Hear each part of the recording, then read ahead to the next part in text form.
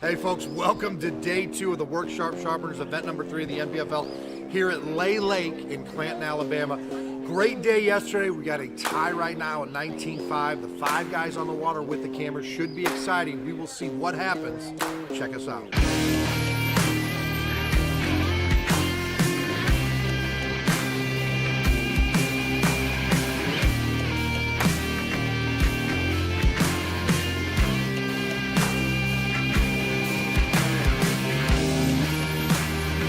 Mr. Patrick Walters, 16 pounds, 7 ounces, 35.11. Derek Lehtonen, 16 pounds, 15 ounces, Alex 36.4. Davis, 18.5 on day 2, 37. That's all she wrote here on day number 2 of the Work Sharp.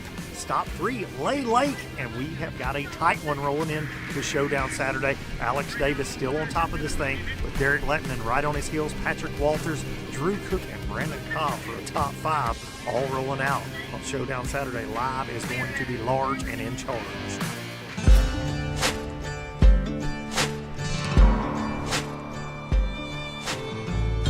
A beautiful Showdown Saturday kicking off here on the Coosa River, Chilton County, Alabama, for this Work Sharp stop number 3 of this 2026 National Professional Fishing League season. And we have got a tight one, and we have got a cast of characters to hang out with here on NPFL Live, powered by Miller Tech Batteries. Good morning to you on a Showdown Saturday, a holiday weekend, Fat Cat, and we're going to hand out a lot of cash this afternoon in the city of Clanton, Alabama, and somebody might get to hoist their first ever red, white, and blue NPFL shield, but we might have a repeat champ as well. We got a couple of those lingering. What an absolute crazy event we've had. We started with a tie on day 1, and we are still almost knotted up at the top as we enter this final day. Yeah. Yesterday was wall-to-wall treetop talk. We saw diversity yesterday. We saw a little bit of everything, and by the looks of things this morning, they're going to continue some that more trend. Yeah, more curveballs lay today. Lay you down and softly whisper, Lord, lay you down. Somebody's going to lay it down today. They're going to slay on lay. Do you think it's going to be Alex Davis? He's coming into Showdown Saturday with about a 1.5 pound lead, familiar with it, full of confidence. Is he going to? Can he seal the deal on his first big win, his first big national professional level win? Y'all are buddies. Man, he has had a lot of close calls on the FLW side. He's won at that Toyota Series level, but man, to get this big $100,000 win, it's eating at him. He wants it, and you could feel that yesterday on live. Things have been going his way. Can he close the door? Certainly a huge storyline for us today. Can Derek Lehtonen, who is this picture of consistency for the last couple of years here in the league, can he get his first win here, or will Patrick Walters continue to do Patrick Walters things? Crush dreams. That's what he does. And he's in position to definitely do that this week. But, with Derek Lehtonen, we're seeing him do something that we're not really hearing any parts of the other field cranking. Not a whole lot of cranking going on. That's a fact. He did say yesterday a little bit of bent rod action going on out there. Had some company. He made new friends, Fat Cat. Sometimes that happens when you're successful. He was dragging a Carolina rig yesterday. And we saw Alex Davis throwing the daggone the koike, whatever, the sea urchin. Sea urchin. We definitely have both ends of the spectrum. Old school, new school. We're going to see a lot of that again today. Let's take a look at the official leaderboard coming out of day 2, rolling into Showdown Saturday. Alex Davis right there, 37.10 for a 2-day total, 19.5 on day 1, backs it up with 18.5 yesterday, and did the bulk of that damage before we ever went live at 8 a.m. So between 6 and 8, he was crushing on lay. Derek Lehtonen, kind of a similar story, had just shy of 17 pounds yesterday and did most of that damage early in the first hour. Patrick Walters, the exception to that, slower start for P. Walt yesterday, and then when the live cameras turned off, he culled 3 big times to keep himself in contention.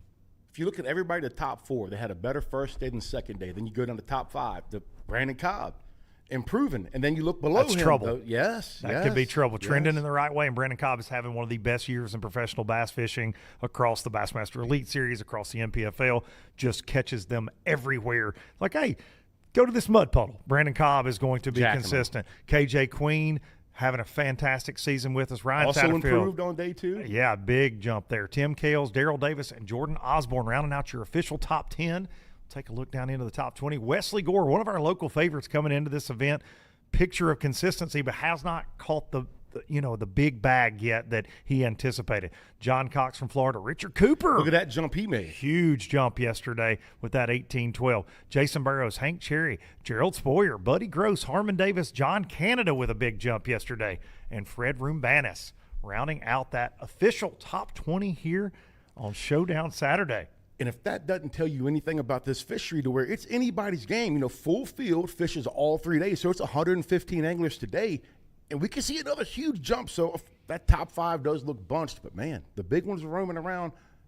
We saw a 710 already. That's right, by Ryan Satterfield, and other good ones too. So we've seen several 6-pounders. It's definitely far from over. It's not an easy one to call. We kind of thought Davis was trending that way yesterday. This might be lights out, but then Derek kept himself in contention. Patrick Walters, of course, hits a grand slam late. Conditions set up good, like for somebody like Cook that's trying to look at them. We saw this morning, the water's a little slick. We're about to get out there. You can see it for yourself. And if that sun, dude, it's going to be a crazy day. It's Showdown Saturday. Embrace the chaos. As always, let's get on the water with your leader, Alex Davis.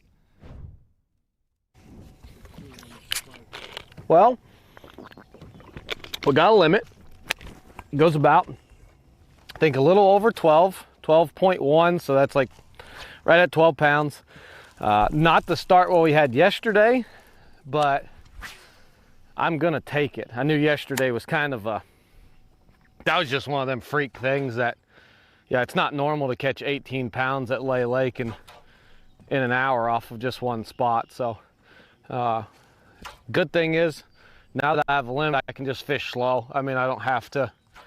I was thinking about running down to Waxahachie today, because I had a lot of bites, but they were mostly was just all 2 pounds. I had two decent bites, like 4+ pounders.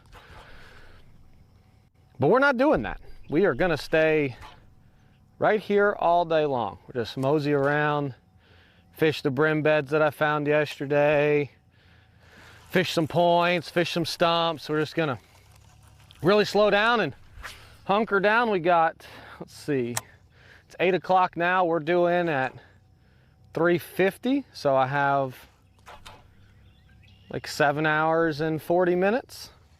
So I got a lot of time, and I got one itty bitty one in there, like a 1.3, smallest one I've caught all week. So got a lot of room to improve on that one. And then got 1 3+ pounder. And then the rest are like 2.5, 2 3/4, 2 1/4. So we have a lot of room to improve right now, and a lot of time to do it. I'm one of those ones, I don't have the mentals to do it was 10 o'clock and I had 0. I start kind of freaking out at that point. So I like to have a limit, that way I can really slow down. I don't ever get in a hurry. So the rest of the day, we're gonna creep around on the troll motor on about 2. It seems like when you get a bite, you usually get another one. Like I had 3, we fished down through here and there was a little patch of grass off the bank. I could see on 360, threw in there and caught number 4. Next cast caught number 5. So usually when you get one, there's more right there.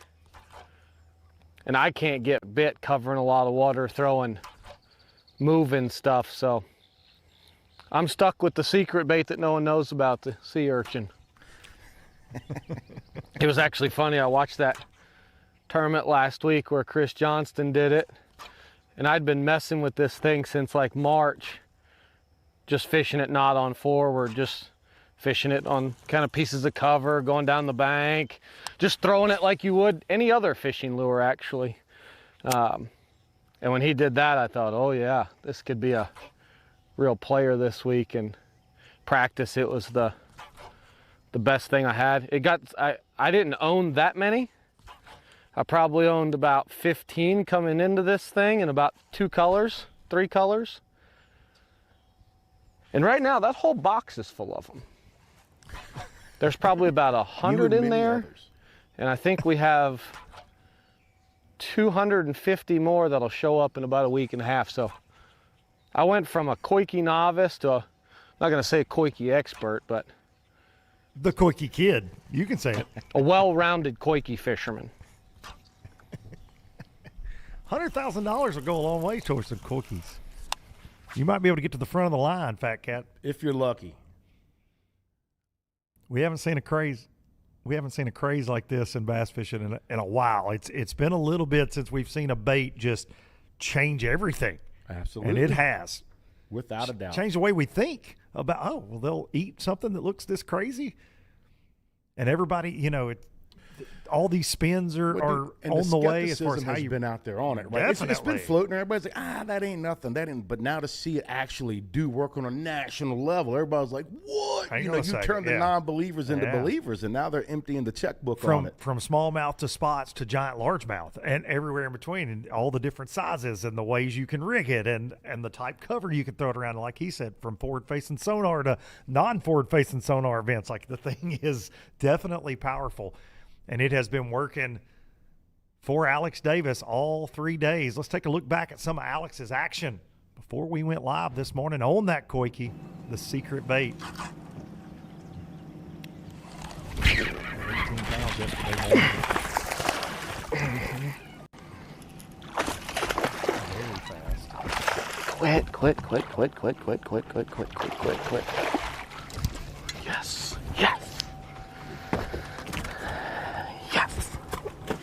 Number 2. I was like, did I?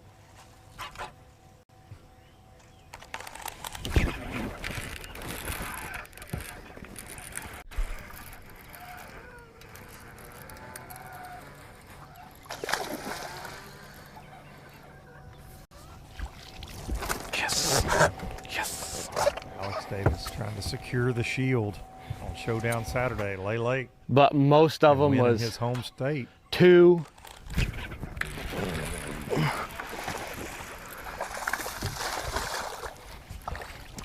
Yes. Come on now. Come on with it. Come on. Don't show the secret bait that no one knows about. My goodness. Back live with Alex Davis. So looking at his technique on how he's throwing this, talking to other anglers and trying to get used to using this, they're saying they're trying to replicate something similar to this, but it's hard to know when they're there because of how they're popping it and sure. watching it. Yeah, and you got to reel down to it, and a lot of guys are missing fish on it, but they're getting engagement. It's a lot like jig fishing. A lot of line watching going on. Yeah, definitely got to watch for the line to jump. Oh, bad cast out. Any bait that you're moving that aggressively, though, you always run the risk of, it's like jerkbait fishing. You might pull it away from them because you go to, I mean, with the jerkbait's a little different because of all the treble hooks, you're still going to get him. But with this deal, single hook for the most part, you could definitely go to hop that thing aggressively and hop it right out of one's mouth very fast. So you got to watch the line. And a lot of these bites, especially on a bait that fish have not seen a lot and that they love, clearly, they knock the fire out of it. Well, I heard Brandon Pollock. Yeah, Brandon Pollock mentioned that. Chris Johnson mentioned that Alex last week. even talked about it. Yeah, back of the throat. Yeah, Brandon Pollock in a clip last week on Santee Cooper actually said, when you feel a thump, it's all the way at the back of their throat. They've already gone past. It's not a nibble, Fat Cat.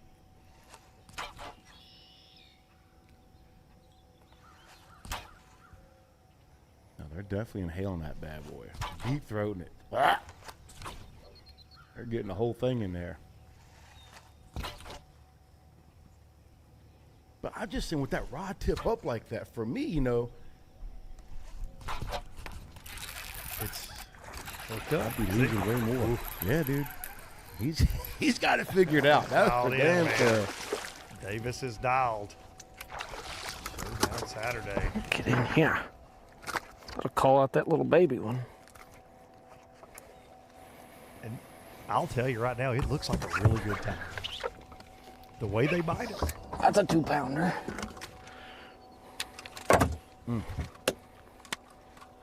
Dude, and the best way, if you wanted to get some of these at a discounted price, you would join the Legion. And if you join the Legion, NPFL Legion, the Legion of Boom, that gives you a bunch of multi-views to where you can see what's going on behind the scenes. You get discounts on merch, but you also get a one-time 20% discount at Tackle Warehouse for any purchase over $100. So go over there and buy you a couple $1,000s worth, son. Save you a few $100. That 20% discount just by spending $29.99 to join the Legion here at the NPFL.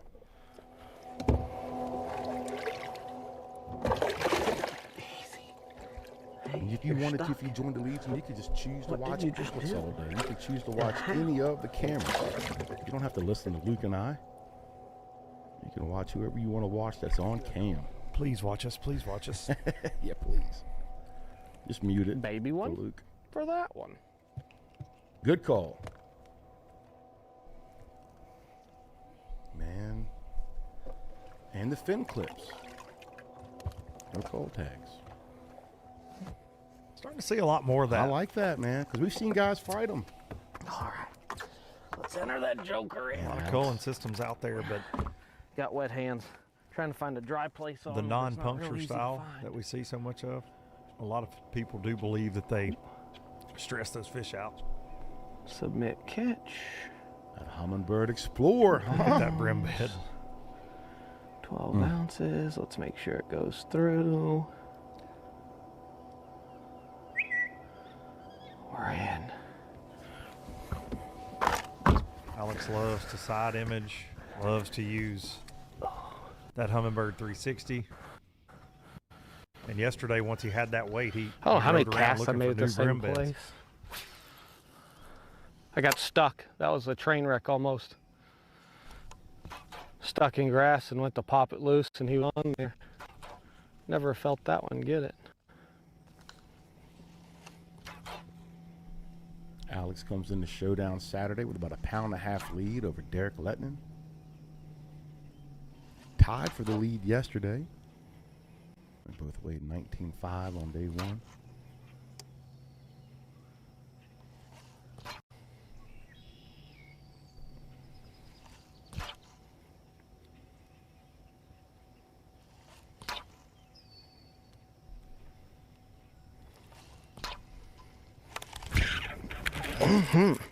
Alex Yes, Davis sir. hooked up.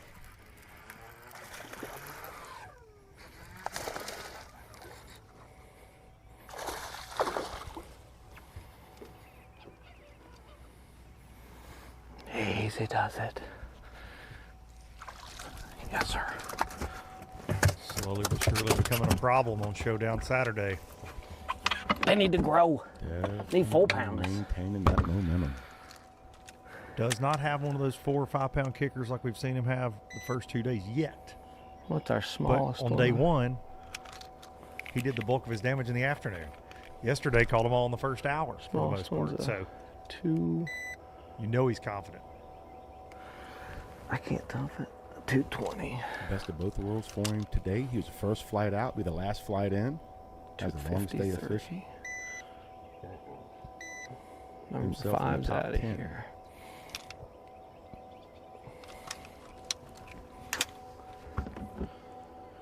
Number 5 is yellow. Somebody that made a big move yesterday and making moves this morning, Brandon Cobb. Been doing some work this morning. First cast. It's a big one, too. Get in the boat. They eat a buzzbait. That's kind of a way to start. First cast. Man, it makes me feel like I need to turn around and go back down through there with a different bait. That works. Where's my scale? Cobb started this morning 5th place. Oh, yeah. Let's see. I just sat down and got a wet butt. I don't want to sit with my back towards you. Some of the only topwater action we've seen as well. Like we'll see more of that today, though.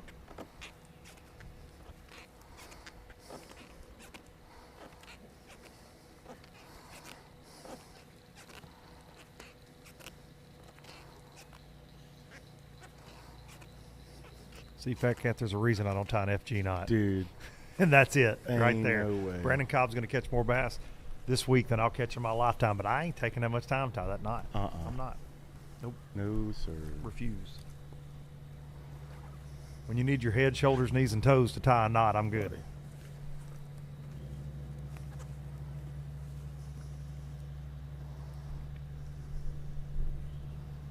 Have mercy.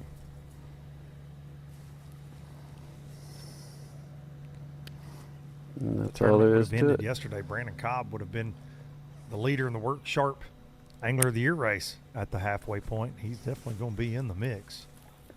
He was third place coming into this. And the fastest FG knot tire in the West.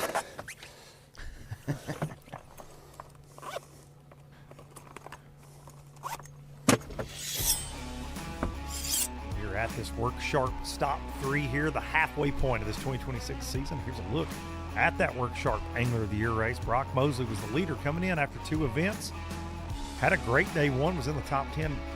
Did a little backsliding yesterday. And if the tournament were to end now, he would be third, leaving late, headed to Logan Martin in that Angler of the Year race. But Zach Burge, Brandon Cobb, Jason Williamson, and KJ Queen were the top 5 after Millwood. Now you can see right there, Brandon Cobb would be your leader. KJ Queen in second, Brock Mosley in third, Zach Burge in fourth, and Jason Williamson, not having a great event at Lay, would be 30th, leaving stop number 3. Wait, halfway it's not point pulling here. right. I don't like it. The top 40 in those Work Sharp Angler of the Year points going to go to an entry fee free championship next spring right here on the Coosa River. So Lake Mitchell. that one was the bite we needed. Now we just got to get some 3-pounders to go with it. It would be nice to know where those may come from, but I don't. So we have to run into them somewhere.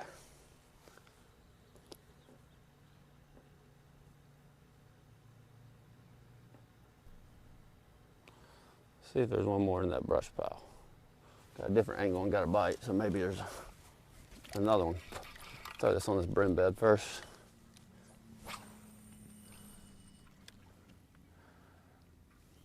Good one, just ran a brim against the wall there. I was messing with that fish, but I did not get it.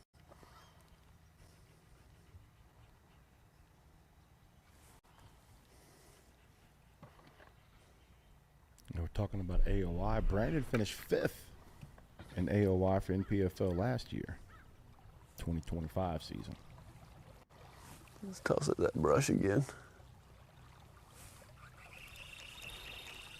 Has not won an event with NPFL Where did yet. it go? Best Can't see finish it from so this far angle. was 5th at Douglas Oh, I see Lake it. in 2025, where See, one of the Canterbury sticks. won. But he's always in the mix on Showdown Saturday. Always. Very, It's- very, this very year, it good. seems like he's always right there. And kind of that second half of 2025, he was always right there as well. From Cobb, let's check in with the second place man coming in, the real American, Derek Lehtonen. Looks like it's going to get ready to rain. Trying to yank on some this morning. Got off to a fast start yesterday, almost 17 pounds right out of the jump. Nah, just a little light drizzle. There's a bite. Eat it.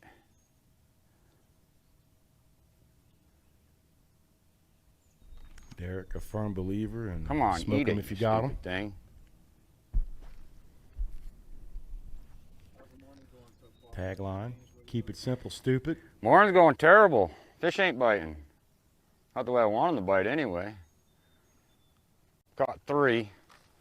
But yeah, it's definitely a lot slower. There's 0 current at all up here today, which every morning has been from 4 to 6 o'clock they've been running current, so I think it's set the fish up for the morning bite for me. But so far today that hasn't happened. But we've had a few bites. I did just lose a pretty good one. So a few bites is better than no bites at the moment. We're just gonna keep on plugging away and hopefully to get 5 right now. 5 is the goal at the moment. And we'll worry about the big ones after that. He's really just milked this. We'll see how it goes. One main river area. Got a lot of Up time. to Coosa. I just get lucky when I catch them. Everybody else figures them out. I just get lucky. Talk out to somebody else. Have weighed in primarily spots. All Coosa River spots so far. At 19.5 all spots day one, and Strong. then 16.15 yesterday, showing what the Coosa River is all about.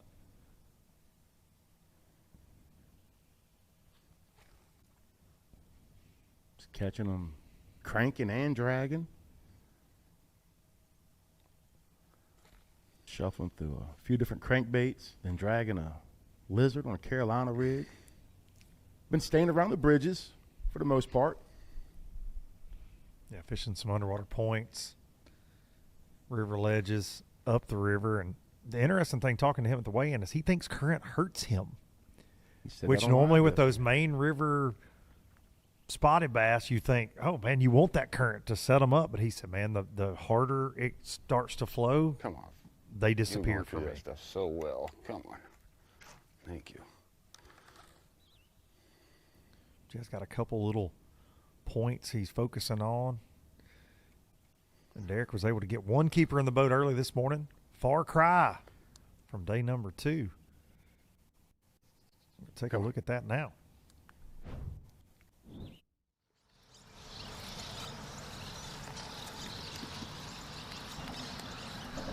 There we go. There it is.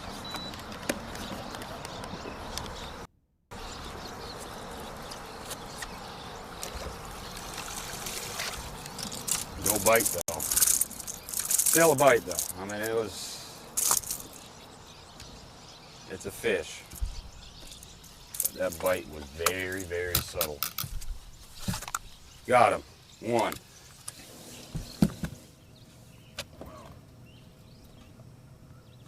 That's a bass. That's a big one.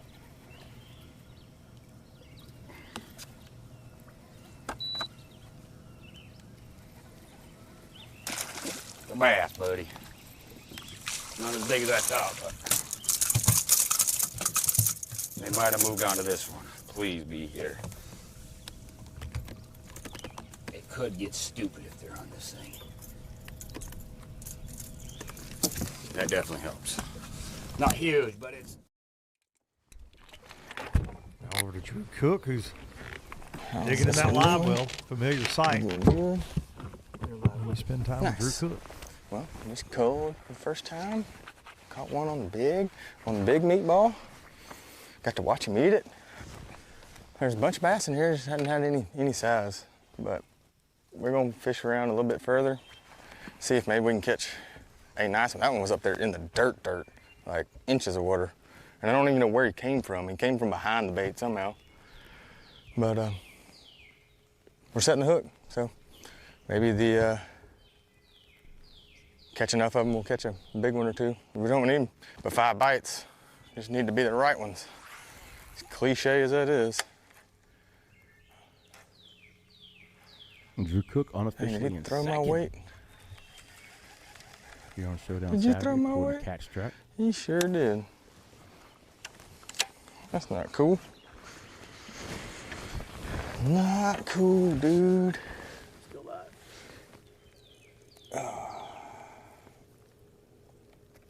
Cook Oh, only one got of them one day of expensive practice for this screw-in event. tungstens too.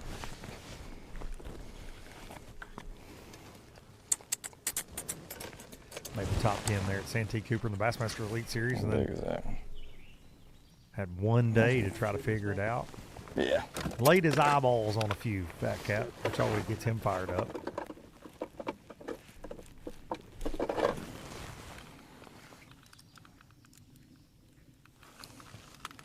We're about to see some sneaky stuff.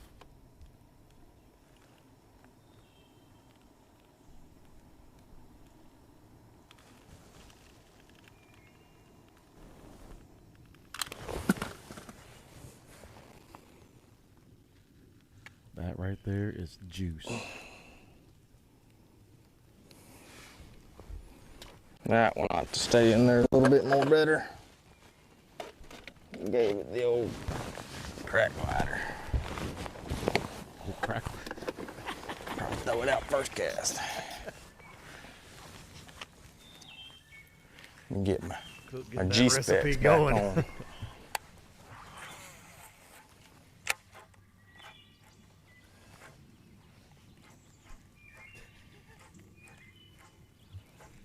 Great morning for Cook so far. He's definitely cooking this morning. No doubt about it. Let's take a look back. Some of Cook's quickie action.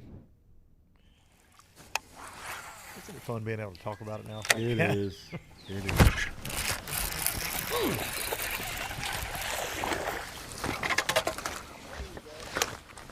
We were more secretive than the CIA on that. A little bit No more better. doubt, buddy. Tight-lip McGillicuddies.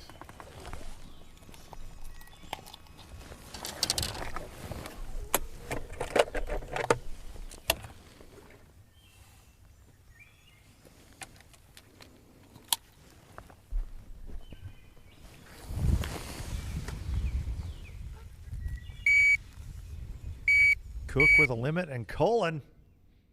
Lay Lake is starting to show off here on Showdown Saturday. We're going to take a quick break, and we'll be back with more action from Chilton County, Alabama in just a few moments.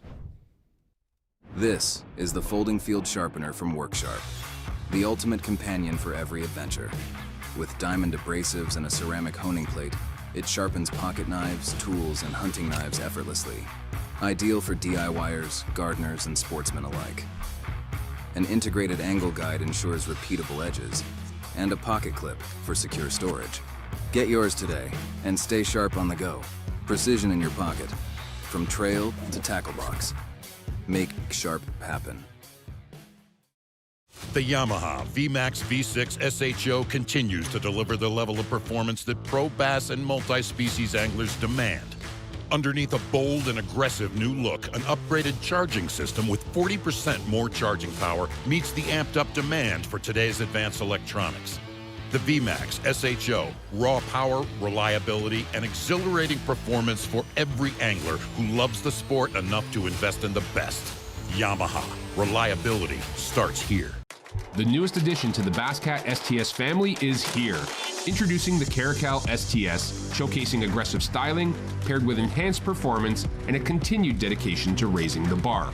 Measuring in at 20 feet 2 inches with an ultra-wide 96-inch beam and rated for a 250 to 300 horsepower engine, the Caracal STS boasts agility and speed and is finished with premium features to satisfy any angler. Basscat Boats. Feel the rush.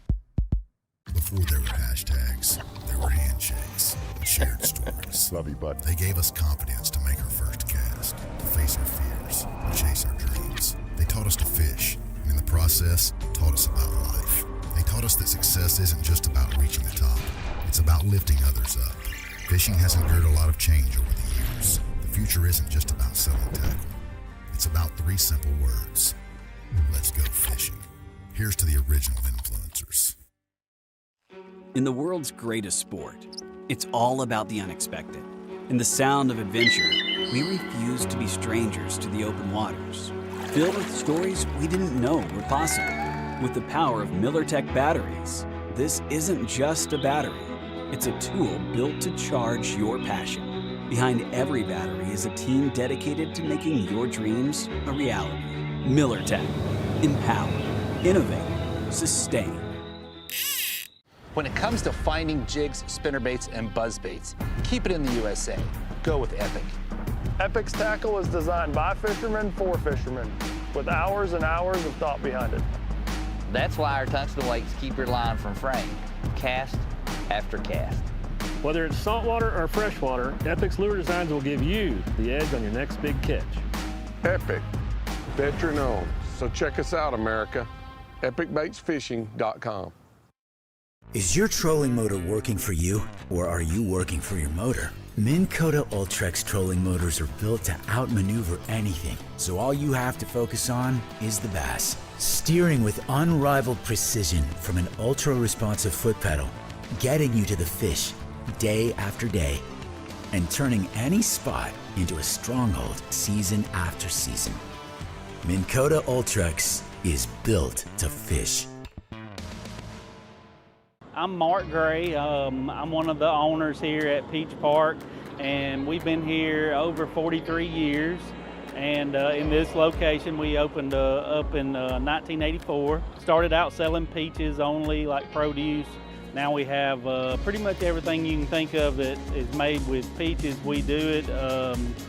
We have ice cream, cobbler, pies, fried pies. You can check out our Facebook page. We post everything that we get that comes in on there, and we also have a special every day, lunch special every day that is different from our normal barbecue menus. That's what we do here, and we would love for everybody to stop by and see us. Patrick Walter! He's done the trifecta, a seasonal trophy, an Angler of the Year, and now the Platinum Shield.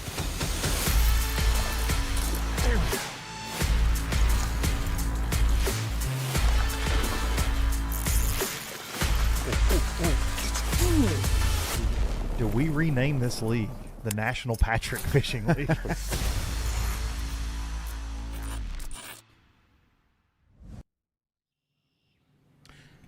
If he wins this event, we might have to consider it. Truly. If he comes back and wins this event. The coach, everybody. Buddy. Man that needs no introduction, but now I'll say has the best one in the NPFL. No doubt about it. Fantastic. And rightfully so. Well earned. Patrick Walters. We talked to him last night. He was 3 confident. so far. We've had 4 bites. We lost our first one. I kind of liked what I saw. I really did. The bite's been slow, but that's fishing. It's the weekend. It's the Coosa River. We're gonna have a lot of traffic today. I just seen one rolled right here actually. Come up shallow to catch a couple, and then we're gonna head back out deep. We're just gonna mix it up. Every different of what the actual deal is. So we're going to do all of it. We're gonna fish deep, we're gonna fish shallow. There's a brim bed right there, but I don't know if that fish is on bed or not. I saw one roll. I guess he was eating a brim. It's the bite has been slower this morning, which I hadn't caught any on the shad spawn yet at all. Hardly. Catch a couple fish in the morning, but the morning's honestly been my slowest time, like by far. So, not too worried about that. We're just gonna nickel and dime, see what we can catch, and see if we catch us a fat bag. We only gotta catch 5 of them, and the good news is we got all day, so we're just gonna ease away on them. I bet you that probably would be nasty. Looking for the Z crawls.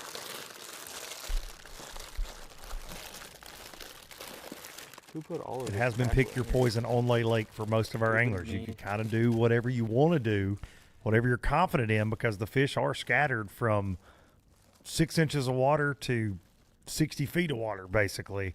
And Patrick's, that fits his wheelhouse, Fat Cat. He likes to have 47 rods on the front deck. He likes to burn gas and run He that likes Yamaha. zoom, loves zoom. Loves zooming around. Look at that. A lot of mercy. Very organized. Very organized, as always. But yeah, you know. But I hear what you're saying. The conditions have constantly changed. So day one, we had water temps of close to 92 degrees. Yesterday, it rained on and off all day throughout the night. That So would I be know that so has cool to just affect to- the water temps to some capacity. All right, they're getting active. Something just happened. I don't know if they just started pulling water here. That's 3 busts in a row I've done seen. Look right there. Wow. Something The did wind is just really click laid with these down. fish. There was a constant wind That's good yesterday. sign.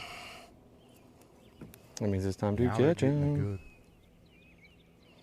clear look. That sun pops out, especially with the waters are cooked like we've talked about. They can put their eyes on them. Don't hear first flip, catch his Just like- fish, and then just proceed to whacking Said on he them. just seen one earlier. If they can get their Everything's eyes a on timing buddy, deal. them other boys are in trouble.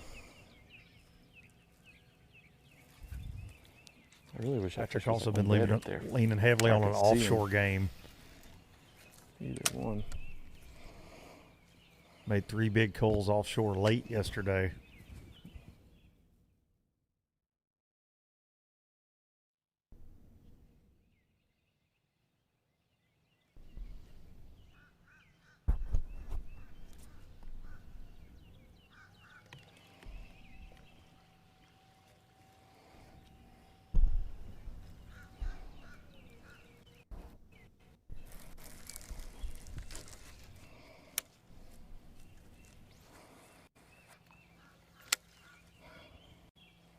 Get a little bit closer, see if I can see.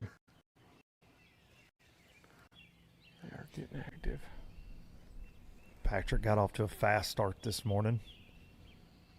Even though he said the morning is his worst time, and we wouldn't argue with that yesterday. He had a slow go for the most part on NPFL Live yesterday. Like he said, nickel and dimed it a little bit. And then after we cut the cameras at 1 p.m., he culled 3 times out offshore. But this morning he threw a wrench in the game plan. We're going to take a look at that now. Something we've not seen him do very much, and that's throw a top water. Goodness gracious. Goodness gracious. Oh my God. That's what I'm talking about. I told you it just felt right. What did I tell you yesterday? Every one of them out here is like that. Dude, if we get on this today, they might be in trouble. There's a fat little rascal in the box.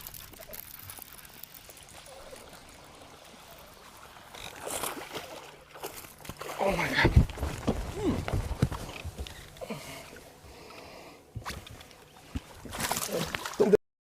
Don't do that. No, stop.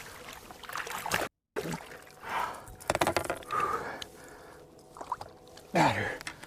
So we lost the last one. I figured something out.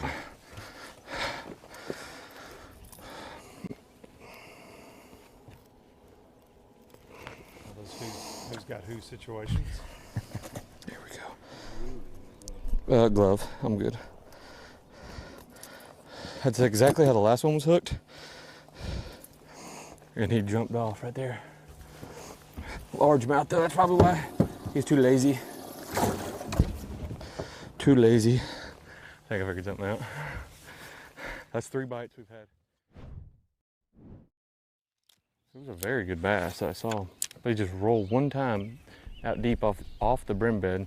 But a lot of times they'll bed in the brim bed or around it sometimes. I don't know why. It'd be kind of aggravating. Kind of defeat the purpose of that.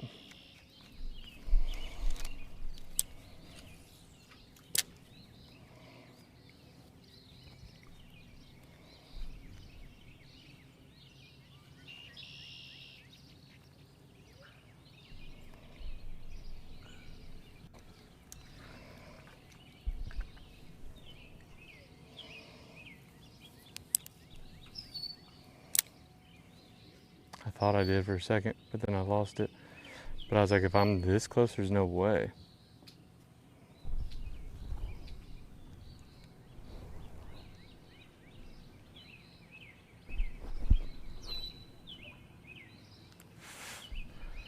I forgot where she was at.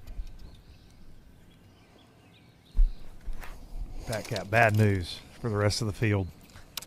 According to Catch Track, Nick Brown has just taken the lead with 83 pounds, 10 ounces unofficially for 3 days. I don't know if he's able to lock it down, but he has 2 bass today for 59 pounds, 7 ounces, and he's on. He's got a 57.4 in the box. I'd like to bump her to see if it's actually hit, you know, right if that's here. her.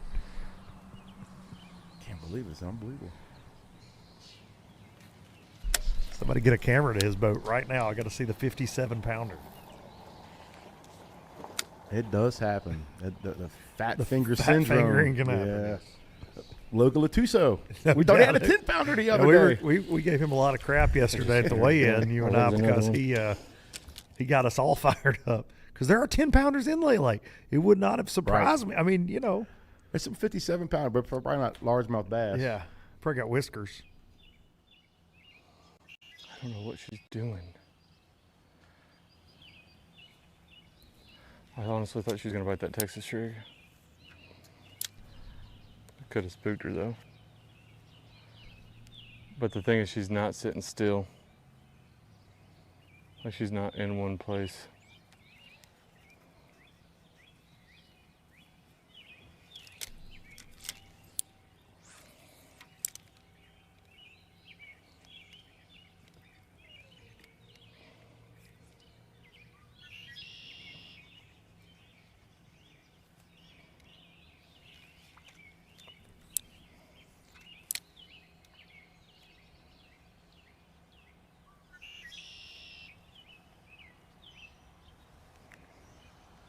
She's 3.5 plus.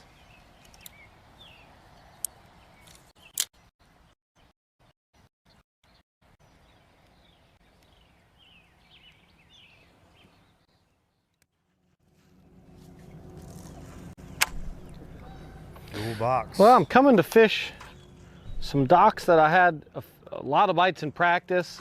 First day I came down to here and caught 4.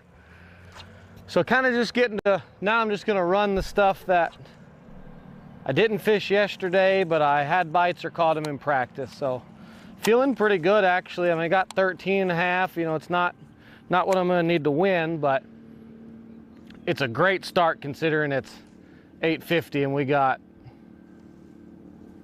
7 more hours. So, I mean, I can fish at a real slow pace now. I don't have to, there will be no getting in a hurry from here on out, which is really good. I mean, I like to fish slow. I just feel like the more you work stuff over, especially at a place like Lay where the bite's tough. I mean, you can look at like check weight is right at 12 and I already got 13.5. So I don't have to worry like, oh, I just need to catch some. I mean, now we're just trying to catch one or two big ones at this point. So feeling good. I mean, really like my chances for this one. I mean, kind of what I've caught right now, I think I'll having 13 and I had 37.5. Or maybe yeah, that 37.5. So I got like right at 50 pounds. So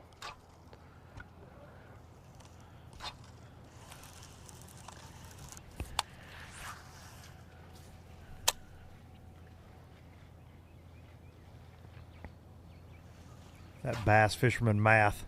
So it's a good feeling. I mean, I think like 10th place was 16 a day. So the worst I can do is the top 10 right now, which is a pretty awesome feeling knowing it's 8:45 in the morning. You've already guaranteed yourself a top 10.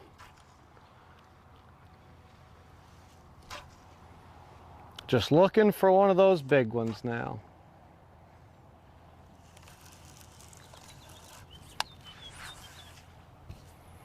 I think he's fine with just a top 10 at this point. He's trying to sound good for the camera. You know what his mind's on. Bringing home that chrome. Like I said, I guess the best part is I don't have to catch a bunch at this point. I just, you know, we're just going after the right bites, not trying to get 20 bites or.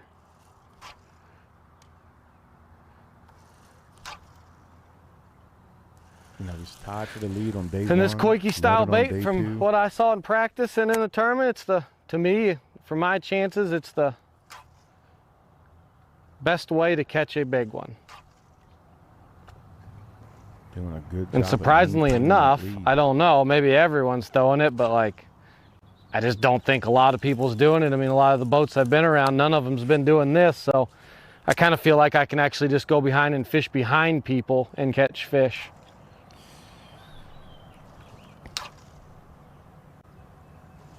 Yeah. There are other people throwing it as well. I think everybody in the league has one tied on in their boat. Yeah. but maybe not committed as he is. Committed or have the confidence. Or have the the technique. Yes, that's the biggest thing. I agree. That plays a big part of it. I don't care who you are. It's hard just to pick up a new bait I didn't even fish and to immediately have confidence in it. Let's take a look back at how Alex got on top of the mountain here on Showdown Saturday. We got to spend line jumps time with him. There he is. This was yesterday. That's the one we need this morning. That is the one we need this morning. Get over here, buddy. He got his day started. Come to daddy.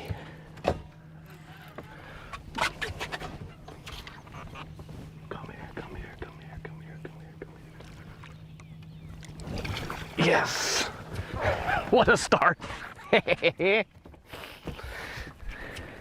What a start to the morning. I said I was gonna go try to catch some spotted bass. Let's calm the nerves. We'll just calm the nerves with like a 4-pounder first thing. I love this stuff. The day this gets old will be a sad, sad day for me.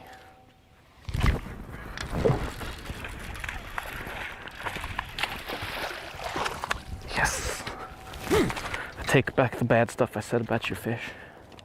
A 5-pounder would really help the cause right now.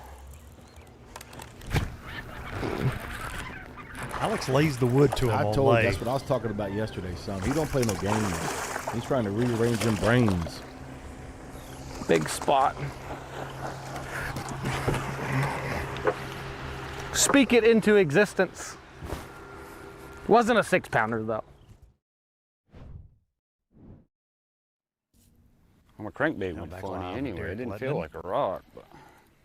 Second place coming in to Showdown Saturday. We are live. He's tied with Alex on day one. Ain't a whole lot of life going on over here. Try to talk them into biting, but they ain't wanting to bite. I guess I ain't smoking enough today. Calm my nerves.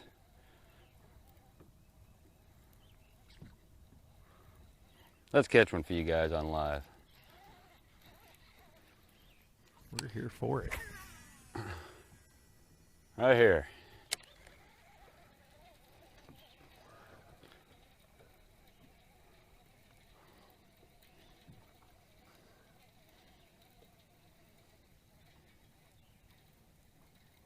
Derek having a great season, currently 7th in that Work Sharp Angler of the Year race.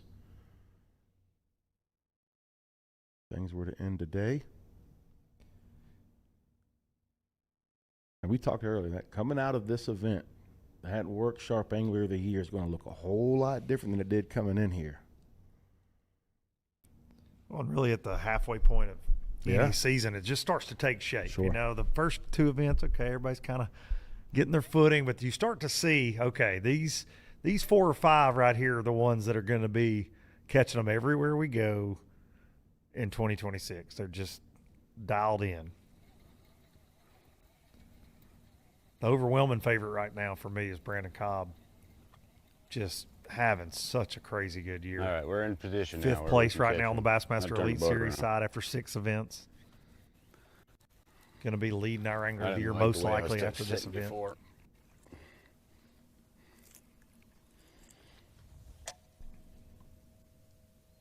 Let's pull out the old drop shot, though.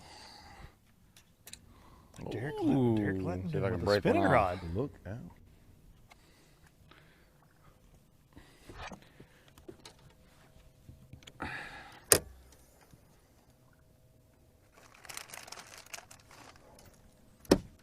Old pink worm.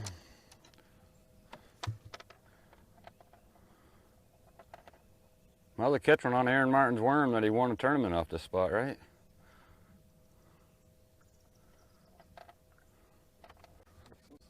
Yeah. Probably doing the same dang thing.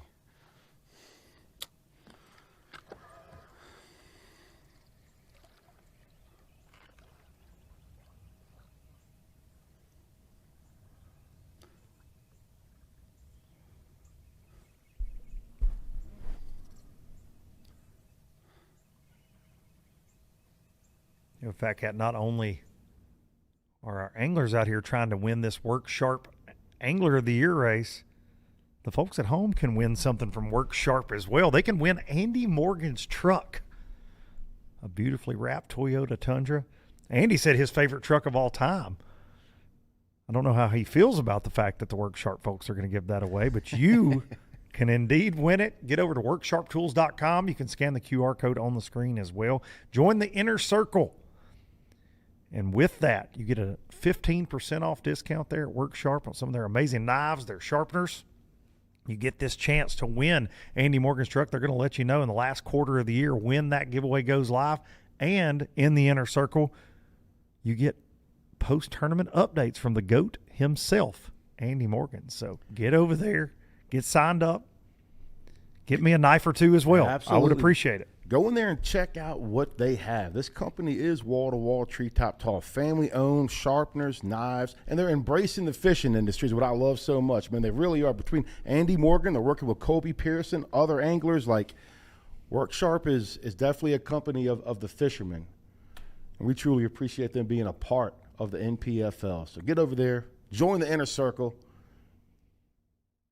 And holler at me if you win Andy's truck. I might Yes, buy it off of sir. you because I'm not eligible, apparently. But you can be. It's hard to get in Andy's Inner Circle. Ain't no doubt about that. Yeah, he doesn't let you and I in the Inner Circle. We tried talking to him. I don't know. No, I'm just messing. I was about to say, I'm in there. I don't know about you. He and I talk about you a lot. I have no doubt. I've been bugging the snot out of Andy Morgan since I was about 16 years old. But the videos that they're putting out, the workshop's putting out with Great, Andy Morgan, and yeah. you're getting to see some raw Andy Morgan, right? Him just telling it how it is. It's really good stuff. We've seen that with the Kings of Bass series. Oh, dude, their Strike most Kings that's putting another out. one, dude. Strike King Him is and Greg killing it. Hackney, the most recent one from the Harris chain, the NPFL. It Unbelievable. was such a great. Get on YouTube, go check that out. It is a great video as well. Not a lot of Fat Cat and Luke cameos in that. We'll talk about that. I saw a big one jump in the At some woods over point. there. Did you hear that? There's one bust up on the bank. If it was a bass, I don't know. Could have been a gar too. Let's see what these are underneath me. They're probably old gar, but that's what I look for at home, spaghetti lines. I just had them hit it too. Come on, eat This it, is eat Lake it. Kiwi a lot for spotted bass. Lake Hartwell. He's on it. Oh, he let it go. I've read comments before that Might be we were bad. anti-electronics Hybrids. and all that, which is nonsense. Yeah. We don't do forward-facing sonar, but the anglers have plenty of other options. I think they were all hybrids. There was a slew of them though. From Derek over to Davis.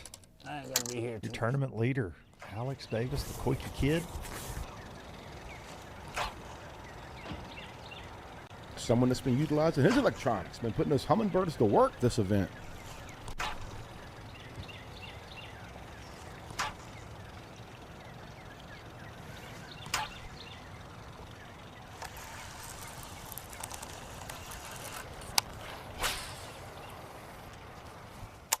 That Lake Master mapping. That Explorer unit. It pays to explore with the NPFL, as we say here.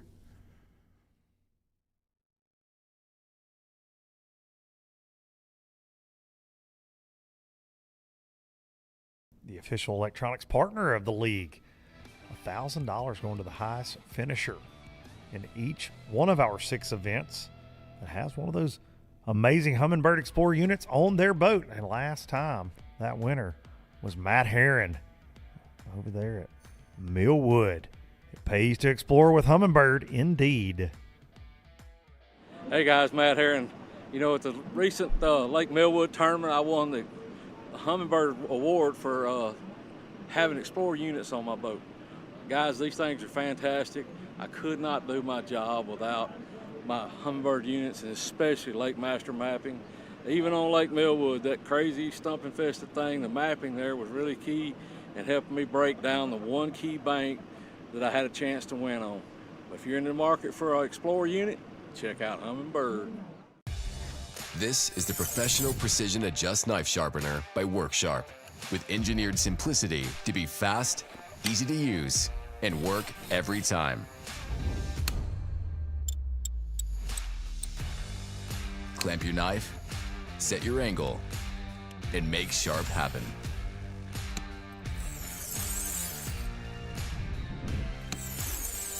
Sharpen EDCs, pen knives, kitchen knives, and serrated blades. Sharpen every knife you own. The digital angle indicator gives you precise and repeatable results. 7 abrasive grits from coarse diamond to leather strop. The small knife table sharpens pen knives at low angles. And a blade clamp support for sharpening longer blades. It's all included. Make sharp happen. In tournament angling, every moment counts. Introducing MillerTech's game-changing lithium batteries. Lightweight, powerful, your edge to dominate. When every second matters, choose MillerTech. Empower, innovate, sustain. There's more to explore. Humminbird Explorer fish finders make breaking down the water effortless with an intuitive interface and best-in-class clarity. Zero in on the best place for a bite with more precision, more included maps, and more underwater detail. Then, keep your eyes on the prize. With the bright, easy-to-read display, you can view in any fishing condition. Because when you see clearly and fish smarter, you get more out of every moment.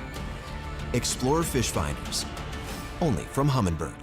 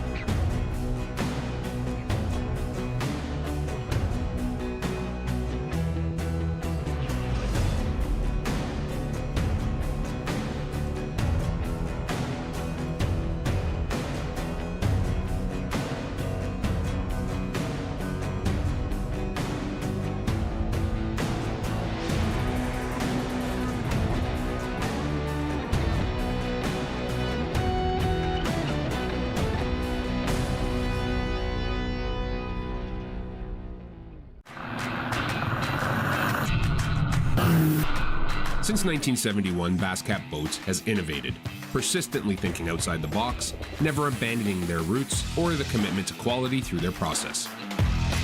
Clearly visible in the new Puma STS, their design and development continues to evolve, improving performance, enhancing the angler's experience, and broadening the appeal of the sport they have dedicated their lives to. Basscat Boats. Feel the rush. Welcome back to the Work Sharp Stop 3 of the 2026 season here in Alabama. Little Drew Cook action from yesterday. The other one's way bigger. Crazy good camera work as well. How about that? Not bad. There you go. Quick stalk in the shallows. Per the norm. There we go. In the mouth.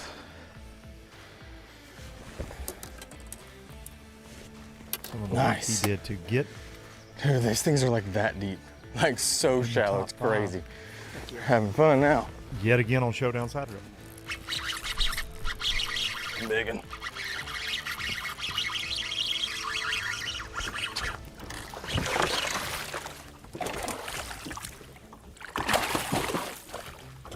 Hey, come here, dude. Got him. Nice. I was literally just sitting there saying, like, man, it's really tough when you can't see the fish on the brim bed.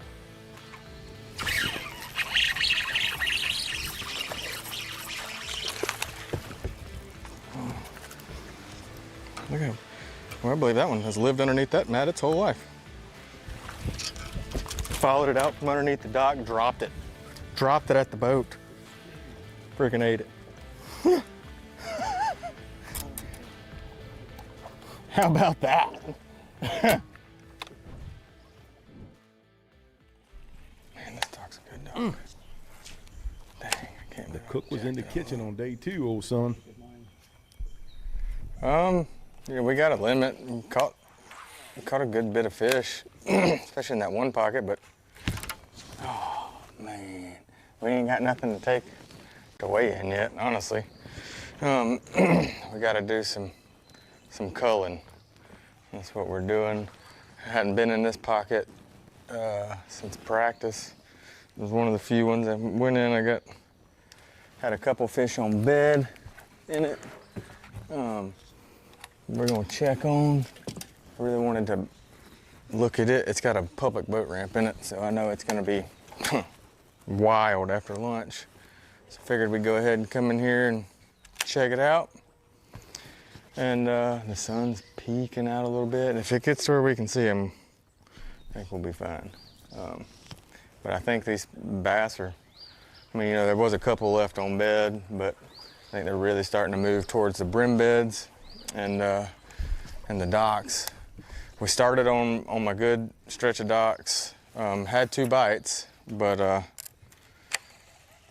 lost one good one, but it didn't right. The first day there was, in 3 docks, I'd say there was probably 35 fish, and they weren't small. Like, none of them were small. So we're gonna hunt and peck around. Hopefully the sun stays out. We're gonna go look back through some stuff that we did fish yesterday and the first day, whenever it was cloudy. And gotta get a little lucky, but if we can see them, like, we can catch them. That's the thing. But it's half the time, if you don't see them, you know, there's, you throw over there and it's not, you know, close enough to the fish that it ends up swimming halfway to it, and by the time you get done with the cast, and it's not very beneficial. So Patrick Walter said the same thing to us last night. If we can see them, we can catch them. Yes, he did. Talk about those, not necessarily bass spawning. There are still several bass spawning, but those, see if we can't sight make it fishing. pay off. A lot of wolf packs on these brim beds. A few fry garters left as well, but the brim bed fish are really, and that's what Alex Davis is keying on, though. Those brim beds that are a little deeper. He's not, doesn't have to utilize his eyes. It's also interesting watching how different they're fishing the same let lure. her, let her do her thing. I bet this was in your butt. Oh, yeah. Drew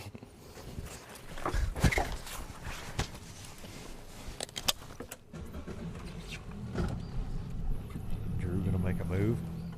Alex updating his Facebook. P. Walt and Brandon trying to get it done in the quad box.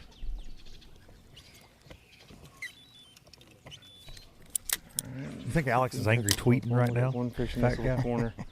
We finally got some decent looking weather. Tackle Warehouse up. Deer I wanna Tackle run some Warehouse. Tundra and catch a More few, but koikis to the I know house. There's one good one on a bank. We're actually gonna go look for her real quick before 10 o'clock, because 10 o'clock I feel like it's gonna start hitting the fan with people. Just with, I mean, it's Memorial Day weekend, you know. Everybody's sleeping in. They're gonna be moving very soon. Ooh, what was on a big brim?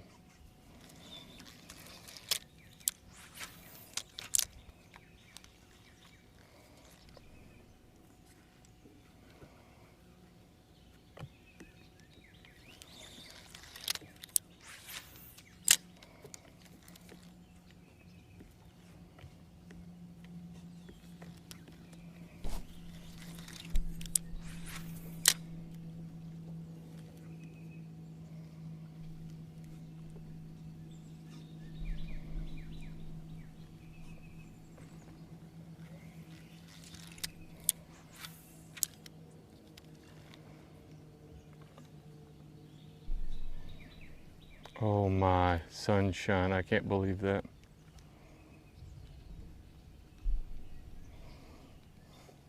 Finally. That sun, boy. I see that sun creeping out. You know who else sees it, Fat Cap? Every old buddy in Alabama with a pontoon, jet ski, and wake boat. There we on go. Lay Lake. Memorial Day weekend. The forecast, at first the forecast was looking a little bit more gloomier, but it's gotten better, and that's probably going to bring the folks out for this holiday weekend to enjoy this beautiful body of water along with our 115 anglers fishing for $100,000.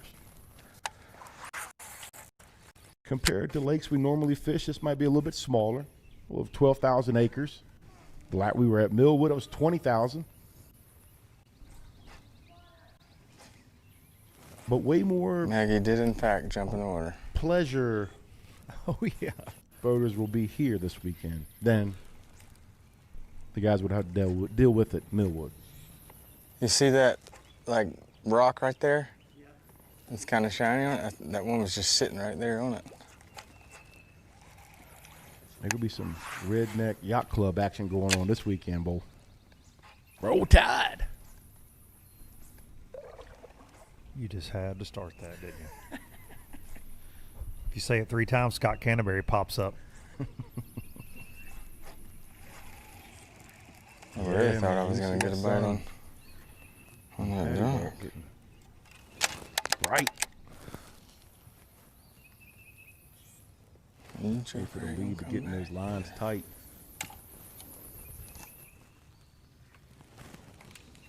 Swinging and miss by Alex.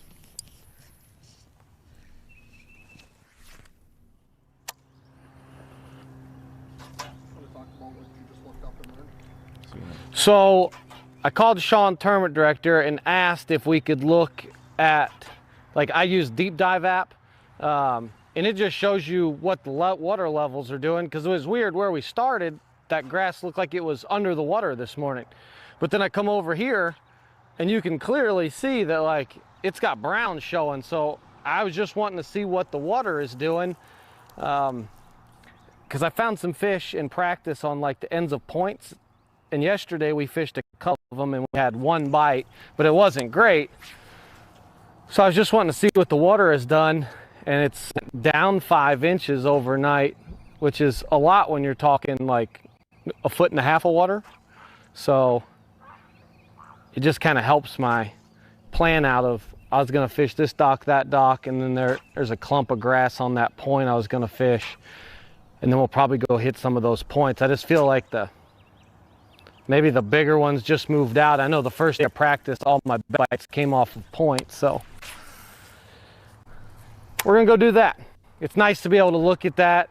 I'm not fishing current, so I really don't care if they're, like, how much they're generating. No, that's not gonna determine I'm gonna do something different. I'm kind of committed in here, but it just does help to know, and it's hard to tell. Like, you can look on the dock and say, well, it should be there, but since we blasted off right there, I'm sure there was a bunch of boat waves that probably splashed up. So it's just nice knowing what the water levels are. And he said we could look at weather. Problem with that is my cameraman looked at the weather while it was pouring this morning. He said there's nothing on radar. It's not raining. Weather Channel sometimes lies. Oh, buddy. We've all cussed a weatherman more than Nobody once. lies more than a weather.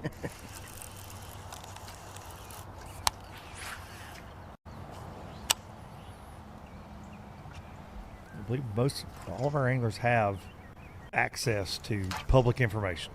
They can look up things like generation schedule. So far, the dock Weather, bite has not obviously. been near what it was in practice, and the only thing I can think is, I mean, there's been a lot of competitors fishing when they come back at the end of the day and they stop in here. And then I also noticed right there is KJ Queen. I think he's been fishing them for pretty much 2 solid days. So that might be a great event. One of the reasons the dock bite's not very good all of a sudden. We've sore lipped most of them. They rode to the weigh-in. And KJ's, he is a fish catching fool, son. So if you're fishing Only around so many KJ, fish can live underneath docks after 10 boats have It'd be a went tough through one there to and fish trashed behind. them every day. So KJ started Showdown Saturday in 6th place, right outside of the top 5. He's exactly 5 pounds behind Alex coming in to Showdown Saturday. One of the few anglers that made a bigger move. Did better on second day than first day. But we're just needing one. I don't need 8 dock bites. I just need one big one.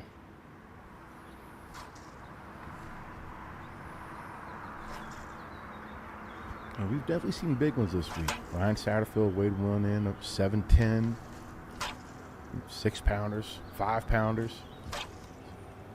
Plenty of those Lay Lake kickers roaming around.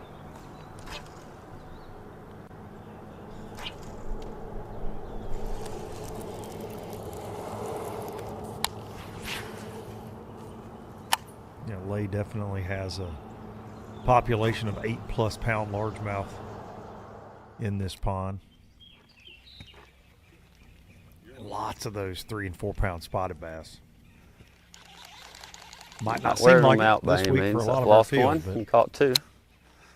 That's kind of the way it's been for me. I just keep fishing shallow and get a big bite here and there. Had one big bite so far today. Looking at Patty Walt and Drew Cook's camera, it's setting up for how they want it to be. It is. It truly is. Drew said it on live just a few minutes ago. If I can see them, when I can see them. We talked to Patrick Walters last night. He said, if we can see them, we need to be able to see them. Interested to see what getting brighter does today. I thought it was better in practice than it has been in the tournament. Pat hooked up. Oof, but I have caught bigger bags. Oh boy. Oh boy. God, looks like on a big piece of spots. That'll work. How about that? Lay Lake specials. I got 4. Feisty.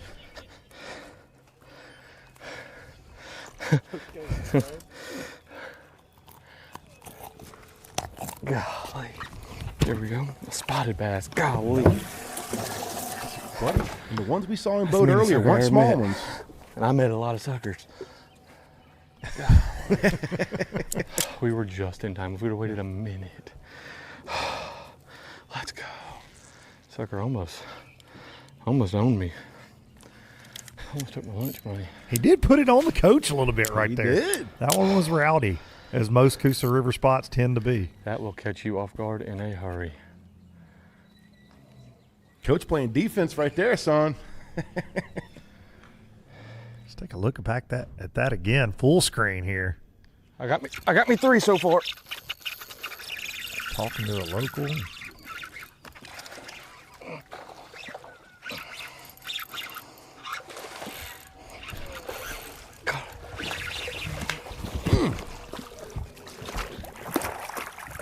That'll work. How about that? I got 4. Updated conversation. Golly. There we go. A spotted bass. Golly. That's the meanest sucker I ever met. And I met a lot of suckers. Golly. He's talking about you. Yeah, for sure.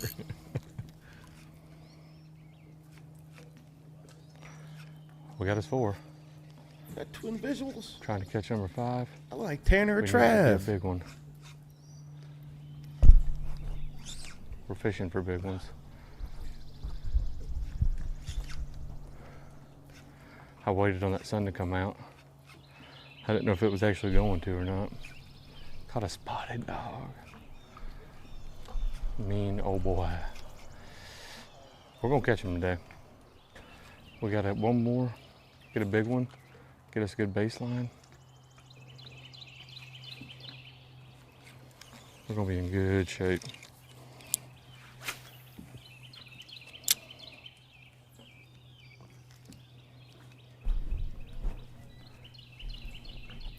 I really want a 5-pounder right here. The Dream Crusher. I need to see where she's sitting. Starting to engage Dream But Crush mode, sometimes you can get Fat like Cat. a couple blind casting. Catch her.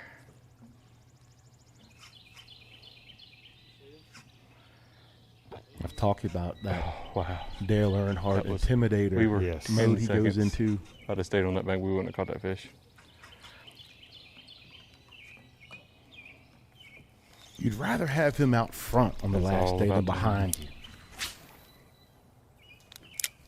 That baby was It's like it provides that extra bit of motivation.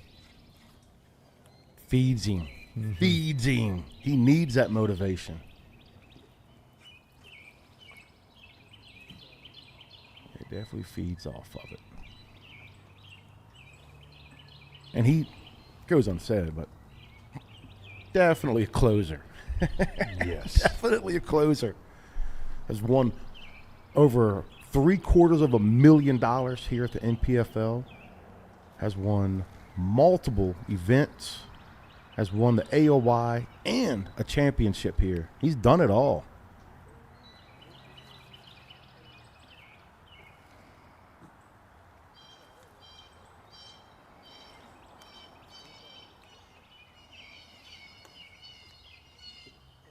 Four fish in the box. And 4 decent ones that we've seen. Oh, swing and a miss.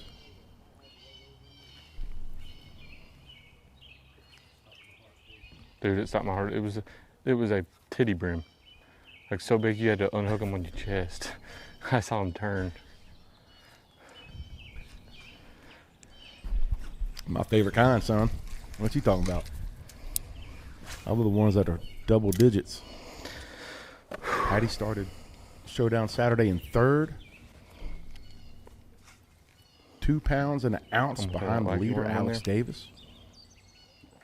And then I'll probably get up there and look for her.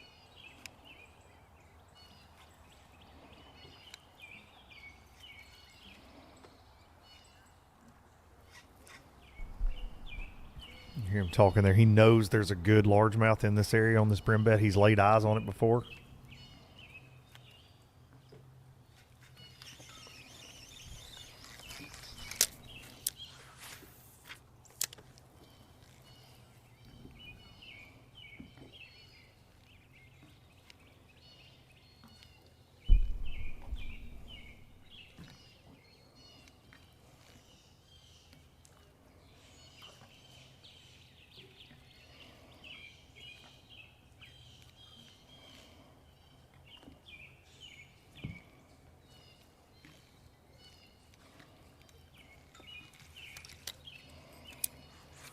I don't think I've caught a fish under a pontoon yet.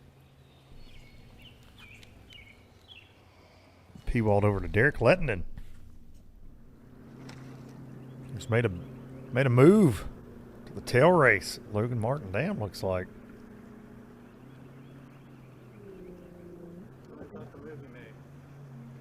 Well, the move I made is I told myself yesterday I was going to come up to the tail race, they're pumping water, and I didn't. Today I am.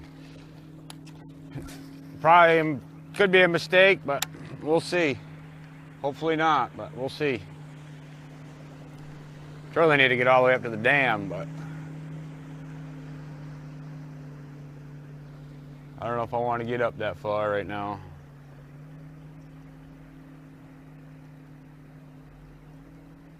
We're just dragging some stuff around up here to see if we can make it happen.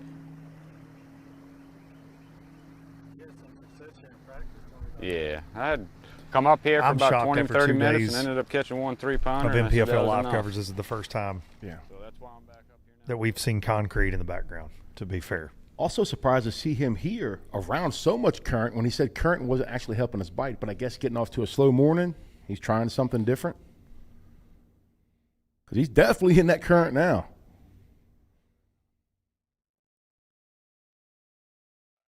Take a look back at how Derek got here in 2nd position, rolling out on Showdown Saturday with a chance to win $100,000 on Lay Lake. Come on, eat it, eat it. Primarily in this one area, That's offshore why I of the slowed Carolina down rig. for a moment. Deep diving crankbaits. That's why. I know they're still down there. They're just not wanting to bite the moving baits. That'll help. There's a big one. Come on, baby. Don't do it. Don't do it.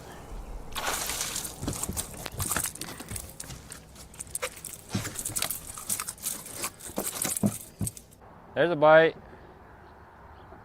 Stupid brim. That ain't no old brim.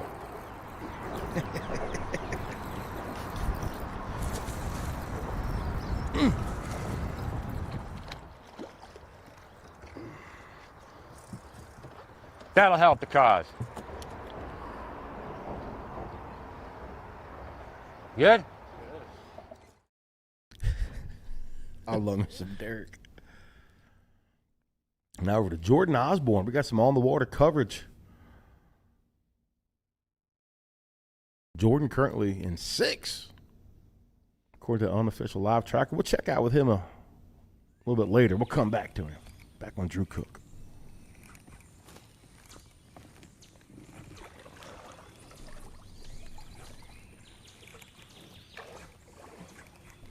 That catch track has Jordan currently in 6th. Well, there was supposed to be one on bed right here, but I believe in the box so far.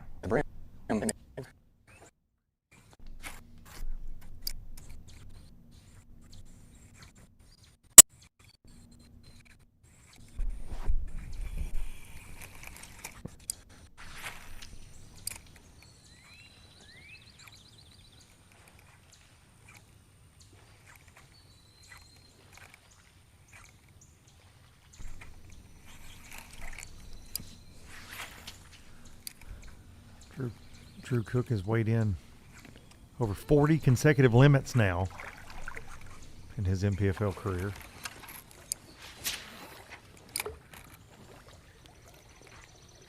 And has a win last year on the St. Lawrence River out of Messina, New York.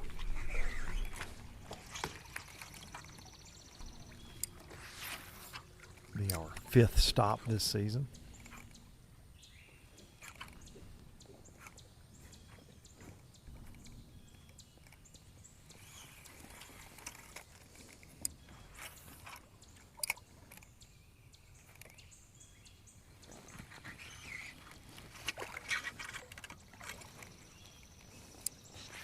I mean, we're not throwing a buzzbait or a frog or nothing through that stuff, huh? That's just hard for me to handle. You heard Alex say that earlier, that moving baits in practice, he just could not get Now we've heard it from several people, yeah. Lay Lake's known for that buzzbait, swim jig bite, frog. We saw Cobb land a good 4-pound, over 4 this morning on a buzzbait, but one of the only ones we've seen from the top water action other than Walters this morning.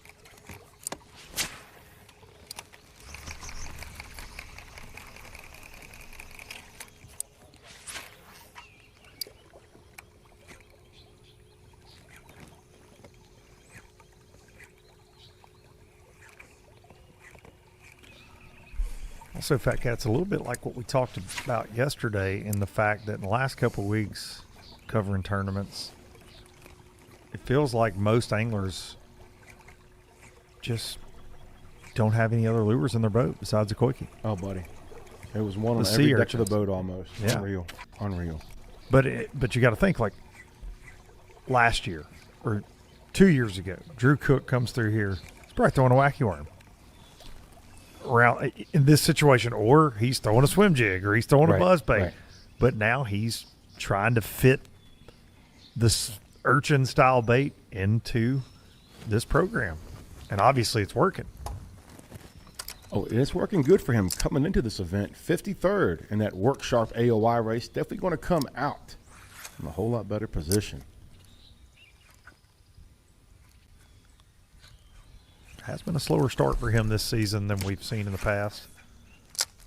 He just came off a top 10 at that Santee Cooper Bassmaster Elite Series. He's starting to get the train on the tracks. That's right.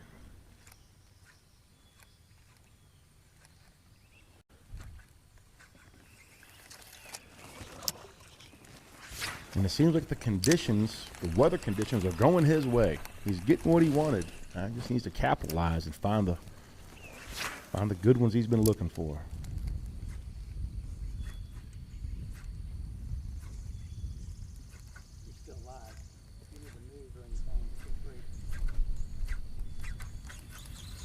Cook looking to Cole and keep moving up the leaderboard here on Showdown Saturday. This Work Sharp stop number 3, the NPFL's 2026 season, Chilton County, Alabama. We appreciate everybody tuning in this morning so far, and we're going to take a quick break, and we'll be back with more live Lake action in just a few moments. The Yamaha VMAX V6 SHO continues to deliver the level of performance that pro bass and multi-species anglers demand.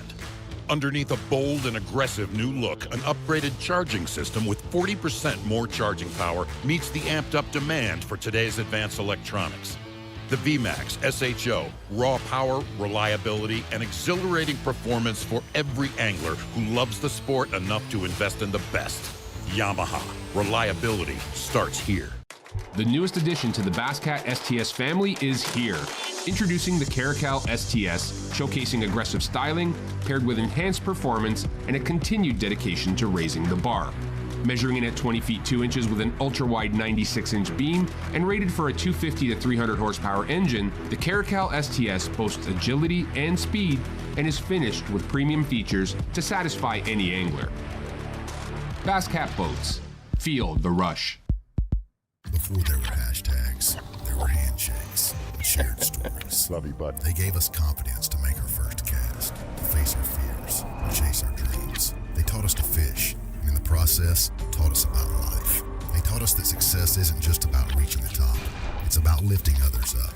Fishing has endured a lot of change over the years. The future isn't just about selling tackle. It's about 3 simple words. Let's go fishing.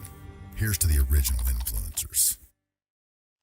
In the world's greatest sport, it's all about the unexpected. In the sound of adventure, we refuse to be strangers to the open waters. Filled with stories we didn't know were possible. With the power of MillerTech batteries, this isn't just a battery. It's a tool built to charge your passion. Behind every battery is a team dedicated to making your dreams a reality. MillerTech. Empower. Innovate. Sustain. When it comes to finding jigs, spinnerbaits, and buzzbaits, keep it in the USA. Go with Epic. Epic's tackle is designed by fishermen for fishermen, with hours and hours of thought behind it. That's why our tungsten weights keep your line from fraying, cast after cast. Whether it's saltwater or freshwater, Epic's lure designs will give you the edge on your next big catch. Epic, veteran owned. So check us out, America. EpicBaitsFishing.com. Is your trolling motor working for you, or are you working for your motor? Minn Kota Ultrex trolling motors are built to outmaneuver anything, so all you have to focus on is the bass. Steering with unrivaled precision from an ultra-responsive foot pedal, getting you to the fish day after day, and turning any spot into a stronghold season after season. Minn Kota Ultrex is built to fish. That's good. Welcome back, Drew Cook says. If you were watching during the commercial break there, 3-pounder. We had the dual box going. 3-pounder. Nice, Carl. Nice, Carl. Bite. Got the bite. Yeah, Carl's the man. He got the bite. Carl is the man. Yes, he is. Carl's always getting the bites. All of our camera guys are the man. Carl definitely the man right now.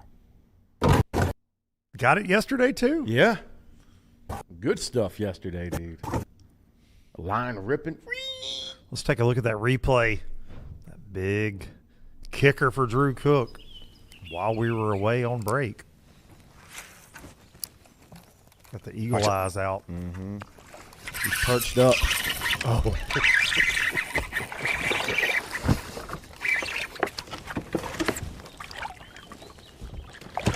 Nice. Buddy. Off the surface, bud. Heck yeah. Good one. Ah, you gotta love it when a plan comes together, Carl. Heck yeah, Drew.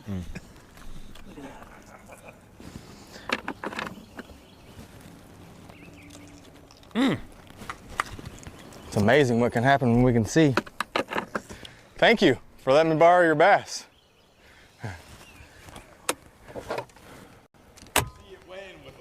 Started today 3 pounds behind the leader, Alex Davis.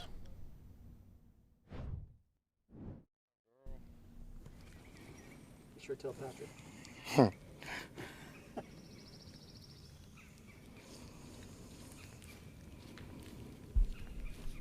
Kitchen's heating up. Yes, it is. Dive again.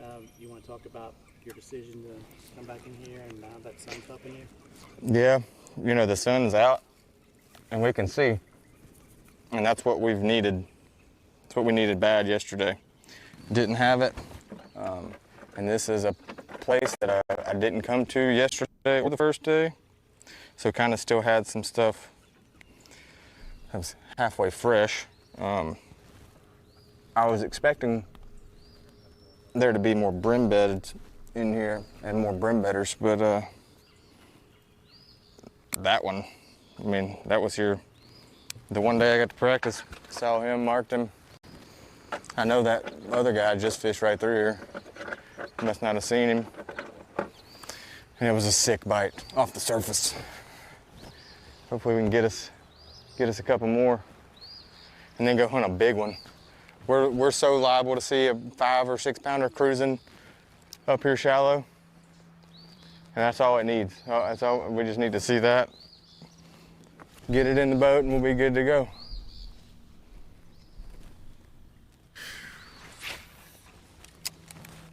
He is one of the most dangerous men when it comes to sight fishing, putting eyes on him. We also need every one of them to act just like that.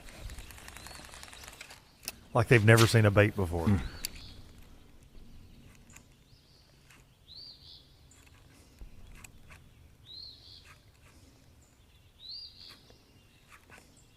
People don't realize he has really long toes. His toes, like an owl.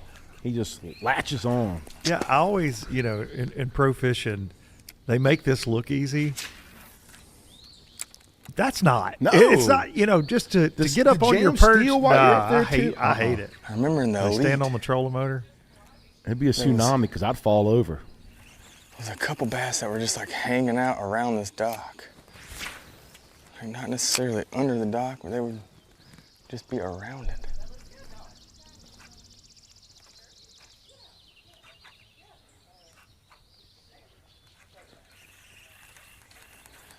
I've got one more in the next pocket too.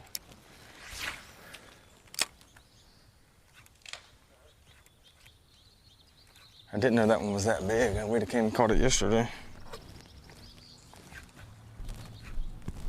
I hear Drew talk about another competitor went right by that fish. I guess he saw it. And you wonder, this late in the game, I mean in late May, how many other competitors are thinking bedding fish? And we've heard a few anglers talk about it, but Drew is, if there's one to be caught sight fishing, he's going to find it. We say that about Nick Brown a lot as well. These guys that it's their specialty, they love to sight fish for bass. They never stop looking. It could be July and they'll be cruising through here looking for them on brim beds. But I think there's a lot to that with a lot of the field. They went through there fishing that grass, fishing the seawall, and you might catch that bass doing something else, but actually laying your eyes on it looking for bedders. I bet more than half of the field didn't think about that. What I need to hit like before all the people get out, and what will be like not as bad when all the people get out. I don't know where all the people get, but I mean, with Memorial Day weekend, I'm sure it'll probably just be everywhere.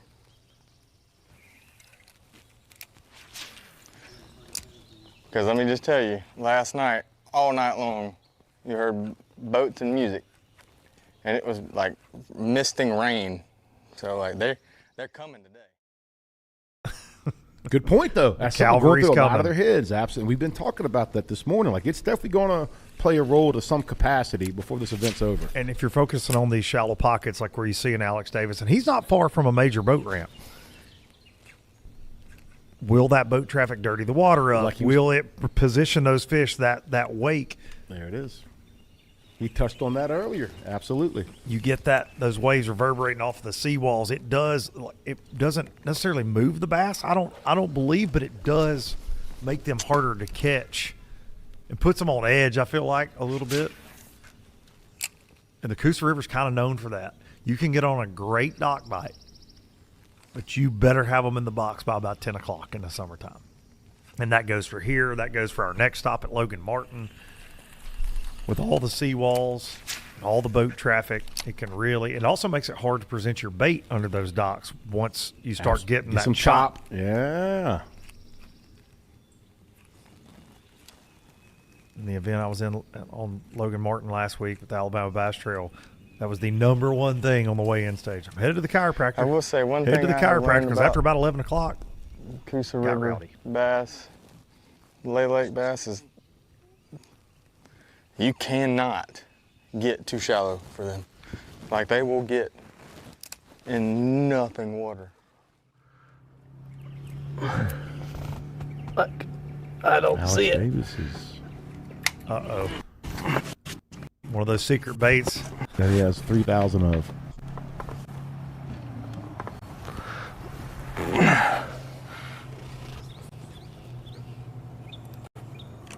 But with that being said, you got some boys that are spending over $200 a piece on them, eBay and other apps.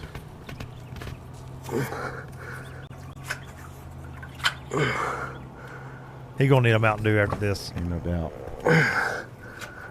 And maybe one of Derek's cigarettes.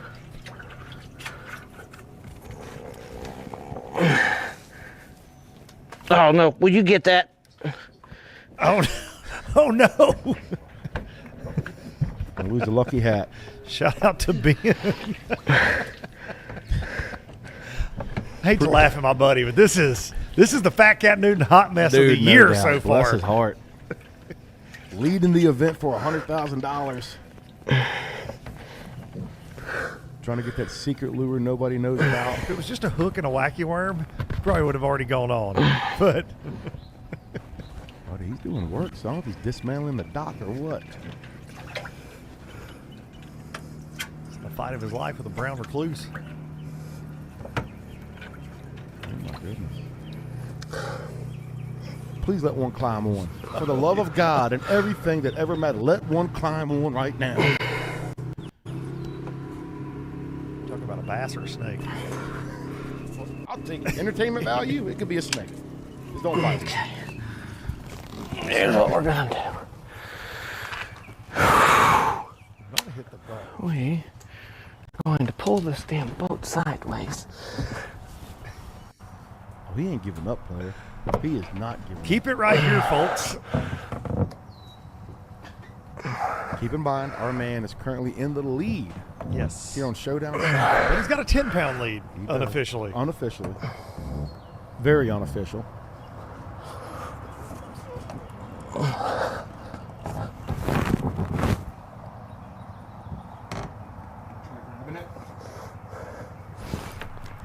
We're just tuning in and why won't this fucking Alex boat? Davis?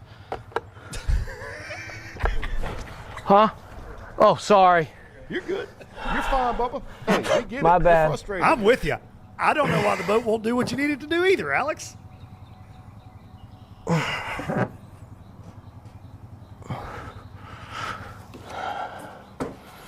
Never thought I'd be so worried about a bait. What a time to be alive, Fat Cat. Okay. The Corke Try this craze. again. They don't whittle them out of wood out back at the tackle store. You know, they're coming from across the pond. Very hot commodity. Hard to get your hands on them. Here we go. This is the shot, Ben. Thank you. This is. Sure, Alex's family watching us. Jeff, Pops, watching from home. I mean, I can Look at it, feel bro. the cross member. Cook's perched in the other box like he sees something. Oh. Dude, there's a big spot and a big largemouth. I didn't even see the largemouth. I should have been throwing at the spot. This is the best and worst of both worlds right now. Like, what's happening? Let go. I'm just not sure what kind of progress Alex is making. I don't know either, man. Not allowed to get out of the boat.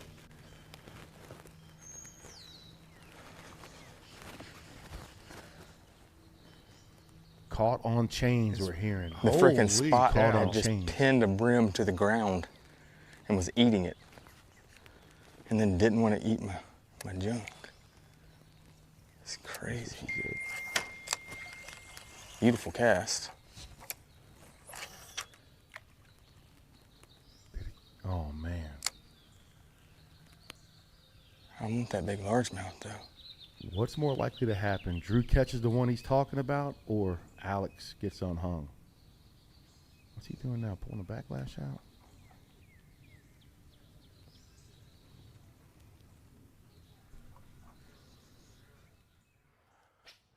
What he's doing is wishing the camera wasn't in his boat right now. Oh, he snapped her off. Oh, no. Snapped her off.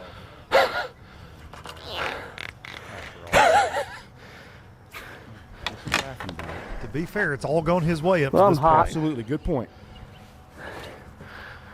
Take a swig of dew. Yeah, get a shot of dew. At least bud. my hat's nice and wet. Well, that was a disaster. Sorry about dropping a bad word. Things was getting heated. We've said worse. That was my last true color of that one. I got them very, very similar. Ones that I had bites on in practice. Whoa. But yeah, I don't even want to see what the end of my rod looks like after that. I thought it was wood. Then I realized when I heard metal hitting, I was like, yeah, that's not wood. That's straight metal.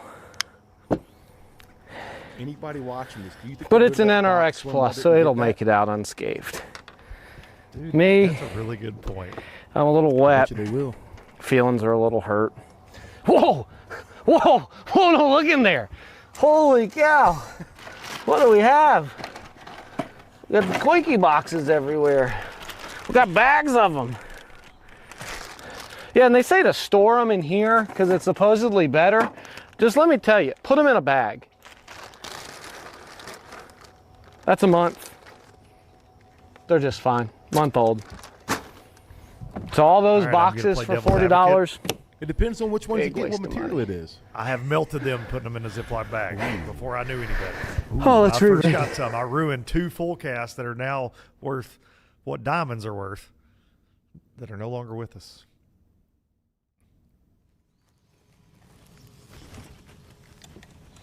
That shows you just how important that. Look. Uh-oh. Crouching tiger. I might see her nose.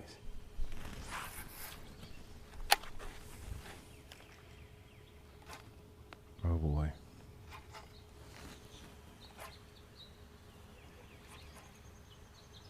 If I can see him, I can catch him. That's what he said. He's got the conditions he's been asking for. The water's fairly slick. Sun's up. Said he saw a spotted bass pin a bluegill down a second ago. He's feasting on that instead of his... Yeah, we're probably gonna revisit this at some point in time today. Possibly, maybe. Okay. Dang. We almost got lucky. It's kind of what we need, is to get lucky. Drew unofficially in second place with 43.2 for 3-day total, and Alex unofficially with 52.10 now. He made an upgrade before that situation there with the dock. Alex with 15 even in the boat on Showdown Saturday. Fat Cat, that is making it harder by the minute. Came in Hey, is that to guy the really gonna event cut with me a off? 11-pound lead over Derek Lehtonen. Oh, yeah, he is. 2 pounds or so over Nice. Patrick Walters in third.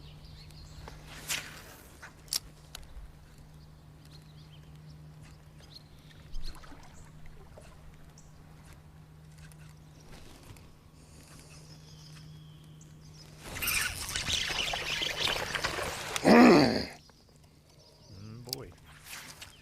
Another one.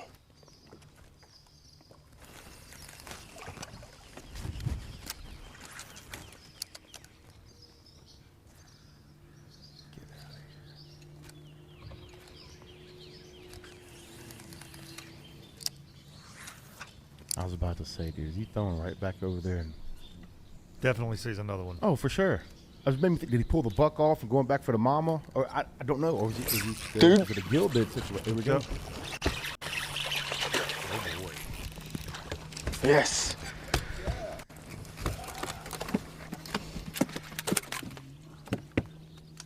I just freaking lost it, and it went back over there by the pole. He sat there. And I got it that time.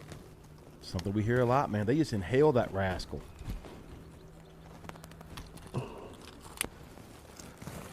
Good to watch a master at work here. Top chef. Yes, he's Cook, not a guy if that you will. started throwing this 2 weeks ago. No. He's a guy that's been throwing it for quite some time. You know, Fat Cat asked him yesterday because we did know Drew was sneaking around with the old Koike last year. I said, well, you probably got more than anybody here because you were buying them before. Super and he skinny. said, out of the full cast, the one that everybody, you know, is kind of a hot topic, he's like, I have maybe 4. He said, I do not have that many. Get some well guard on him. Not easy to come by. You're good? And he's sponsored by, works for the company that distributes He some of just the lied to United your States. face. I ain't gonna listen to that. I ain't gonna listen. He's only got 4 full casts. If he's only got 4 full casts, it's because he only wants to have 4 full casts. I ain't listening to it. I just ain't.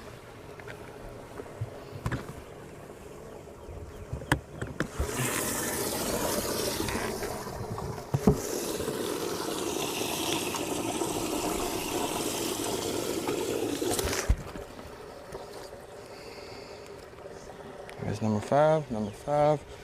That's all good. Look at him throw number 5. Couple there, couple in yonder. Oh boy. Catch track, he says he has 810, by the way. 810. It's a little tighter race.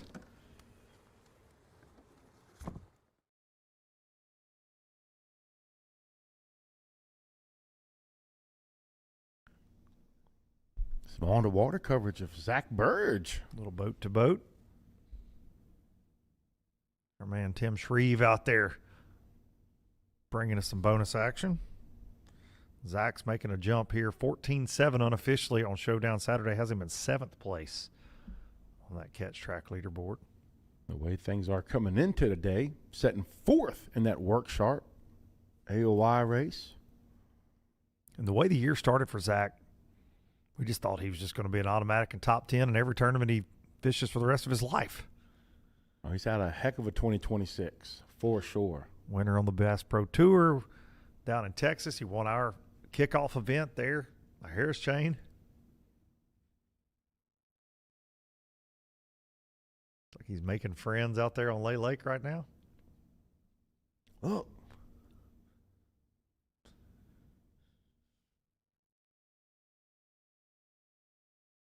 Had a crazy tournament on Harris chain. Buoy Gate. You're an angry little elf. Oh. Brandon Cobb.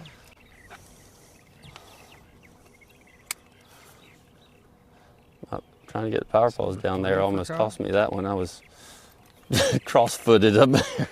It was a dance. It was a dance.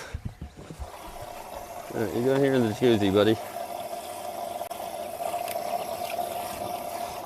We saw Cobby crack a good one early this morning on a buzz bait. Put him in. He was a little less than 1 3/4 pounds.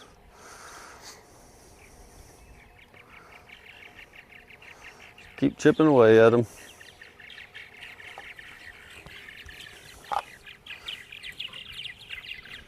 Let's take a look back. My motor hit the bottom, so I had to trim the motor up. And then I was putting the power. Cobby's third of the day.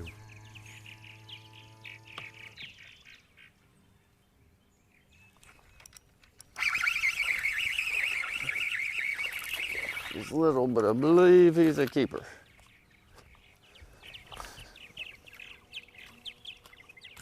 Stop. Land on the floor. Don't hurt yourself. Stop. Come into Showdown Saturday. Stop. Leading. Golly. Work Sharp Angler of the Year. You're an angry little elf.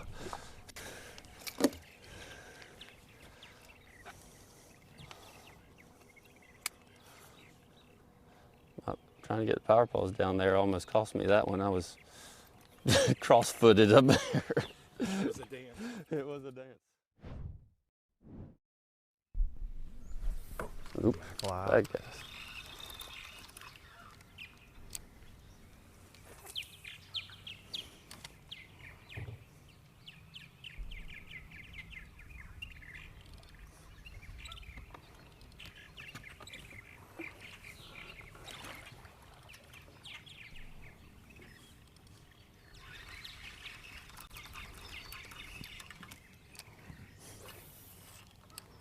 It's the most sunshine I feel we've like seen the all rod's week. pointed different. Well, All during right. the event. Well, I guess got number 3. He was a little bitty booger. Lost one keeper. Missed one. And we got 3.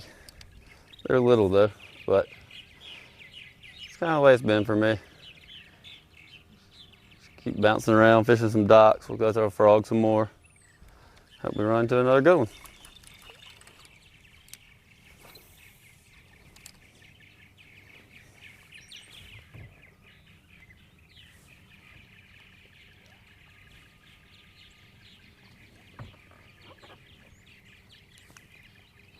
That one caught it quick like they're supposed to. They don't all do that. All right, let's cut across. Just gonna go to that pocket right there. Big brim bed in there.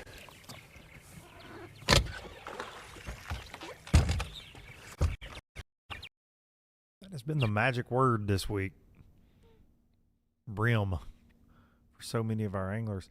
You know, it's interesting though, day one, talking to Wesley Gore, definitely a local favorite coming in, such a fantastic angler, and he said he did not think the brim bed bite was as strong as it should be this week, and said he really wasn't focusing on it that much. He goes, man, it gets better later into the summer.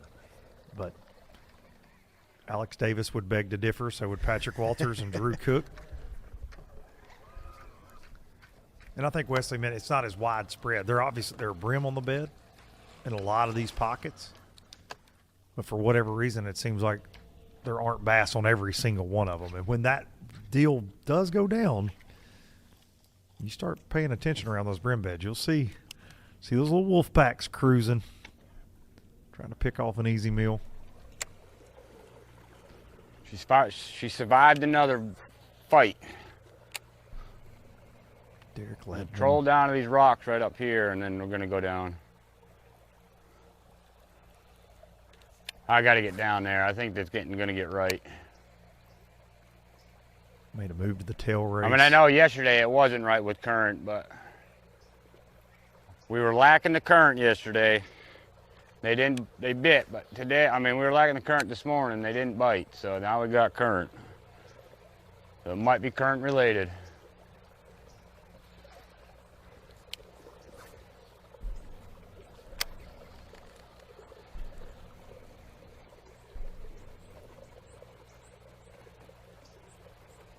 You hit a couple of these little rock veins here and then get out of here. The current can be the dinner bell for those Coosa River spots and largemouth. Even though Derek, he's been all spotted bass so far.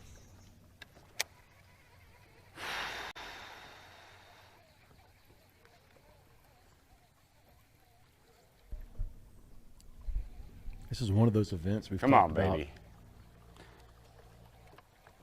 It's a great one. Out of this tree And we for do me. full field all 3 days. You go to some spots where it's a bunch of cookie cutters, but here you got big ones roaming around. It gives you an opportunity to make those big moves. Like we've had guys make big moves in this event, like from day 1 to day 2. You had John Canada. He was in 72nd after day 1. Day 2, 19th. Huge jump. Moved up 53 spots. Another angler, Kyle Glasgow. Currently in 21st. Day 1, he was 74th. Jumped up 53 spots. Had an opportunity, an even bigger bag yesterday, talking to him at the weigh-in, which was crazy. He said he dumped 2 over 4 pounds that would have got him even further up the board. So another angler's been having a good year. Oh, absolutely. All right, Derek makes a move. We're going to make a move. Over to check in with the folks that make it all possible here in the National Professional Fishing League, and we'll be back for more Work Sharp Stop 3 action in just a few moments. This is the Professional Precision Adjust Knife Sharpener by Work Sharp, with engineered simplicity to be fast, easy to use, and work every time. Clamp your knife, set your angle, and make sharp happen.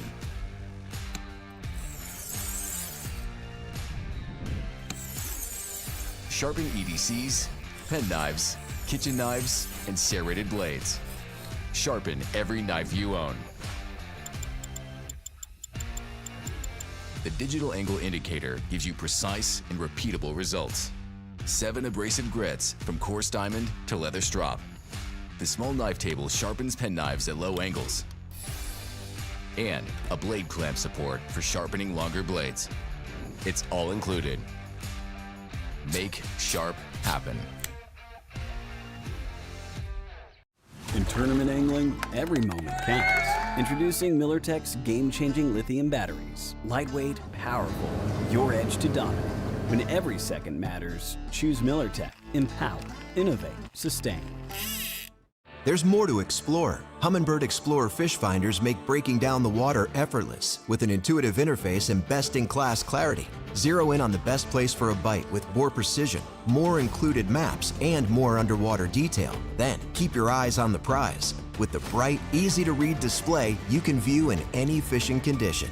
Because when you see clearly and fish smarter, you get more out of every moment. Explorer fish finders, only from Humminbird.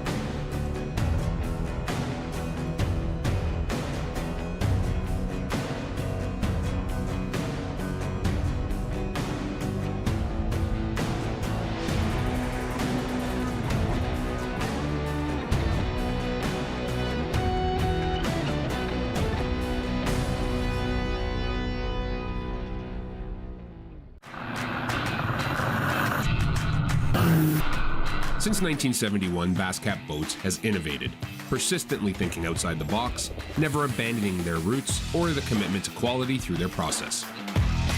Clearly visible in the new Puma STS, their design and development continues to evolve, improving performance, enhancing the angler's experience, and broadening the appeal of the sport they have dedicated their lives to. Basscat Boats. Feel the rush.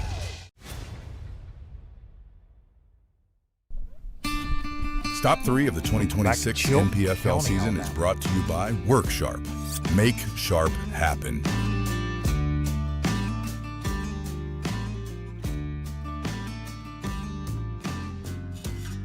You can get sharp in that Andy Morgan goat ride right there. The Work Sharp Sharpeners Andy Morgan giveaway. The goat of all giveaways, if you're asking me.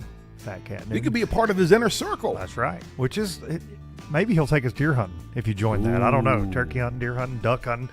You can sign up over at worksharptools.com or scan the QR code on the screen for your opportunity to win Andy Morgan's rigged out Toyota Tundra. All you got to do is join that inner circle over there at Work Sharp. You're also going to get a one-time 15% off discount code that you can use on their site on all the amazing Work Sharp products, and you get a post-tournament recap from the GOAT himself, Andy Morgan, from each NPFL event. Get over there, check it out. Dude, they're products. They're not in the world of things men buy. You buy things that are disposable. I was going to use this and throw it away. Use this and throw it away. Work Sharp, you buy it one time, right? Whether it's the knife or the sharpeners, they are built to last. No junk over there at Work Sharp.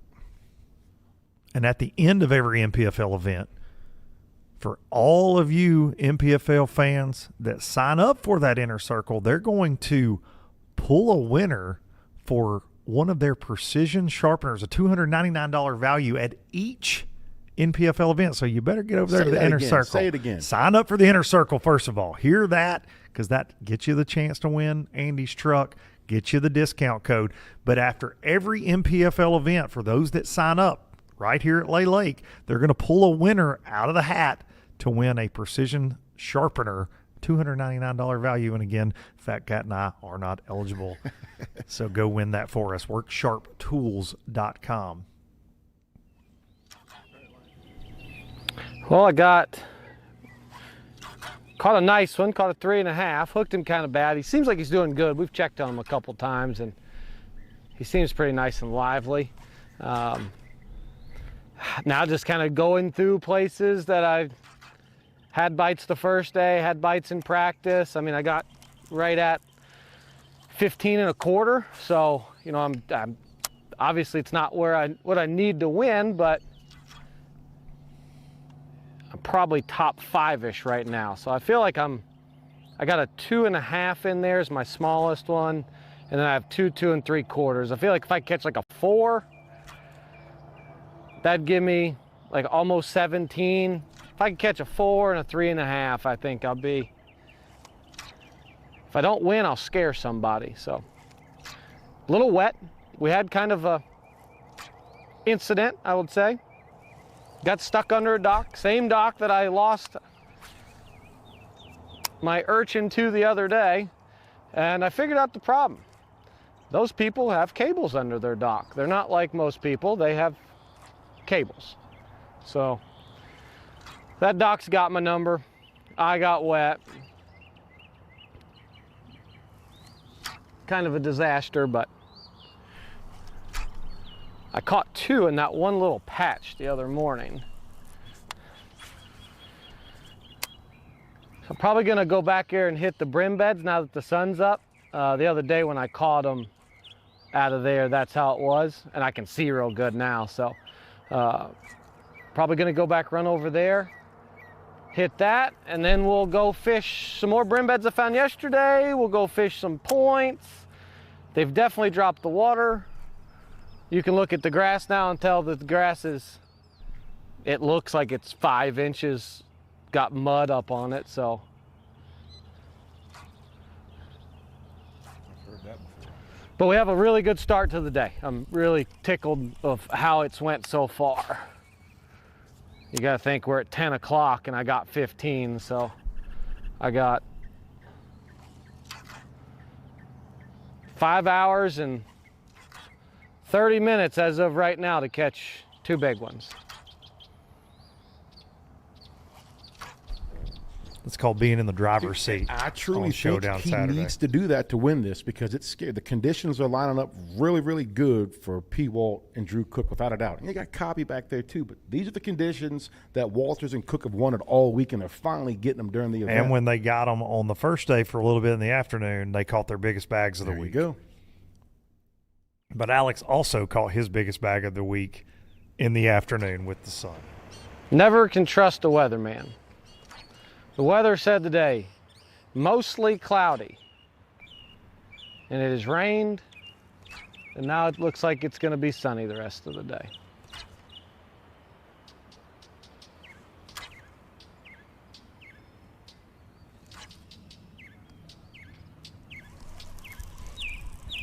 definitely going to be a showdown Saturday at that live drive-through weigh-in today with Big Al McCullough bringing the boom.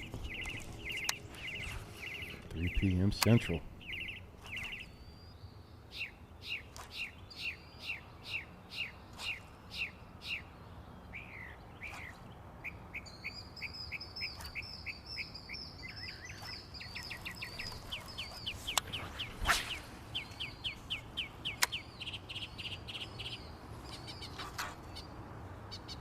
Can Alex Davis hoist that shield?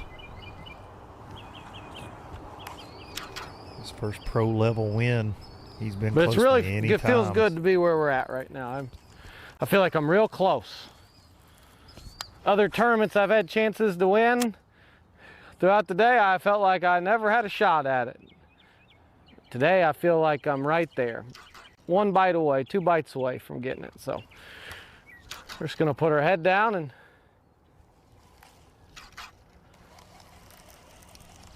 fish the most high percentage stuff I know of where I think I can catch big ones.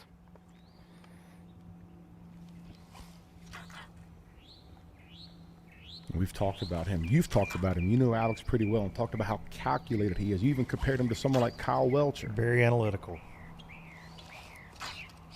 Well, you heard him say earlier. Percentages. And that's it. Well, he said, if I didn't have a limit early, you know, in this position, like to calm the nerves, I'd be freaking out right now. Like he likes things to go as, and we all do in life, but we have a lot of these fishermen out here, like a Patrick Walters. Oh, I'll catch one off his dock.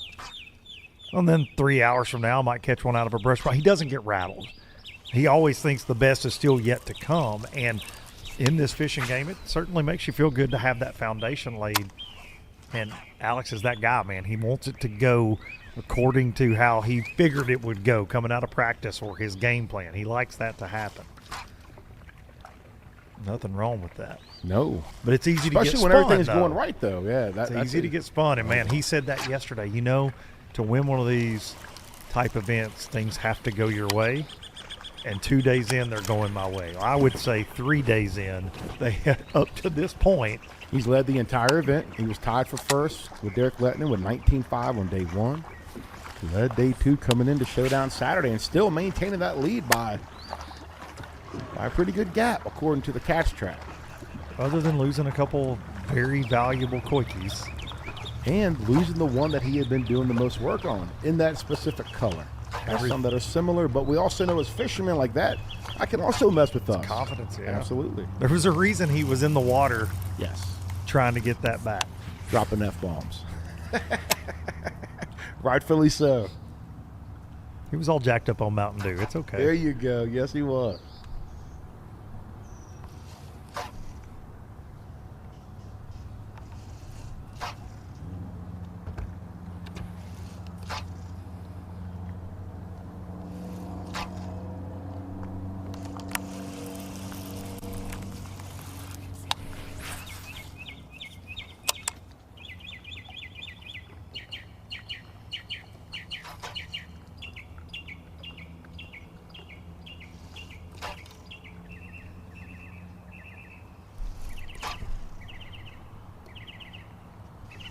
Yeah, we all have ways to calm our nerves out there on the water. Rituals, when we get excited. superstition. Yeah, sometimes you get a little excited. You get a little worked up on Showdown Saturday. You feel like exploding sometimes. Yeah, it's no different for you want to celebrate like early. Holy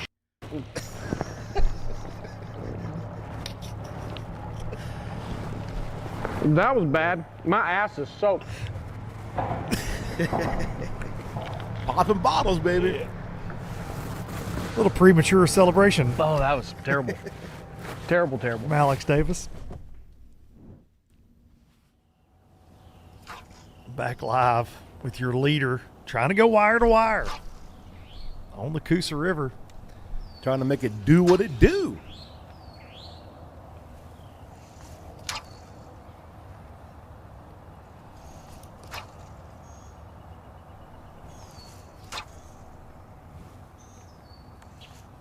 I think every year when he gets a new boat, he christens it by Slapping a bottle of dew off of it.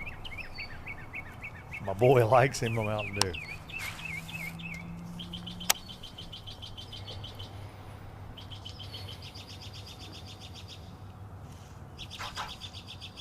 Dude, he's been very, very, very consistent with how he's working that bait as well. His mechanics, you can't spend as much time on the water as Alec does and your mechanics not be fantastic. But it doesn't matter what technique he's utilizing. He is one of the most fine-tuned mechanical fishermen out there, as far as just like you watch him work a jerk bait, like he's dialed in. And shameless plug for him, not that he needs it, but if you want to go fishing with the best guide on Lake Guntersville, regardless of what you want to do, you want to go catch them deep, you want to catch them up on the bank, you want to learn how to grass fish, just go have a great time. Look Alex up. Good luck getting a spot. Rarely has any openings, but man, he's the premier guide on Lake Guntersville. Been doing it for a very, very long time since his family moved him down there to start his fishing career. Essentially, spinnerbait kid. The spinnerbait kid, yeah. There it is. Go check him out.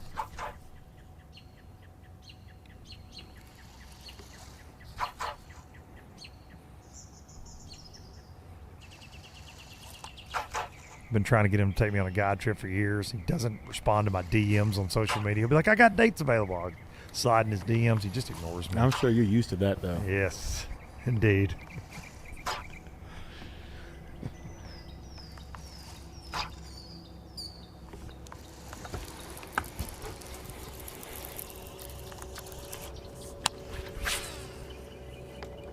A couple hours into our live coverage here on Showdown Saturday.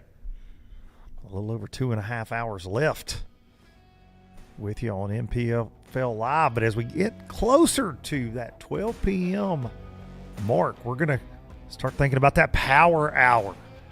And why is that important? Well, every dollar you spend right now in this event we're running, powered by Shared Sweeps, gets you one entry into a giveaway where you could win $100,000 cash or one of those beautiful Bass Cat boats. But in the power hour, for every dollar you spend on TNPFL.com, you get 5 times those entries. Go drop $100, get G'd up on some fresh NPFL gear, and if you spend $100, that is 500 entries at your chance of winning the $100,000 or Bass Cat boat.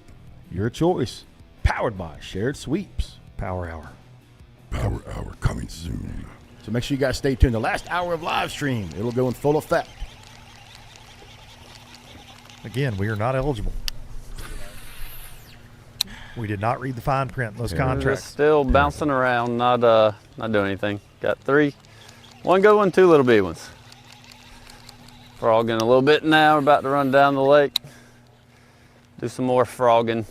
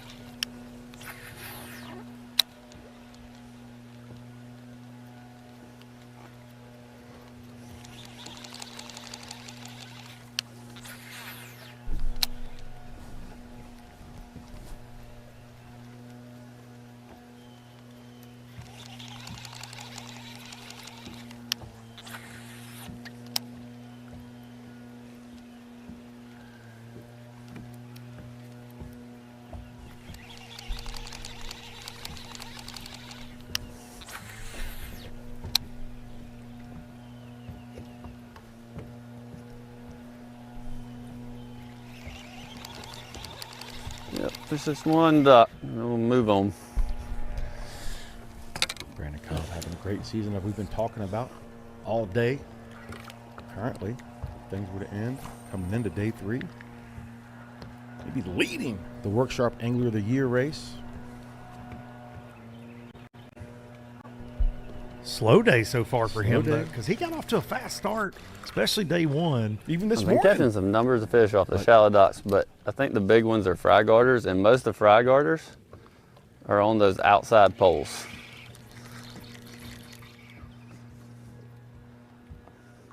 So he's got a lot bigger males than I realized. Caught quite a few 4-pounders this week, 3.5 that were males.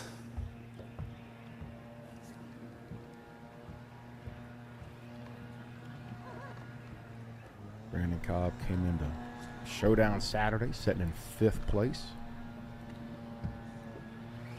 Starting the day with 34.6.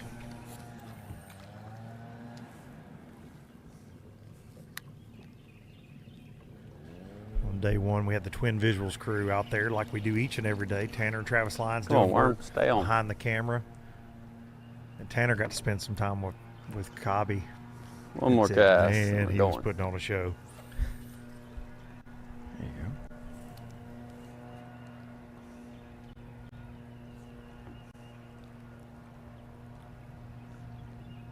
Coming into event 3, that's what the Angler of the Year looked like, but leaving. Let's roll. Lay Lake, that Work Sharp AOY race will look a little different. Yeah, the halfway point, everything shakes up. I'm gonna ice that live well one more time, so it should be good. I don't like to do it too quick. Jump over to Derek Lehtonen. Started the day in 2nd place. Started the event tied for the lead with Alex Davis with 19.5, all spotted bass. On day one, looks like he's moved back to that area where he's done most of his damage the first 2 days. Fishing a couple of underwater points in the main river. Really thought the current hurt him yesterday. He was telling us that on live and at the weigh-in as the current picked up a little bit. But then this morning, thought the lack of current right out of the bat kind of hurt the bite, because yesterday he put 17 pounds in the boat very fast. Tell you what, if I don't catch anything on these my next couple spots here, my normal spots, I'm done with this. I'm done doing it. I think they vacated my life. They left.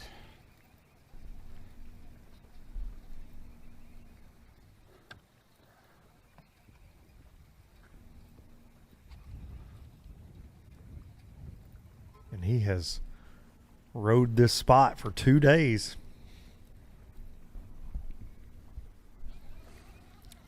I would love to know if we could get Cody to ask Derek what the backup plan is. Did he have a good practice outside of this offshore area that he's had so much confidence in? Because you actually received a message about the Need to area be like he was Stacy in. and just sit in one spot and just wait for him to bite. So what's the backup plan? Go get live bait at the grocery store. Derek's the man.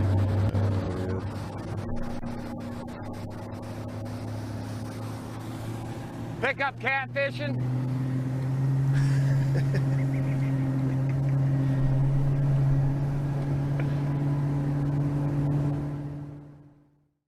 Derek's making a move. We'll make a move over to Patrick Walters. Coming back to Walters us. having another They know you don't have any audio. good event. Patrick might have thrown his mic pack in the water by the looks of his Looks shirt. a little moist.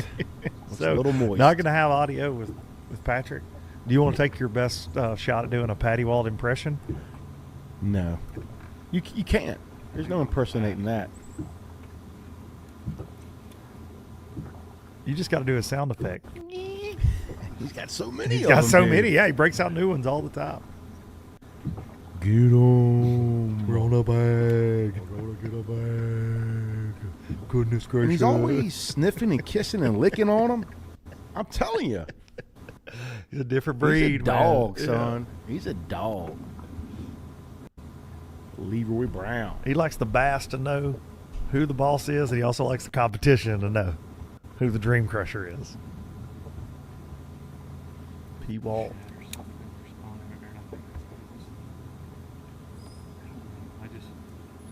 Dude, I never saw him. It was crazy how quick that fish was.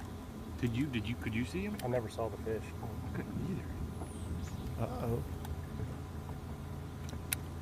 Sound like he's saw a big one. He said if he can see them, he can catch them. And the Cook both kind of working that same program. Patrick is mixing in some offshore acted like a hurt carp, you know? brush.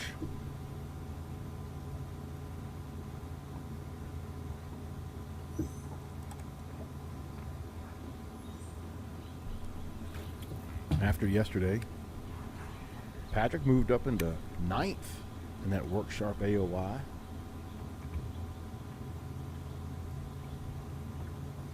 Having a good day today. I don't think that catch track reflects exactly what's in his live well.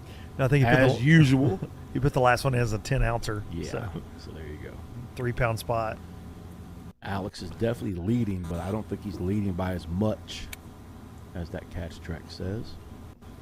But still got a solid lead. Yes. With the lead he had coming into today, his closest competitor was Derek Lehtonen, 1 pound 6 ounces back. Derek's got 2 fish in the boat, struggling so far.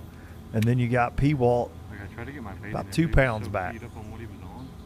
So even with 15 pounds in the boat, my redneck math, take my shoes off, count my toes, Patty would need 17 pounds just to be knotted up with Alex right now. So that's not the easiest thing to do. We've not seen a ton of those 17-pound plus bags this week. We saw some 19s. For 18 sure. on day 1. Here we are day 3, though. And yeah, the biggest bags, but 19.5 so far. And it's been a I'd stay here all day. It's been a whole lot of recycled water. Yes. And at a time of year where you're not getting an influx, like so much of this, we talked to Pat about this last night with the weather. Yes. With the clouds. He was expecting this to be more of an offshore bite, and then of course, he sight fished a little bit in practice as well. But with the weather we've had during this tournament, he goes, dude, they went to the bank. It was 2 different. Like they went to the practice. It was high sun. It was hot. And then as soon as tournament started, the overcast and the front started moving through and just changed the dynamic. But you still don't have that influx of a ton of new fish showing up shallow. So the fish that are up there that are aggressive are getting caught. They're getting weighed in. Transitioning still, whether it's coming off of the spawn or whether it's the brim bids. Even talking about the shad spawn. That's one thing that was a topic that really hasn't seemed to play that much in the event as anglers were talking about during practice. We're kind of on the tail end of it too. With the water got so warm, the anglers were chirping about it. It was still going on, but it abandoned a lot of folks, and which I think the shad spawn's it's a mystery. If you pull up and catch bass on a shad spawn, you just go, man, that was a great day, and you just don't ever expect to do it again. They're ghosts. But it did not dominate. You're right. I mean, and in May events on the Coosa River, the mayfly hatch. Hour, that was another thing that was talked about coming to this event was the mayfly hatch. So many things that have gone on has this been week. a lot, absolutely. And really, though, as far as the anglers we're covering at the top of the leaderboard, other than Derek Lehtonen, no offshore fishing whatsoever. Everybody's on the bank. Buddy Gross was an angler coming in. He's having a great event, but was really planning on that offshore brush pile, hard spot game. But he thinks the clouds the first 2 days really hurt that deal. They got a little sun on day 1 late. G was another one. Gerald Swindler was talking about working those brush piles and just said they weren't home. But he showed me a pile of plugs. He'd broken the bills off of them trying to winch them up out of the brush, but just couldn't get anybody to play nice with him. Patrick's theory was just with this weather, they just swam to the bank. You got that brim bed thing starting to happen. He's like, man, they left. And he said it yesterday. He's puzzled. Like, I just went to the bank. He said the same thing. It was very interesting. On his home lake, Santee Cooper, Bassmaster Elite Series last week, he finished in the 20s there, but he said, man, where those guys in the top 10 caught them, those bass shouldn't have been there, would ordinarily not be. And was not a thing. It was not a thing. He said they were out in front on some deeper ledges, some deeper grass, and he said, buddy, we had a new moon. We had some cooler nights weather-wise, some brim beds start going on, and they left where I was Said it had all the locals scratching their heads. Yeah, about like where Chris Johnson won the event. So it's crazy. You see these, these tournament schedules come out, and this one's going to go down like this. And be the first to tell you, when we put Lay Lake on the schedule this year, I said, weight-wise, that's going to be one of our best events. It'll take, you know, right around 20 a day potentially, because this lake kicks them out. It has been on fire, but man, we're in such a transition time with fish here, there, and everywhere that it's hurt the overall weights, but it's been, you know, it's going to take that 12-pound a day average to get a check. Yeah, 39th spot, you know, full field, fishes all 3 days. 39th spot is where the check line's at. It looks really good on paper. You're right there at 23.15 is what it was yesterday, starting today. So Lay's kicking them out.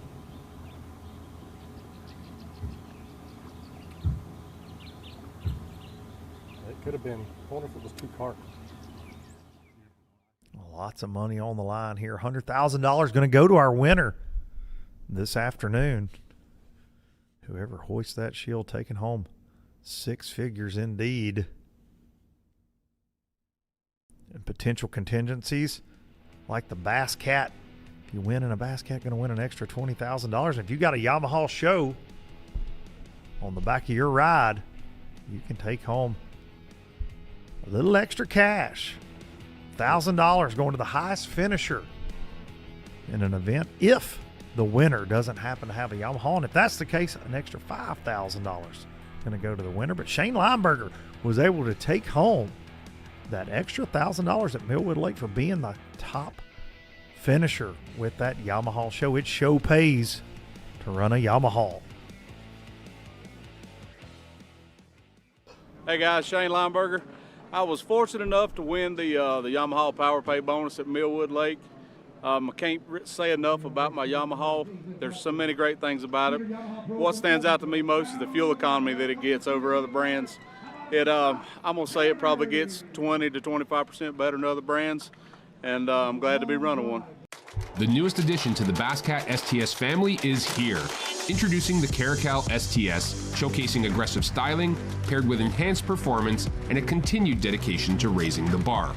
Measuring in at 20 feet 2 inches with an ultra-wide 96-inch beam and rated for a 250 to 300 horsepower engine, the Caracal STS boasts agility and speed and is finished with premium features to satisfy any angler. Basscat boats. Feel the rush. Before there were hashtags, there were handshakes, shared stories. Love you, bud. They gave us confidence to make our first cast, to face our fears, and chase our dreams. They taught us to fish, and in the process, taught us about life. They taught us that success isn't just about reaching the top. It's about lifting others up. Fishing has endured a lot of change over the years. The future isn't just about selling tackle. It's about 3 simple words. Let's go fishing. Here's to the original influencers.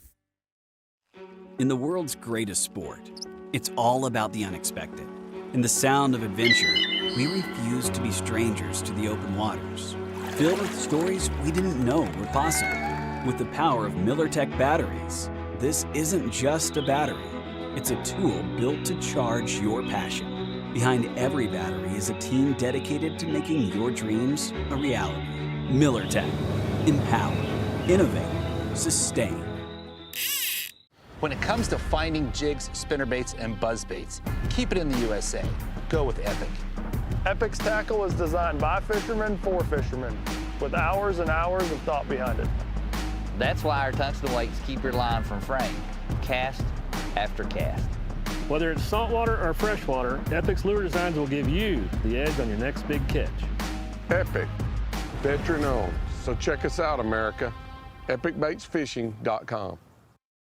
Is your trolling motor working for you, or are you working for your motor? Minn Kota Ultrex trolling motors are built to outmaneuver anything, so all you have to focus on is the bass. Steering with unrivaled precision from an ultra-responsive foot pedal, getting you to the fish day after day, and turning any spot into a stronghold season after season.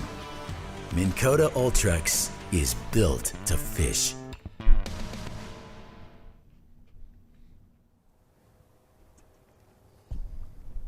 And we are back.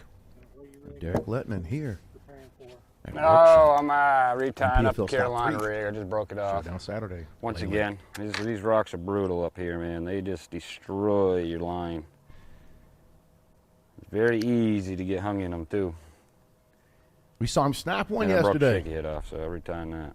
They're not wanting the crankbait too well today, so I think it's time to slow down a little bit. See what happens. He made a cast on a big plug, and the big plug just kept going. He sent that thing sailing, son.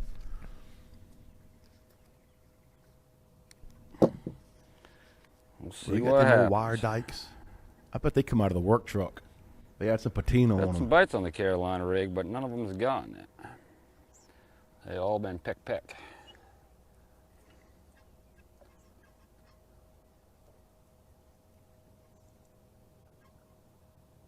You know, some dudes are out there like, hell yeah, brother. Sling that Carolina rig. Hell with them corkies and everything else. I'm here for it too, Bubba. Sling it.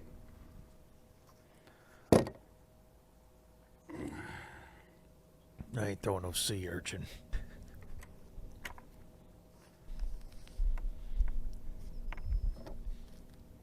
We're going to let Derek get that rig right, and we're going to slide over to Brandon Cobb.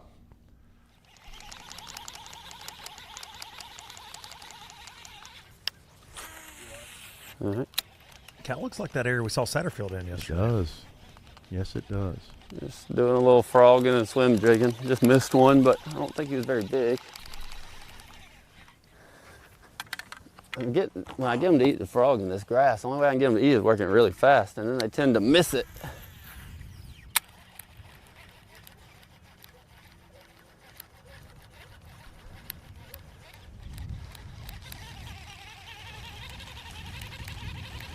I know there's another one in there somewhere.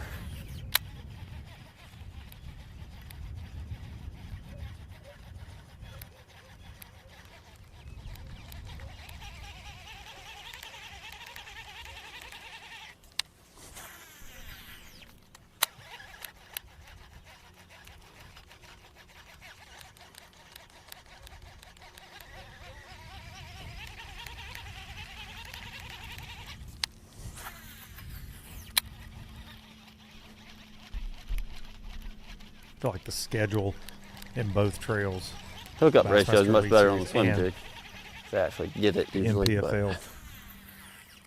Just set up so great for Cobb this year. It definitely seemed to bite a frog a bit Predominantly better. shallow.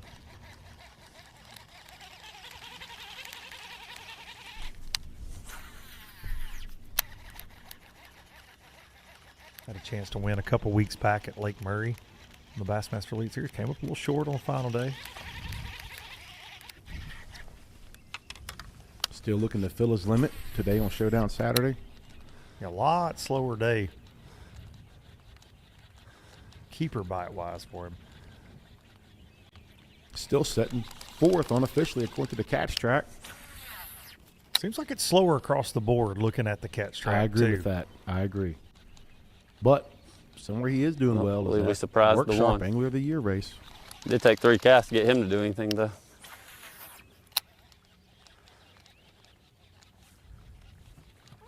I had one bite in this next little mat. I'm gonna throw at it, but it hasn't been as good. Third coming into the event. Probably gonna be setting a little bit better. Leave and lay. Especially if he can round up a decent limit today.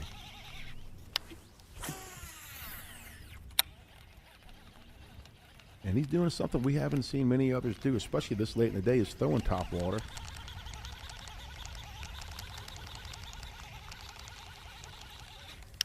We saw frogs on the deck yesterday. Quite a few frogs on the deck. We hadn't seen anybody utilizing a frog during our live coverage.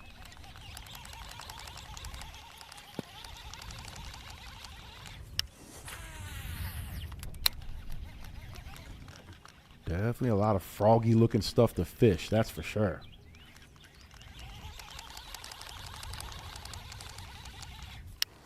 I don't know why they don't like that one as much.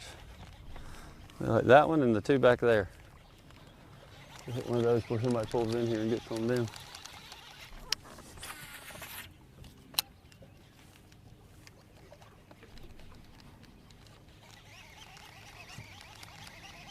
It's also something that can happen to you on the Coosa and the Tennessee Flat River, one. all these popular Plant fisheries. cornrows back there. The bass know when it's Saturday, Fat Cat. They have a calendar at some point, it seems. Kind of like deer when opening day happens. Yes. There's something about that. They're like, Just go over here and not bite today. Back to your tournament leader, Alex Davis.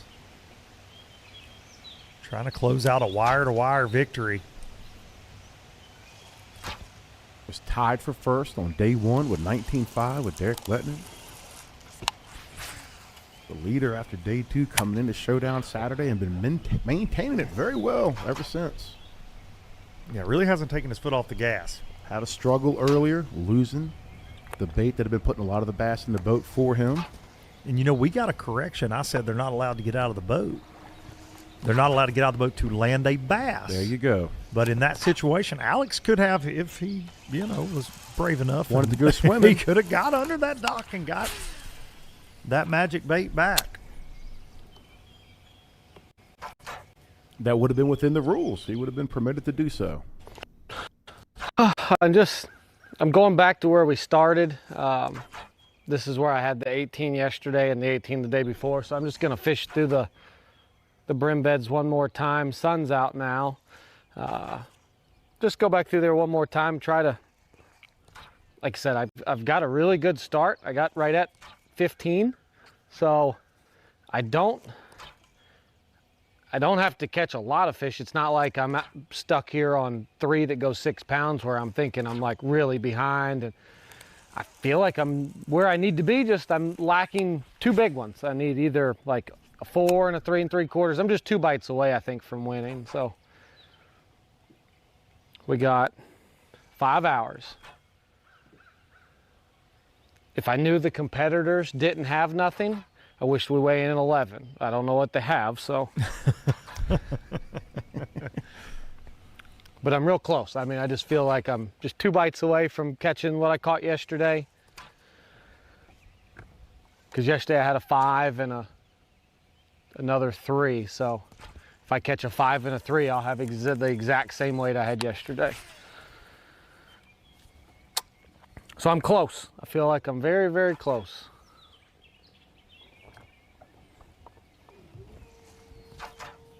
Which makes it nice because I don't have to fish fast. I'm not having to, you know, go somewhere else and run here and run there. I mean, I'm pretty settled in where I'm at. We're gonna fish this little area here. And then we're gonna run out to where we was yesterday, where I caught the 3 1/4 and I had some big bites in practice. So we're just gonna keep milling around in here and just looking for 1 or 2 big ones is all. Don't need many, just 1 or 2 decent bites at this point.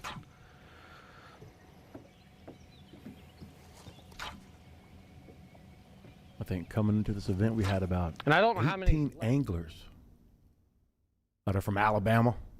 And just looking at some of the stats to see who actually made moves, like far as like Wesley Gore, he was 14th on day 1, made a move, moving to 11th coming into Showdown Saturday. And we talked about John Canada. He made a heck of a move, man. Day 1, 72nd, jumped up into 19th. Talked about Kyle Glasgow, 74th on day 1, jumped all the way up to 21st. So that just talking about this fishery and the potential to make major moves, it's definitely possible. A lot of those cookie cutter 2.5 pounders in here, when you get those better than average fish, 3 or better, you can make those moves because everybody's going to catch bass here. That's not the issue. You know, going to be a lot of limits, a lot of those decent limits, 10 to 12 pounds. But yeah, you can jump so far. When you get above 15 pounds, it seems, you can really shake things up. And we saw Richard Cooper. We saw Oh my goodness, yesterday. Richard Cooper made a heck of a move, dude. That dude, yes sir. And I talked to him. I said, "Hey man, what'd you do? How'd you catch him?" He's like, "I'm from North Carolina. What do you think I did?" I was like, "You found docks." He's like, "You damn right." And there's no shortage of docks. It's just finding the right docks, right? It's getting hot warms.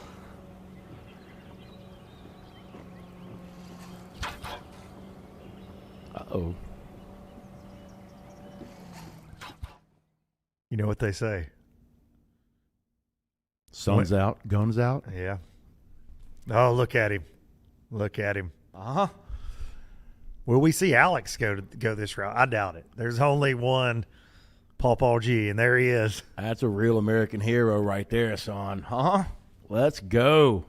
Unleash the beast. Swole Patrol. Put them 22s on somebody's dome piece. Looking like he's fixing to run a kid out of his yard. What y'all riding your bikes through here for? Get out of here. He's hanging out daggone Muscle Beach. Does have like a little bit of the Hulkster vibe. He doesn't have the pythons, but you he's don't got want to roll up on that man, son. No. Swindle, hey. He's older than He'll dirt. swing him hands like he used to swing that hammer. Shout out to the G-Man. But if you want to get away from him, just kick him in the knee. Speaking of that, talking about Swindle, man, day one, 28th. And then, like we talked about, man, he was fishing around the brushes, couldn't find a commit, and fell down to 60th coming into Showdown Saturday. Looking to make some ground. Really a tough year for G. Rack up some of those Work Sharp AOY points to make the championship, because that's be back here in Alabama next year for the championship. Lake Mitchell. Yeah, Dustin Connell trying to figure out a way to qualify for that, even though he doesn't fish the NPFL. Shout out to old DC. Like, how you get in that? How you get in that? Yeah, it was DC earlier this week that made mention of kind of how this tournament's playing out. He'd been watching. He knows Lake. He won Red Crest at Lay Lake. He's cut his teeth on the Coosa River, but really Lay, Mitchell, Jordan, some of his favorite fisheries. And we were talking about the Koike. And he said without it being in the mix, this tournament gets won up the river most likely. But now listen to that again. Without one lure, they would not have been able to catch these fish. The fish are there. They're there all the time. But this technique is so dominant right now, and it's something different that these very pressured fish do not see. He thinks this tournament, his expert opinion, and he's definitely an expert here, this tournament would have been won on a completely different end of the lake had it not been for this style lure. That's a crazy statement. And look, maybe Drew Cook and Patrick Walters would argue that, with the few sight fish that are around and different things, but that one got my attention when he said that. Like, that's an amazing. Absolutely. Like, if it wasn't for this technique. Well, and we saw what was going on up the river, too. 19.5 came from up the river without that bait. John Canada caught that good bag up there yesterday. And there were about 10 or 12 boats up there. Not all of them catch them. We talked to Ray Hanselman. He's up the river and struggling, having a tough tournament. It's not for everybody, but definitely a great population of these fish live up that river. Big spots, big largemouth. And could you have won this event with all spots had the largemouth not fired on the brim beds and the Koike deal, A lot of that would have, could have, should have. Derek Letton weighed in 19.5 of spots on day one. But even that bite slowing down for him today. Yeah, big time. Big time. Of course, he was, he's got that one area that he's really mined for all of his weight.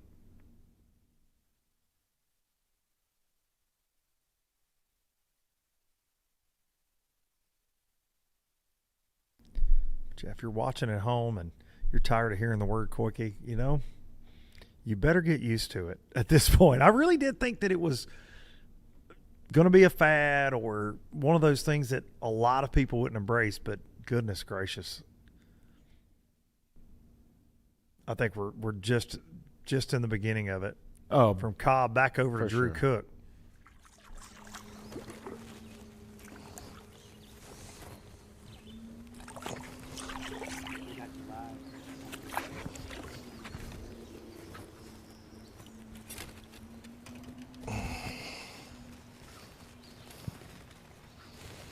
You meant to watch me tie an FG on live. I don't know what happened there. No, we ain't. I don't know what I ain't gonna say didn't watch you tie no FG. We already watched Brandon Cobb tie one for an hour and a half earlier. He said he was the fastest man in the game at it. I had like a school of spider bass following my junk up. But there wasn't any good ones in it. Like one decent one. 2-pounder. Yeah, while Cook is going to tie that FG, we're going to slide over to Derek Letton. Sometimes I feel like I don't have a partner. Sometimes I feel like my only friend. Under the Bridge, man. Right? Let's go. I literally have no clue what you're talking about right now. You're stupid. Take me to the place I love. Take me all the way.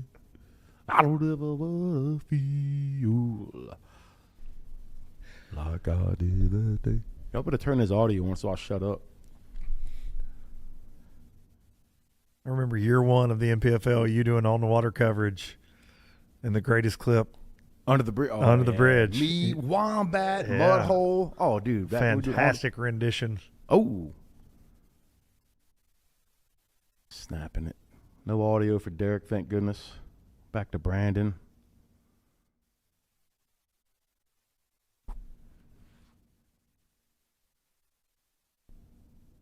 You got a song about red roof boat docks? No, you don't. I can make one up. I don't think anybody wants to hear that.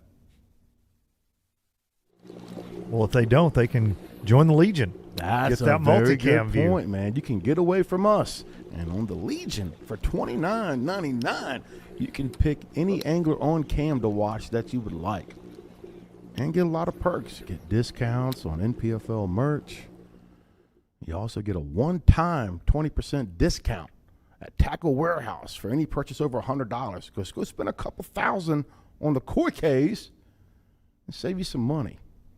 There's a look at that Boom. Wizard of Oz view you get. Ooh, there it is. You can pick what you want to watch. If you want to watch Alex Davis climb under docks all day, you can do that. You want to watch Derek letting him burn it down in the middle of the river, you can watch that. If you want to watch the program feed, as we call it, which is just basically Fat Cat and I trying to make each other laugh, you can watch that all by joining the Legion. TNPFL.com. Back to our tournament leader, the Koike kid. Hoping to finish off this dub. Ken Duke said his wife Yukari translated Koike, and it means thick hair. I can see that.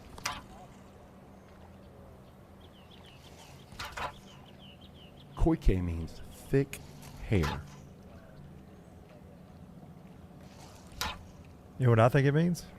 Money. Expensive and hard to find. There it is. All right. Unicorn. That's what it might as well mean at this point. And by ICAST, it'll mean copycat. Oh, boy. You mean game changer? Yeah, game changer. It truly is. This is something you can call a game Our changer. Our spiky ball is better than is. your spiky ball. Every video from ICAST. This is one of those things that does fit the criteria for a game changer. Unlike changing the color of a 7-inch trick worm. Yeah. I don't know. Fucking ice escapees. Did you see that one? One just blew up in the mat.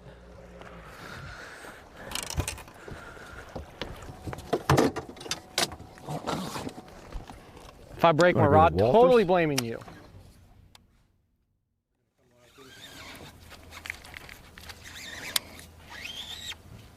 Patty got his audio back. Starting to dry off a little bit.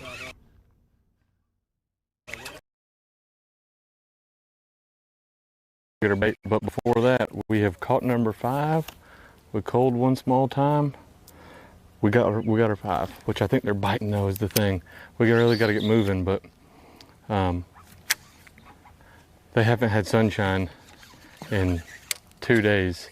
So I think they're going to actually cooperate today. But I'm trying to fish through these areas. I come down lake. I wasn't going to come down here today, but I really would catch a grown one. We've already seen one, but that's what I'm saying. If we can fish fast through here, we really.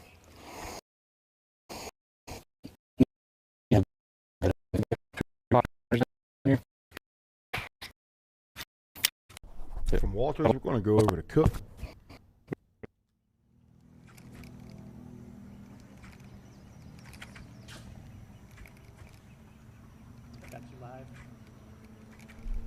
Can't believe I lost it. I had him, pulled him for a while. Oh. It's not normally how it goes. It'd been awesome if I could have seen what I was doing.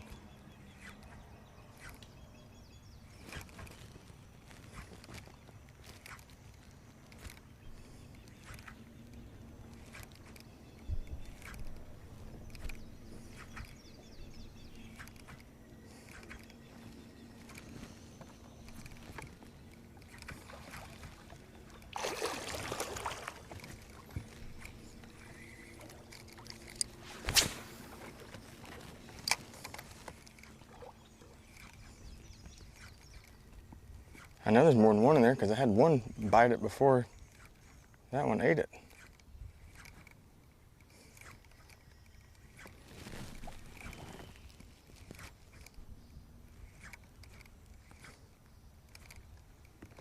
Looking at that catch track, it is definitely a slower day for a lot of the guys. Like looking at KJ Queen's got 4 in the box, Brandon Cab 3 in the box, Derek Letton 3 in the box.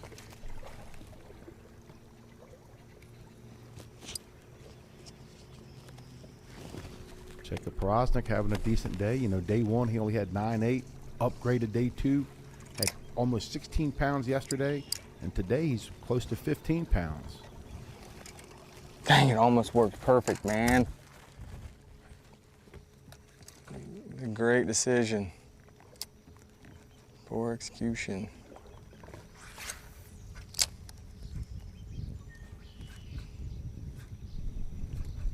Cook with an unfortunate mishap, sounds like.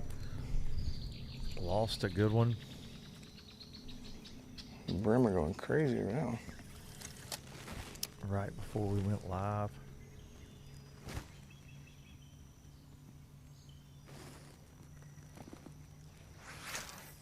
Losing a little bit of that sun.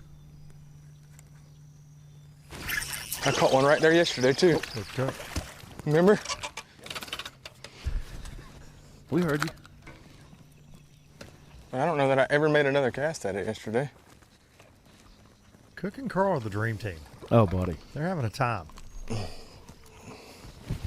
I need to pull out my punching rod and punch that little piece of hyson. CNC Fishing Factory. Wah, wah.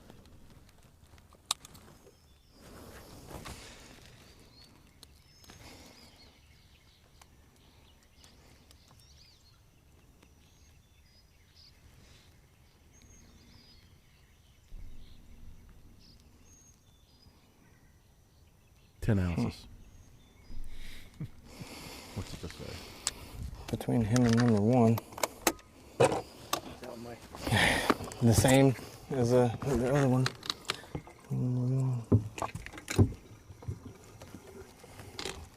I don't know if number 1 was hooked in the tongue.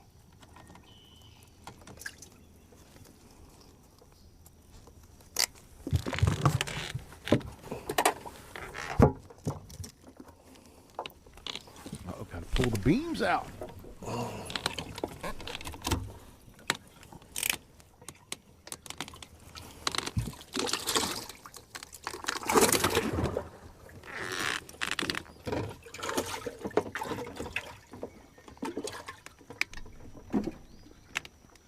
They're knotted up on the balance beam. That one's gonna be tough. Let's take a look at some of Cook's highlights so far. Showdown Saturday. This Work Sharp stop number 3 on Lay Lake, Chilton County, Alabama. Beautiful city of Clanton.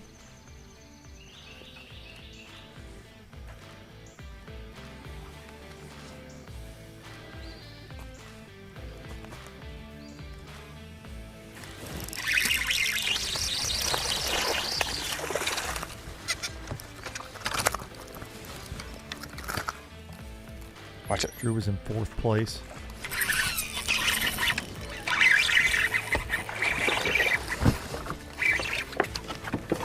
Climb that leaderboard. Get on the podium.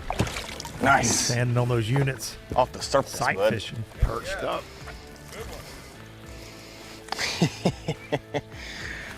Ah, you gotta love it when I'm playing.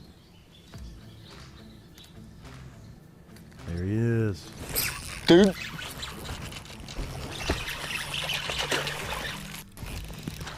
Yes.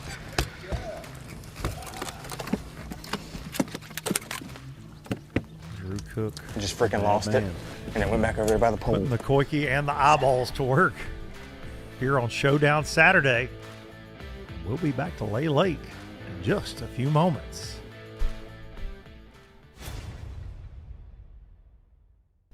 What's going on, guys? Jarrett Baker here at the Fishing Hole in Clanton, Alabama. We're located at 2 Village Square, Clanton, Alabama 35045. We've been here since 1988, and we carry Zoom, Strike King, missile, spro, all the hot baits you need, turtle boxes, guns, ammo, and anything else you can need, reels, rods, and everything. Just come by and see us, guys. We'd love to have you. We'll be here Monday through Friday, 8 to 5, Saturday, 8 to 3. This is the Professional Precision Adjust Knife Sharpener by Work Sharp, with engineered simplicity to be fast, easy to use, and work every time.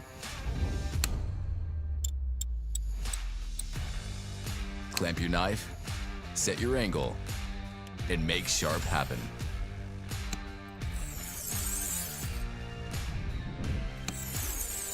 Sharpen EDCs, pen knives, kitchen knives, and serrated blades. Sharpen every knife you own. The digital angle indicator gives you precise and repeatable results. 7 abrasive grits from coarse diamond to leather strop. The small knife table sharpens pen knives at low angles. And a blade clamp support for sharpening longer blades. It's all included. Make sharp happen. In tournament angling, every moment counts. Introducing MillerTech's game-changing lithium batteries. Lightweight, powerful, your edge to dominate. When every second matters, choose MillerTech. Empower, innovate, sustain. There's more to explore. Humminbird Explorer fish finders make breaking down the water effortless with an intuitive interface and best-in-class clarity. Zero in on the best place for a bite with more precision, more included maps, and more underwater detail. Then keep your eyes on the prize. With the bright, easy-to-read display, you can view in any fishing condition. Because when you see clearly and fish smarter, you get more out of every moment. Explore fish finders, only from Humminbird.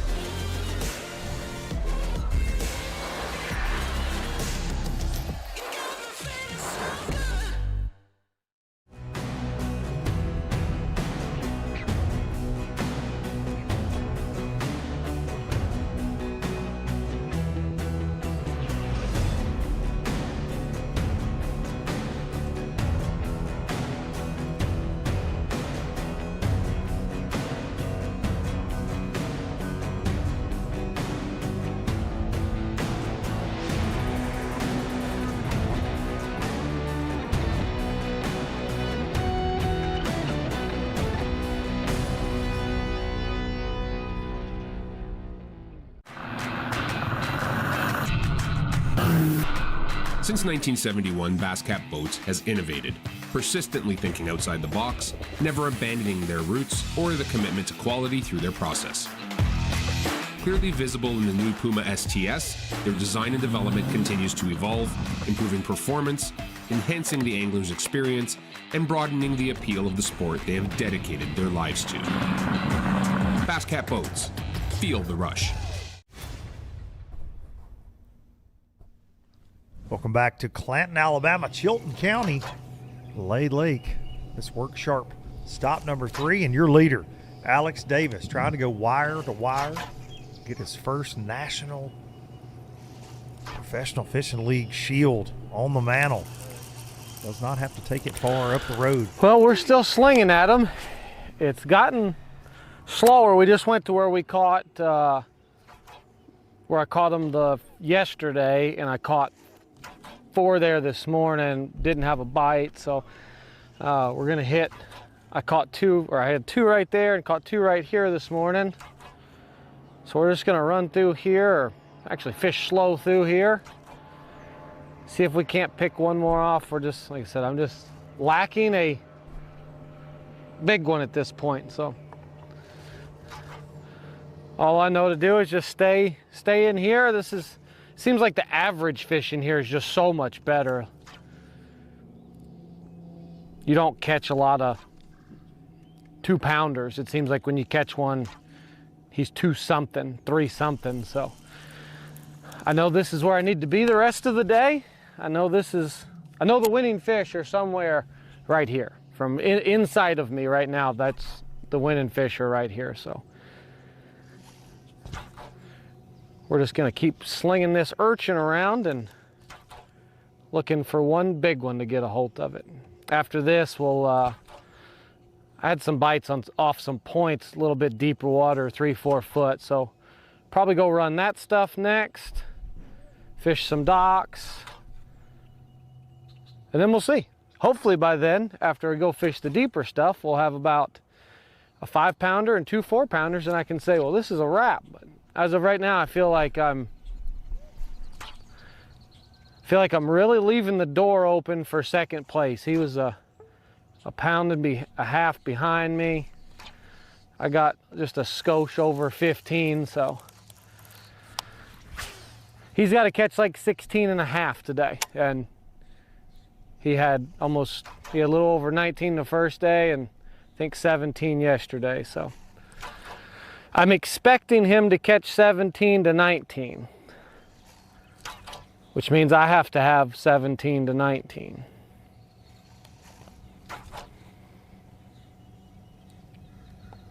You know, you keep saying something that I want to call you out on and tell you that you're wrong, but you're not. You keep saying he's looking to win his first national event.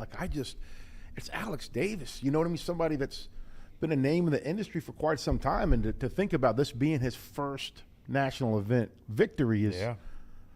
He's got a Toyota Series win at that level, but been very close on the MLF Pro Circuit, former FLW Tour. He's had some very close calls.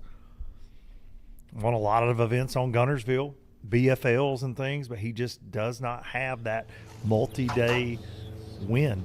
And man, he's been just need one of them jokers to bite. It's all. Definitely has a talent and a mindset. He's proven that right now without a doubt. I believe it was 2 years ago in the championship event for the MLF, the Tackle Warehouse Pro Circuit. He was leading up at La Crosse, Wisconsin, had an opportunity, catching them the way he loves to, frogging. And the last day, it just, like his mat went away. He'd been catching them. Just things happen, and he mentioned that yesterday. It's got to go. A lot of commotion happening in the grass. It just seems like most of the commotion's all small.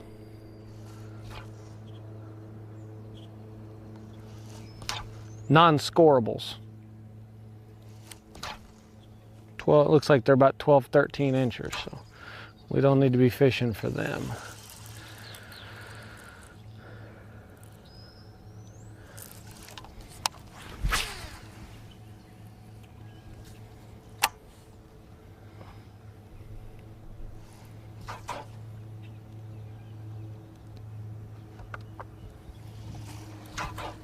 I really would like to catch one right here.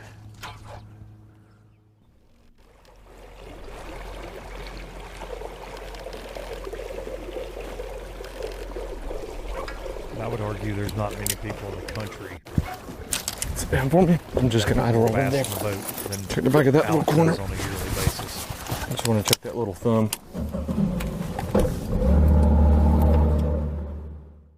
Pat gonna make a short move. Sounds like. There'll be a lot of that going on for that man, I'm sure. Oh yeah, you start to get a little later in the day. We've seen it time and time again, man. He pulls the playbook out. But most of my bigger bites have been frogging or swim jigging or flipping. Trying to get some big bites, but no success. Saw a few blow up in the mat I was fishing, and I didn't get any of them.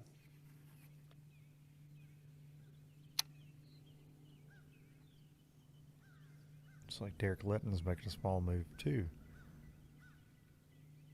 No, hook came out. Them gears are grinding, man. They know what time it is. They can feel it. We heard it with Patrick earlier. In his mind, he thinks everybody's catching them. He said they're biting. We got to keep moving. That They're motivates biting. him. They're biting. Absolutely. They're biting. Yeah. He tries to keep that energy up, you know. Yes. And they don't know what everybody else has, obviously. So in his mind, he's like, they're doing it this morning. Oh my but gosh, they just reality, on inner tube through the timber. Ooh. I made a kid skewer. Golly, that is not Kid safe. skewer. Yikes.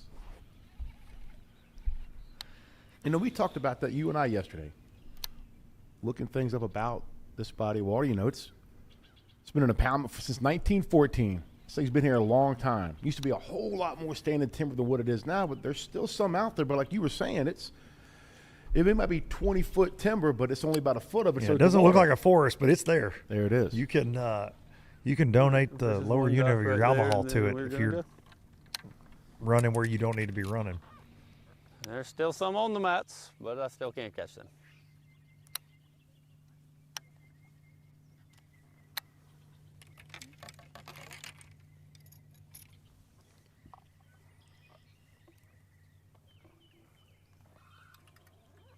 We've seen a lot of anglers have success this week punching a big weight.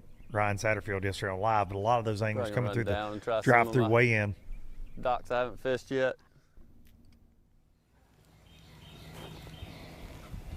And it's a lot easier though if I know where that bite's at, you know. Oh, wow, those fired me up. That's why I'm trying to fish fast to see the fish. And then I can leave it be for a minute and let it set back up.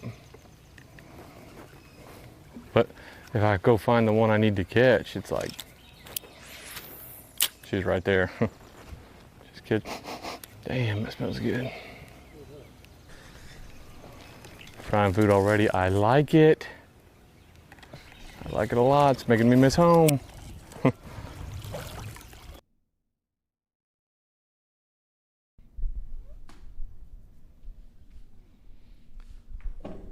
one thing with the Walters crew. Oh, shout out to Big Todd. Yeah. Pat's dad. They gonna cook. Throw down at these events. I hear about it all the time. Speaking of cooking, over to Drew Cook.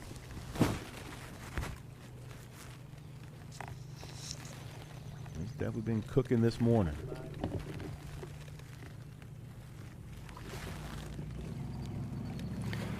We're fixing to ease up on Jurassic Park. But I do believe somebody we did fish this morning.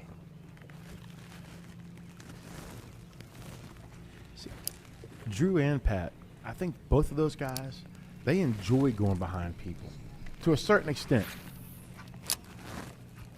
They have that much confidence, and it's proven to work time and time again.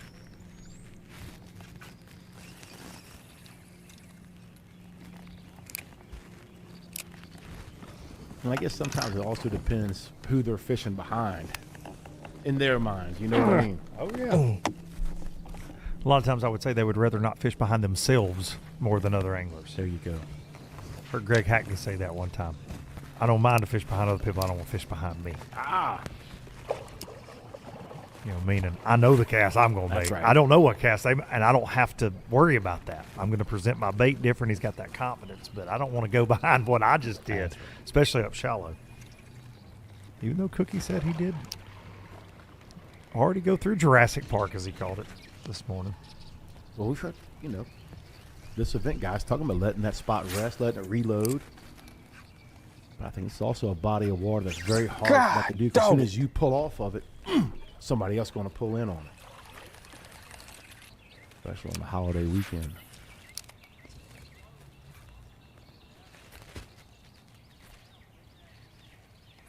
This is the area he talked about seeing. He said the number was 35. Yes. Big bass cruising these docks.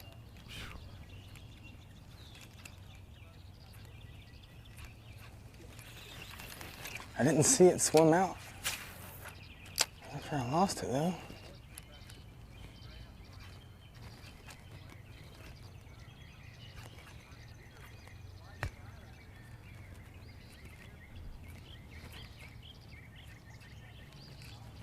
Cook trying to climb those Work Sharp. That Work Sharp Angler of the Year points list. He's been down there in the 50s. This event's certainly going to help him in that. And the folks at Work Sharp want to help you win Andy Morgan's truck. It's fully rigged out Toyota Tundra.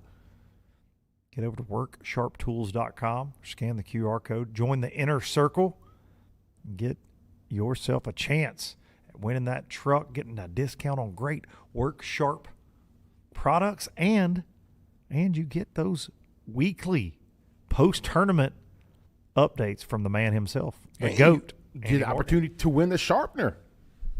$299 valued sharpener.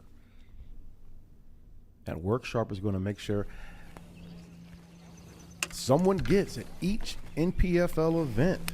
Someone will win that sharpener from Work Sharp if you're in the inner circle. So go join the inner circle. You got a chance to win Andy Morgan's truck and a Work Sharp tool at each NPFL event.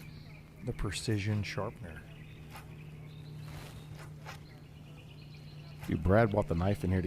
Dude, they got some good stuff. That blade is slick. Yeah, you've They've really got quite a few to choose from. Since he brought that in here, you've really kind of toned it down, and I'm appreciative of that. We're working sharper around here, to say the least. Somebody say we're Tuned you on up. point. Yeah.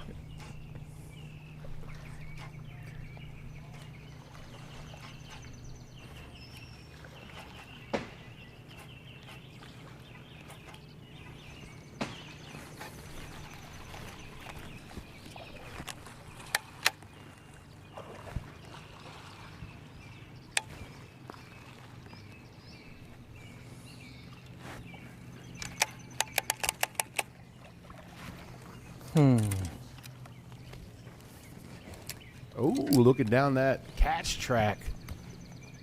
Oh, John Cox.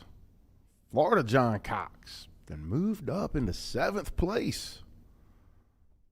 Unofficially. The sun came out. He'll lay eyes on them, too. Oh, yeah, in a heartbeat. And you've heard Cook say how shallow they are. He's been talking about the entire event about how shallow, buddy. You know John Cox all about that life. That's not the one I need to be throwing.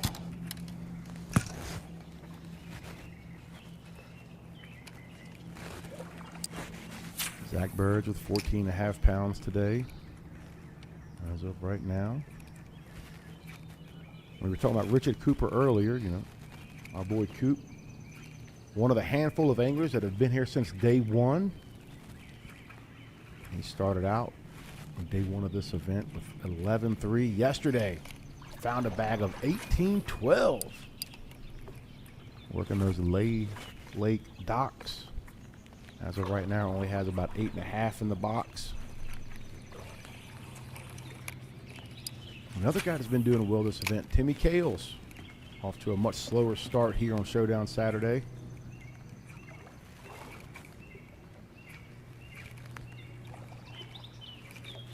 Got in 3 fish, 5 pounds, 6 ounces, setting in 16th currently.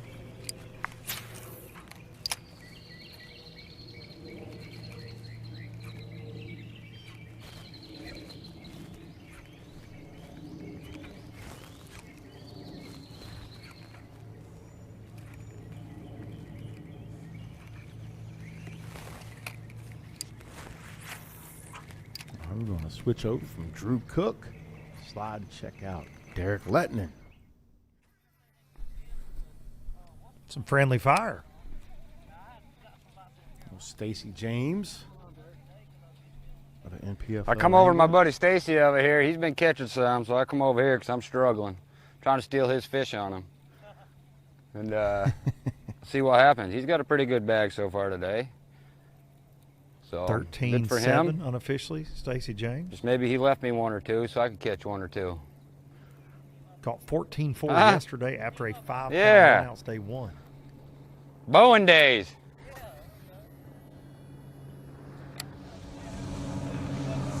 Yeah. Stacy, always good energy, man. Brings a full family to the weigh-ins. Great group. Absolutely.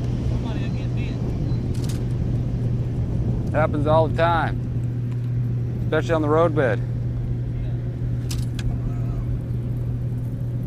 Stacy, also a great angler. Yeah, yeah. Yeah, that's what I've been targeting a lot, is just the edges of the drops, on the sides of the drops of the crankbait. You see him on your 360 ever? Yeah. Do you?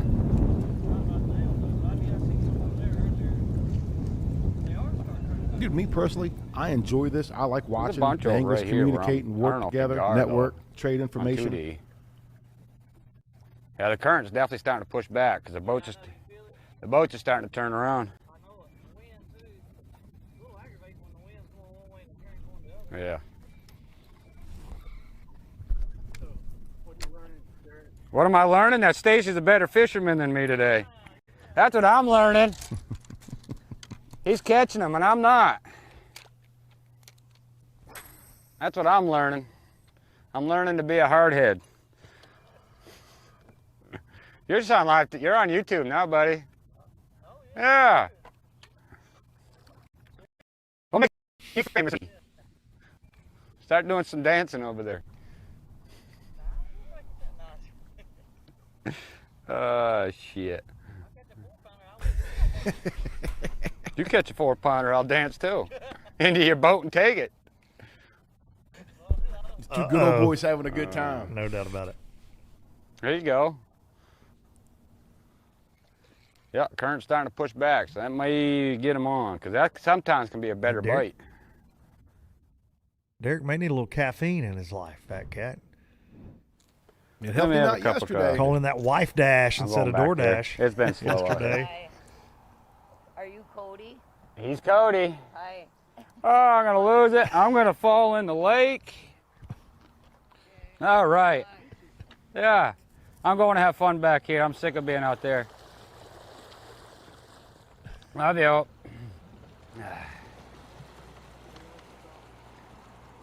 This will get me to catch a fish. I bet you wish you had a cup. You ain't gonna share. And guess what? I'll fish the creek and enjoy my cup of coffee on the way up there.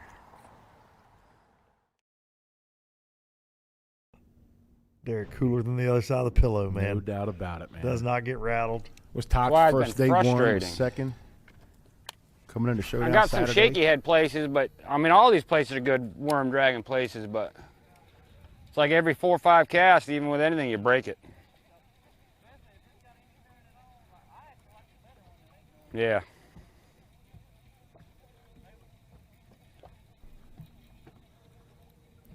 Derek had the best shot at running down Alex Davis. Headed into Showdown Saturday was the closest. So you guys cheat. You got 360. You guys are cheaters. You got 360. Huh?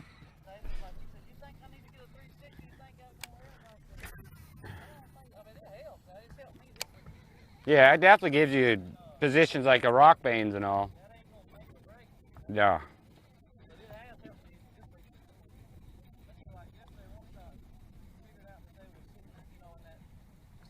Yeah.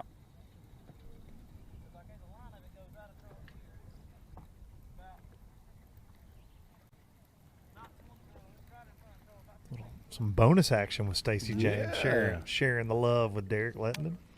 Yeah.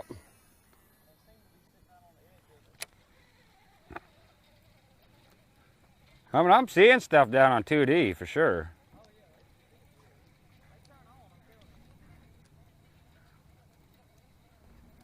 Like the road bed. We're going to jump. Got to sit there all night and catch duo. them. Go check out Patty Walt. I think he has some company where he's at as well.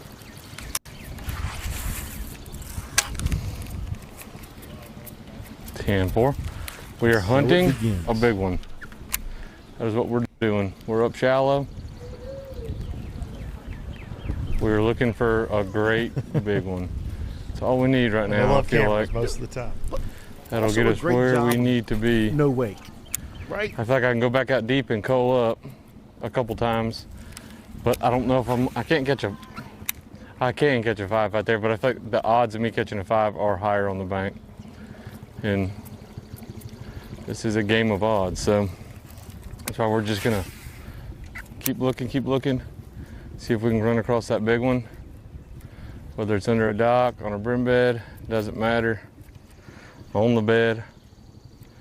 We just need to catch us a nanny. Catch us a bag. Catch us a bag. Should be a bass or two under one of these docks.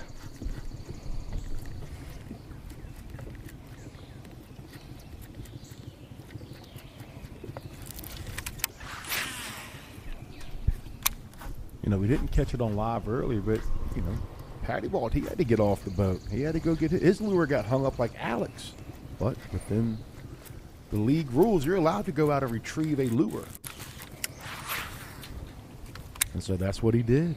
And in doing so, he got his mic pack wet and everything else. It was a costly decision. Yeah. For Fullcom Media. That lure back, though. That'll be all right. Bait. Heck yeah. Not a bad one. That sucker comes screaming out of there.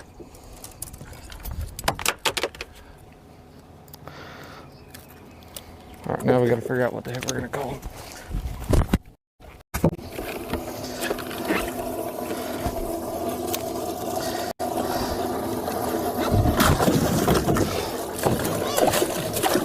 It's like I was already wet. No big deal. Get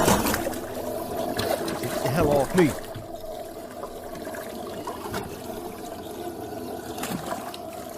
Definitely probably that one. White.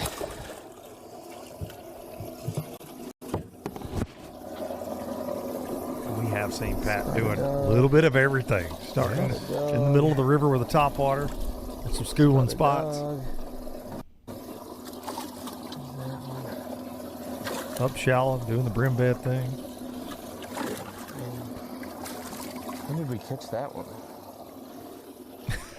Okay. When did we catch that one?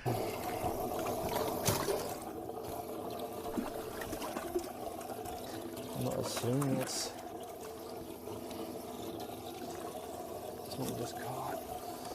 I need to weigh him and double check everything. See, this is when we actually get to see what Patrick's got during live coverage. True story. We have to hang with him on this so we can actually kind of guess what he has. He's sneaky. Got his poker face going all the time.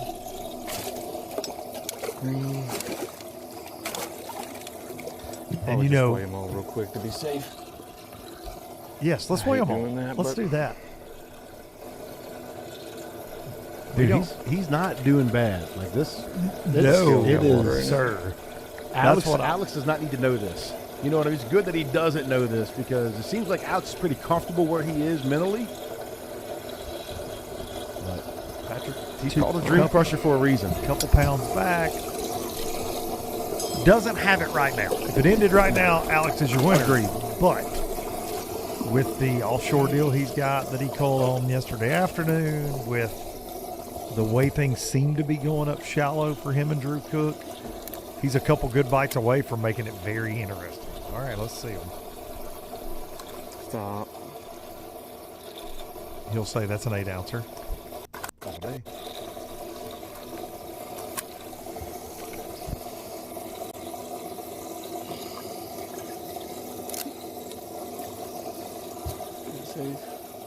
Wow, my scale is going out.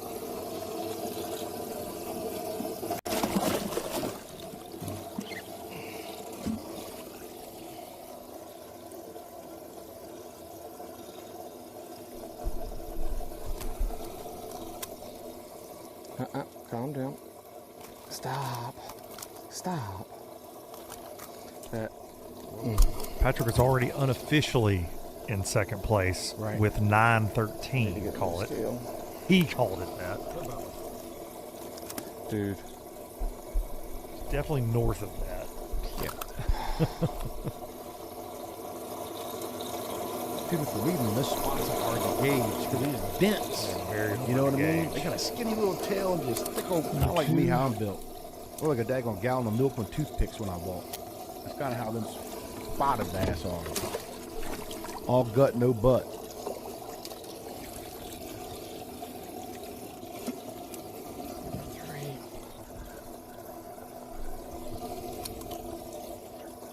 Not a bad one there.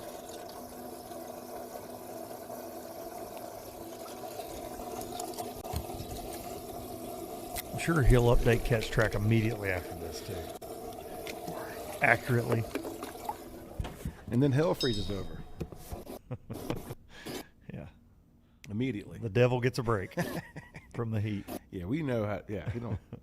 Little jewel box, your leader. This would be so easy if y'all just would sit still for a minute. Patrick Walters trying to chase down Alex Davis. Crush his dreams. Stop. It was that big spot that worked him over this morning, I believe, there. Stop. You know, and over the years of covering this, some of the anglers are like, man, we don't weigh them. We don't do this. We just eyeball them. We've had quite a few, and good anglers go about that way, but we've seen it so many times come down to ounces, like literally 2 ounces. Event 1, it came down to a 5-ounce difference between first and second. I don't think that's right either, but try one more time.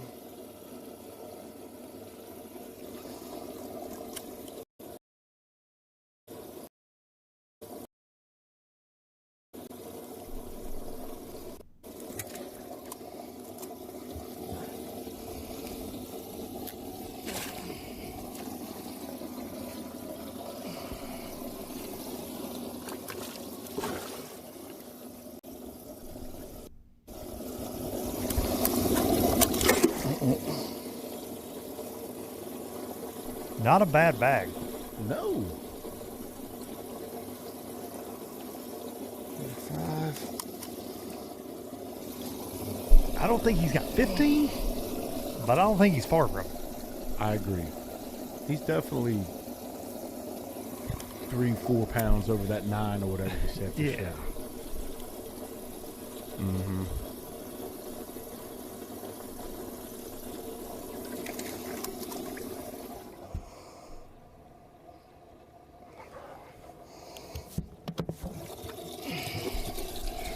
He's cutting it close right now. Cutting it close. And we're cutting close on time. We're winding down, about an hour and a half left, so make sure you guys tuned in. Stay tuned in. We're going to take a break, and we'll be right back.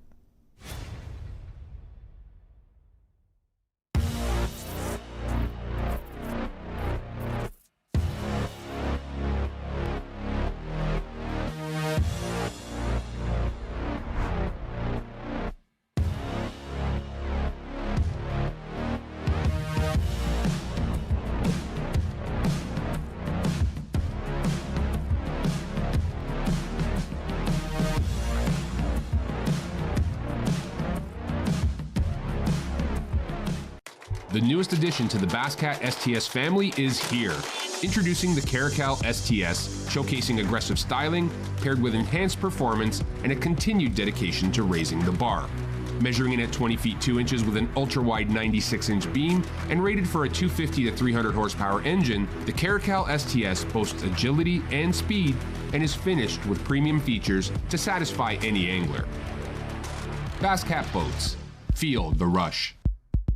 Before there were hashtags, there were handshakes, shared stories. Love you, bud. They gave us confidence to make our first cast, to face our fears, and chase our dreams. They taught us to fish, and in the process, taught us about life. They taught us that success isn't just about reaching the top. It's about lifting others up. Fishing has endured a lot of change over the years. The future isn't just about selling tackle.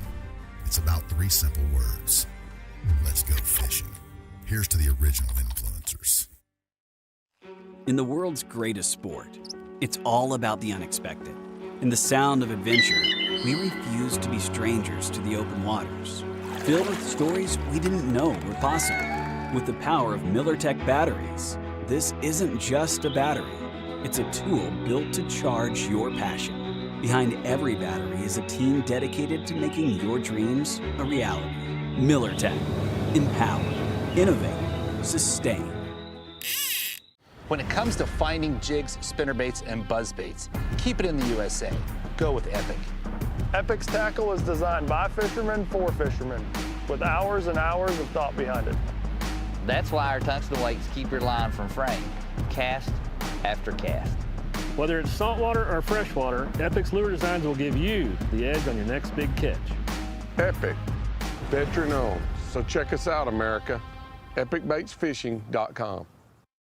Is your trolling motor working for you, or are you working for your motor? Minn Kota Ultrex trolling motors are built to outmaneuver anything, so all you have to focus on is the bass. Steering with unrivaled precision from an ultra-responsive foot pedal, getting you to the fish day after day, and turning any spot into a stronghold season after season.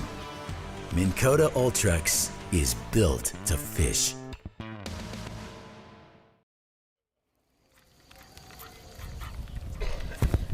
Welcome back to Chilton County, Alabama.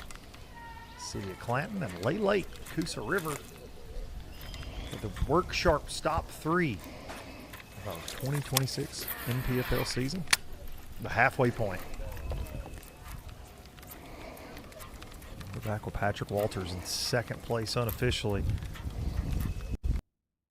Before we went to break, he was sorting it out and just made a call, trying to chase down our leader, Alex Davis.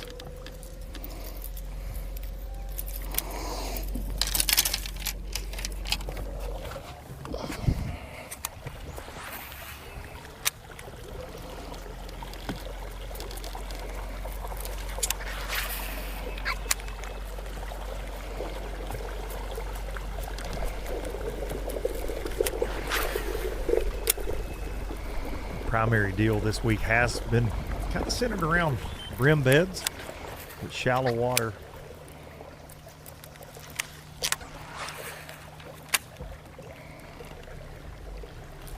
Shallow water deal has been the primary program for most of our top 10 after each day, with the exception of Derek Lehtonen, who's been fishing offshore. Patrick Walters mixing in a little bit offshore in the afternoons. When I tightened up with that fish, he was so far out from under that dock, it was insane. Like I was like popping it and there was nothing there. I was like, okay. It got me nervous though, because like I'm catching bass. That means everybody's catching bass. That means we need 5-pounders. So we're just gonna fish everything. That's why I'm wondering if I should stay here, run back up. But I've caught all my good ones. I can catch a good average. There's a boat right there. I don't know who that is.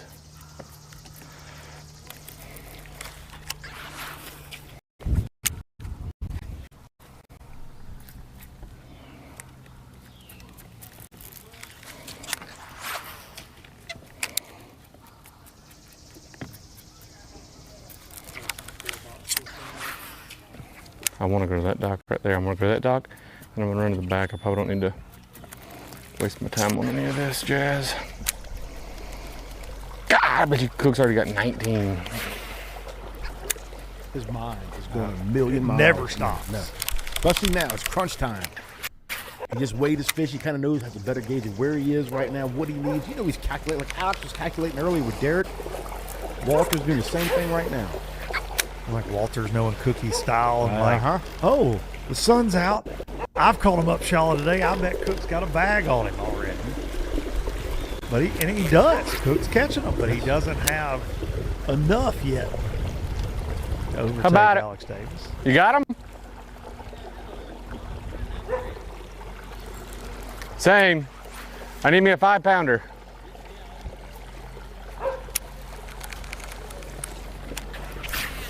You haven't seen one of those, have you? That dog would be on the dock. I want to fish. He's going to bring in 20 plus today. He will stumble across something more than likely. I wouldn't be surprised. It's without a doubt still Alex's tournament to lose. Okay, good. Wow. He's just like he heard me. He just eased off.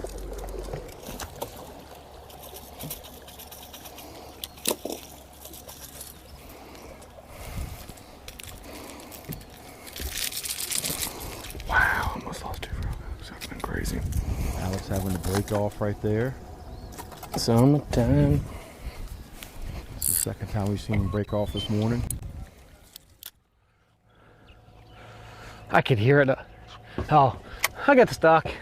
I could hear it dangling underneath there, so I didn't even, that wasn't even a temptable one to try to get loose. So we'll just retie, because I kind of jacked my line up pretty bad by doing that. Didn't really have an option.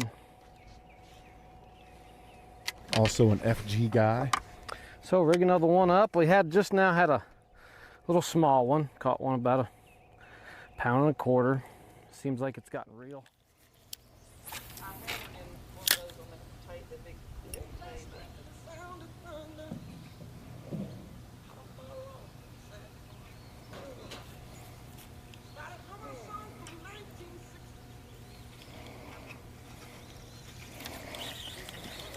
Patrick working on the night moves right there. I hear Seeger in the background. Working on the night moves. Sound like it.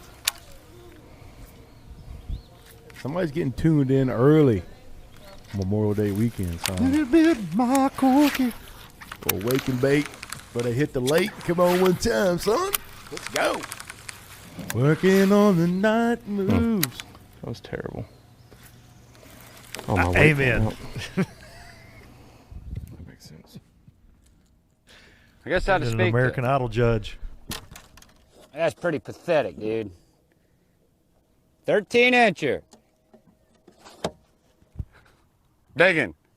Yeah, we put it really close.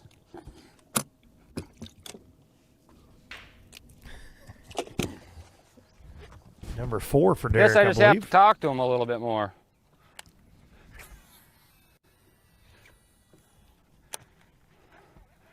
Interesting. Come on. There's another one under the boat right there.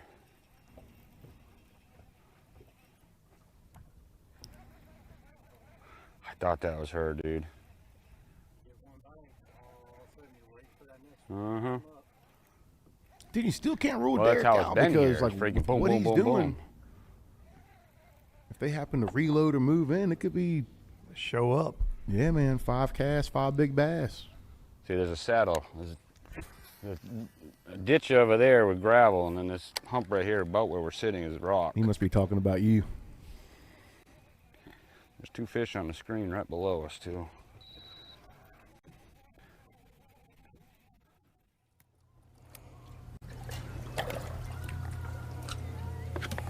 Patty Walt hung up again.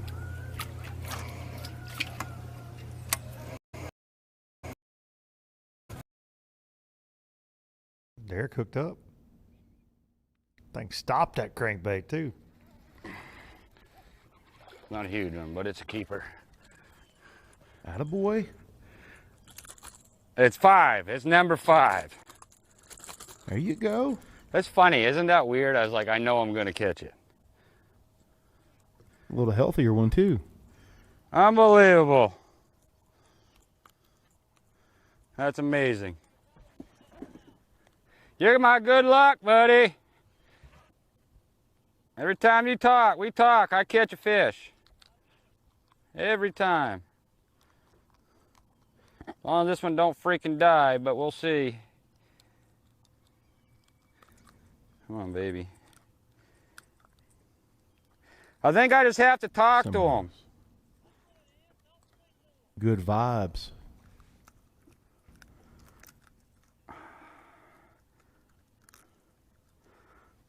Worst freaking place a fish can ever get hooked.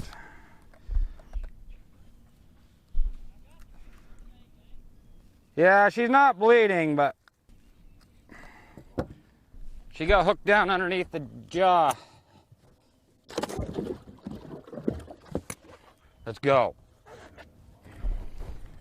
Look at him under the screen. See, this spot right here is the exact same thing. It's got a gravel saddle on the other side of this, and it's got rock comes up on top. Yeah. Yeah, on the other side it's got a real deep hole. Come on. Come on. Come on, baby. Don't get hung up.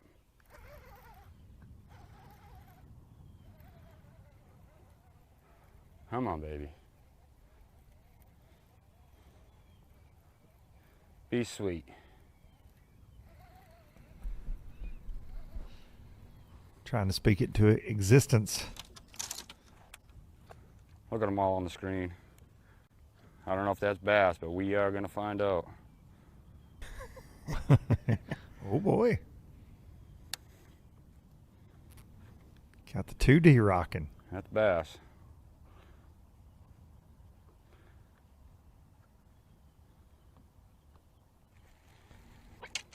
Where's my flutter spoon when I need it?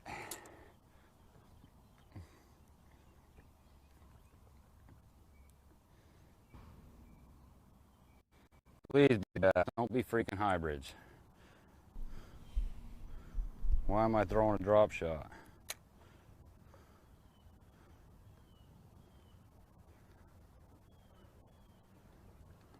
Screw that. He said, screw that.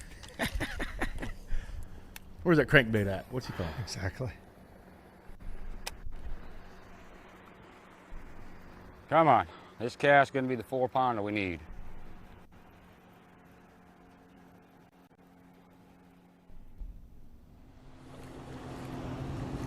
Got some quad box action.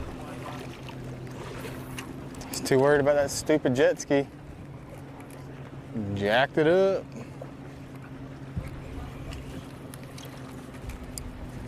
Starting to get ripe out there, fat cat. Yes, sir. A madhouse out here now. No surprise.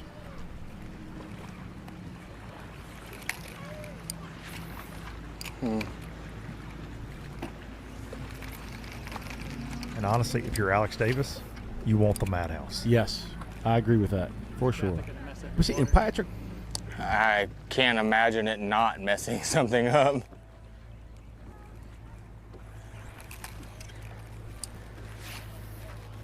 It's certainly going to make it hard to get a bait underneath a dock.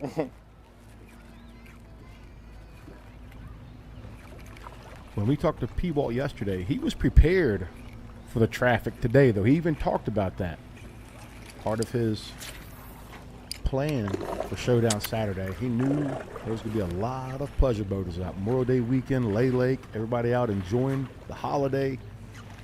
And he was just talking about trying to find a place to get out of the way that had the right fish to make a good payday.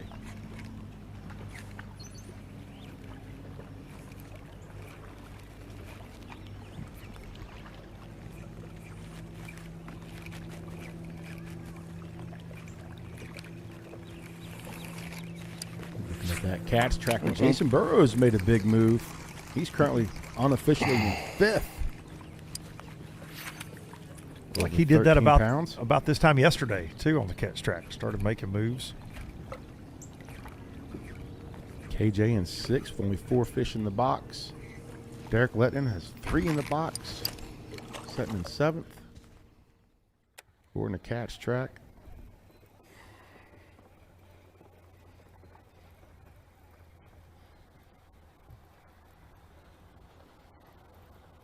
Come on.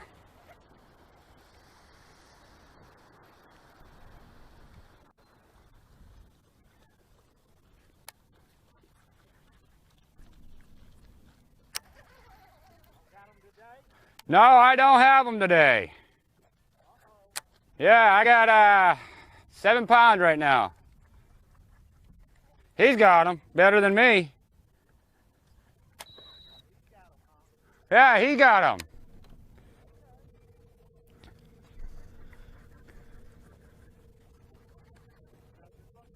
Thanks. I need to get a big bag. They need a bite for me.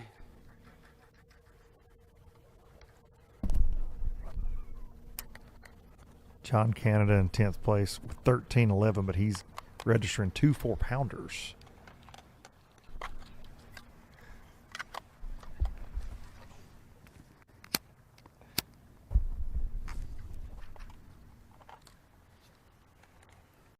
There she goes. I feel like these fish are just kind of wolf packing out around here. That's all they're doing. That's all they're doing is wolf packing. You run into that little group of them, you can get good in a hurry. And I haven't gotten to that group today at all.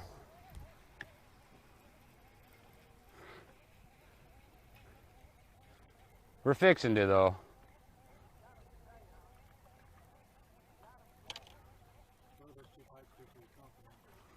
Oh, it shot it through the roof. Because guess what? I got a limit. That's all I cared about. No, go out to the side. That's care about the land. That's all that matters. So he's Keep a my little streak further up alive. that cat's track.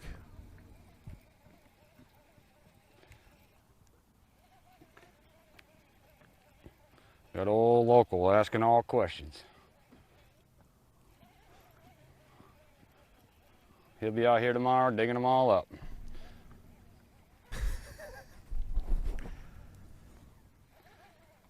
We're getting ready to catch another one, just to let you know.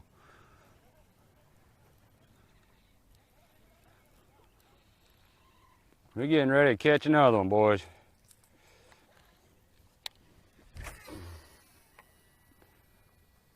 I believe him too. I will say, since I moved over here, I'm seeing a lot more life on that screen. A lot more life. I think so. I don't know if they definitely have moved out of those areas for sure. Or if they haven't, they just quit biting, but the activity level and life over there was nil. But we do got slack water now, so that's going to probably help the cause in a lot of ways.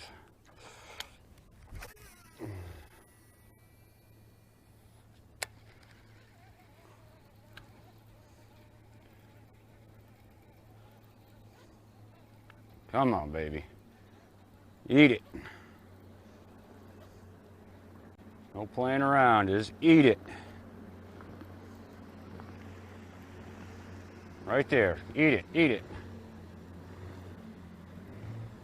Come on. Eat it. It is fun watching the mechanics too, because you'll see him pause it for a split, half a second. He'll do a little pause. Hit one of those rocks. That's right. Make that bait deflect and hang on tight, hoping it gets locked up.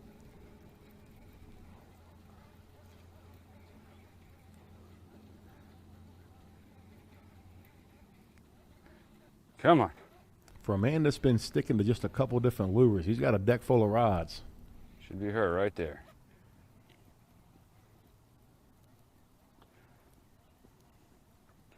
Come on. Let's try this way one or twice.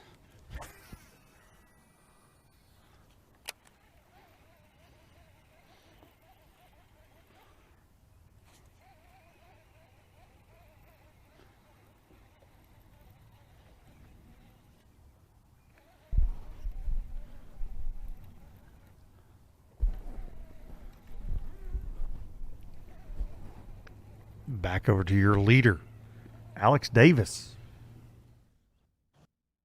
Trying to go wire to wire here on the Coosa.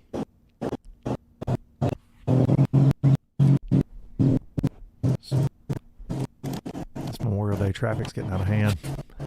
They're running a smoke screen now. We go to Cook.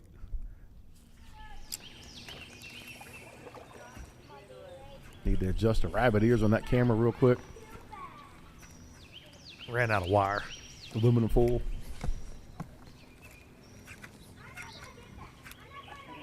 Came unplugged from the modem.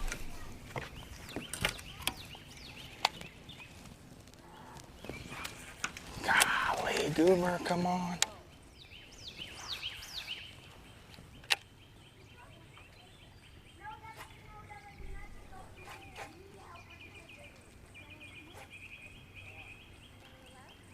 It was a nice one. She came up on it.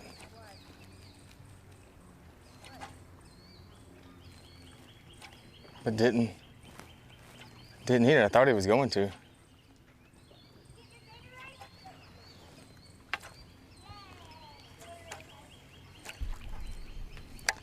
Huh. It was odd.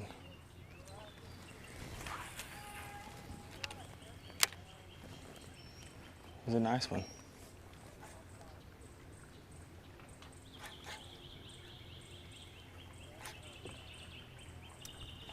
Looking at that cat's track, it's starting to be a little bit of little shaking and baking going on. Looking at it right now, Wesley Gore. Come Split up into third unofficially. 13-13 in the box for Showdown Saturday.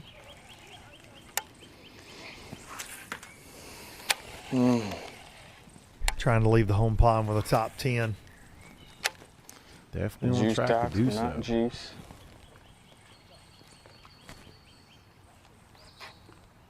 Man, it's going to be really dangerous at Logan Martin as well next month.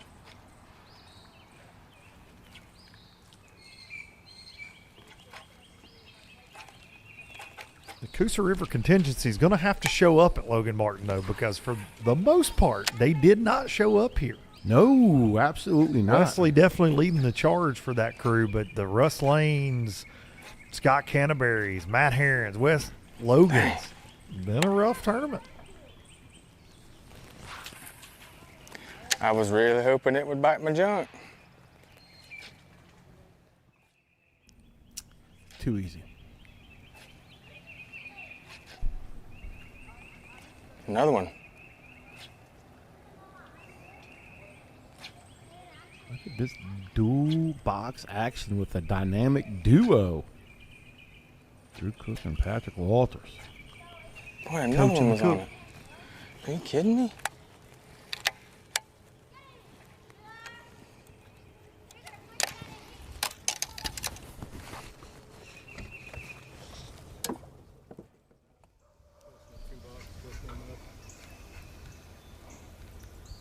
I just seen a big one.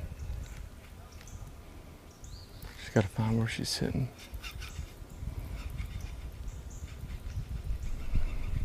Large mouth are being kind of weird at a second. Don't come back, clouds. No. She's right there. Little wacky worm up there for a second.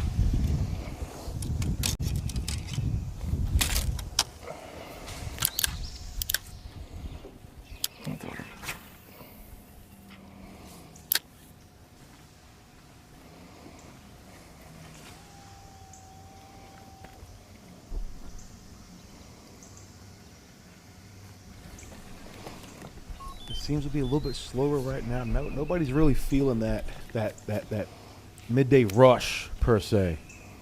It's crazy. I mean, a good largemouth I've seen today like roll and not sit in the same spot or catch them yet.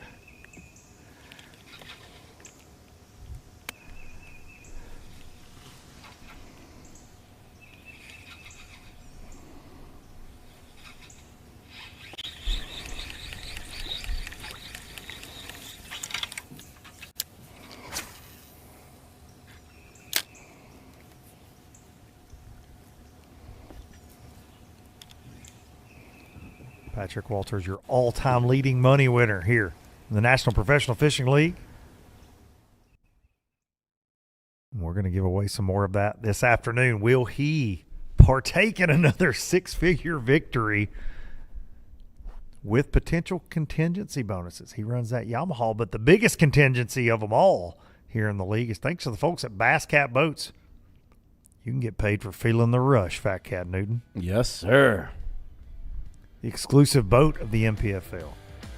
The NPFL is going to pay $7,500 to the highest finishing Bass Cat boat owner. And if you happen to win, like Zach Burge did at event number 1, and you're driving one of those Bass Cats around, you get an extra $20,000 just for feeling the rush and driving that beautiful Bass Cat. And Burge won the first event at the Harris Chain, and then he said, oh, you know what? I'll lock down that highest finisher at Millwood as well.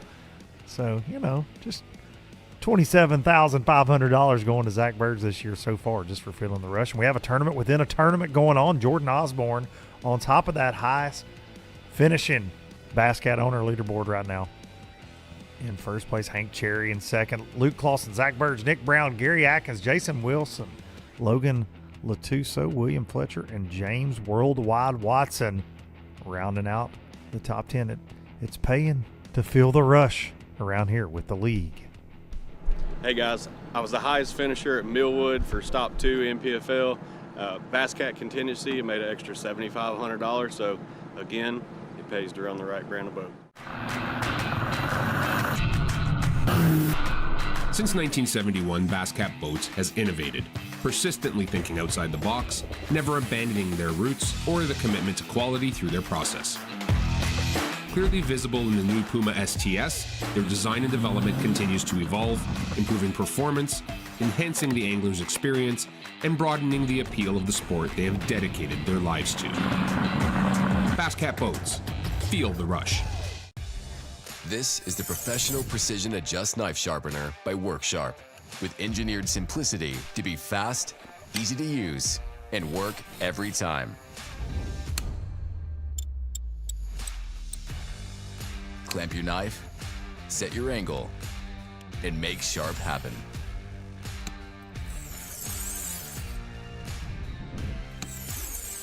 Sharpen EDCs, pen knives, kitchen knives, and serrated blades. Sharpen every knife you own. The digital angle indicator gives you precise and repeatable results.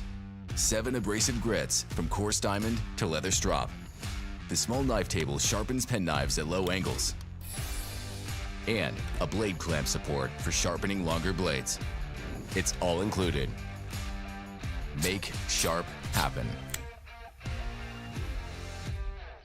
In tournament angling, every moment counts. Introducing MillerTech's game-changing lithium batteries. Lightweight, powerful, your edge to dominate. When every second matters, choose MillerTech. Empower, innovate, sustain. There's more to explore. Humminbird Explorer fish finders make breaking down the water effortless with an intuitive interface and best-in-class clarity. Zero in on the best place for a bite with more precision, more included maps, and more underwater detail. Then, keep your eyes on the prize. With the bright, easy-to-read display, you can view in any fishing condition. Because when you see clearly and fish smarter, you get more out of every moment. Explore fish finders. Only from Humminbird.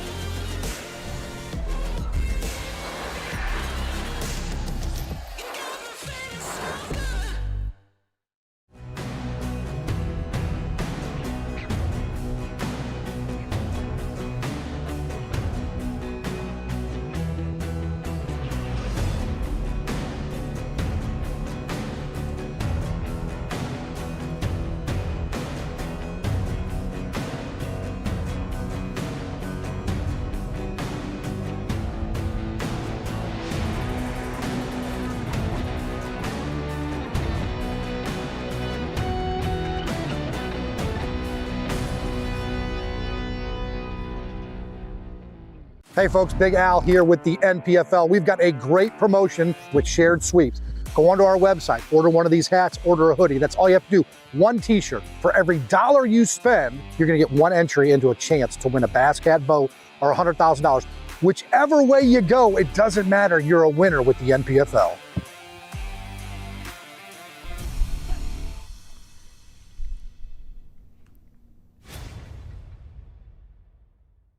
Welcome back to Clanton, Alabama, Chilton County.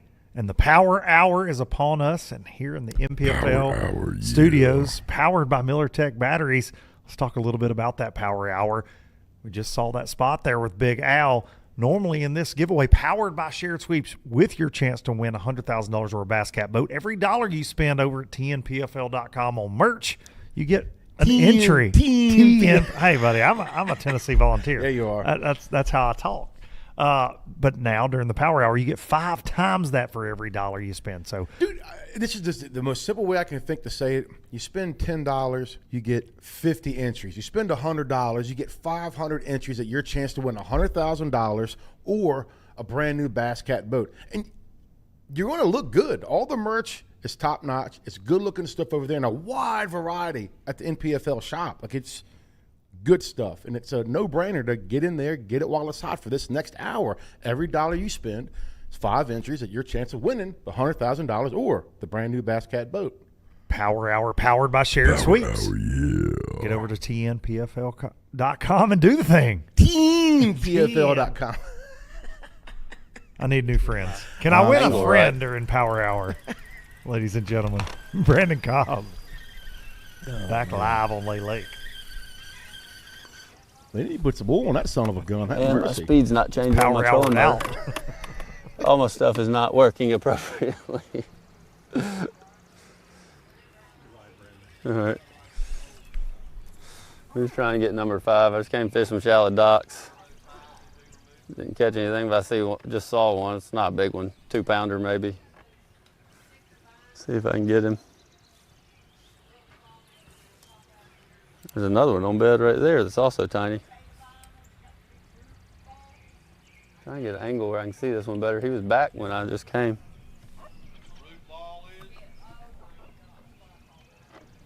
Where'd you go? He might have been bigger than 2. He might have been like 2.5. Whoa, watch him toe. You see what happened last time I played? It's like a good Memorial Day weekend time being had over his shoulder. It does. He was back when I just came back up here, so I know he's on bed or something. Fry garter on bed.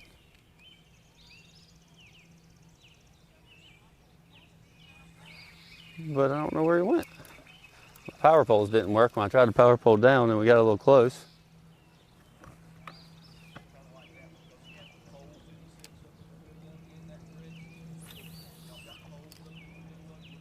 Like those folks there got the pool right on the water.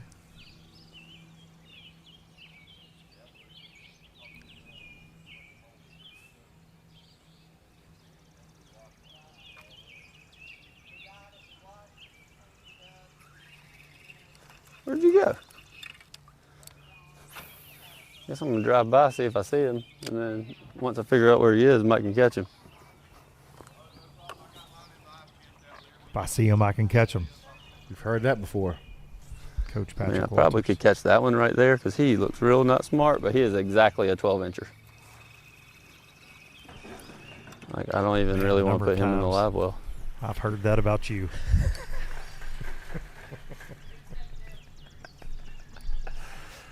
This one was okay. I can't even argue with that. Walked in a gas station last night. Man, that boy there looks real not smart. I'm like, hey, that's my friend, Fat Cat Newton. Story of my life. I get my power pole switch and put it in my pocket since those buttons aren't working. We talk about high percentage and this and that, and this clock is running. I know this thing's on bed because he came right back.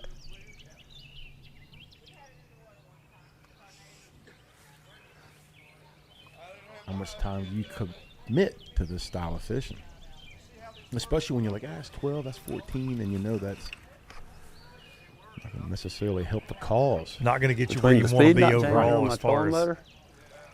And my power pole button's not working, we got all kinds of problems. Oh boy. I think my pedal might be acting up. Catch this little guy real quick. I think he's a keeper. He'll bite first or second cast. The not smart bass. I like it. That's what I need to come across every day on the water. That cat. He is not so smart tiny bass. though. I don't even know if he's a keeper. I'm just waiting for that one to come back.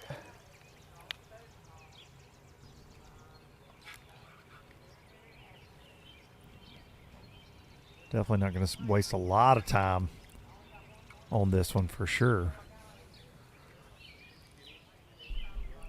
But you do have to make that decision. Do I want to catch a limit? I don't think he ever came back though.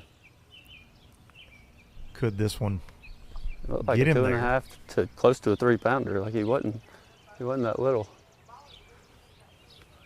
Guess I'm gonna troll by, see if I see him.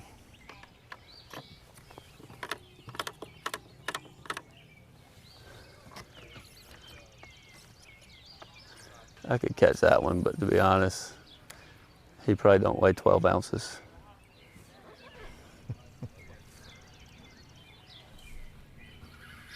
Cobb's still sitting with 4.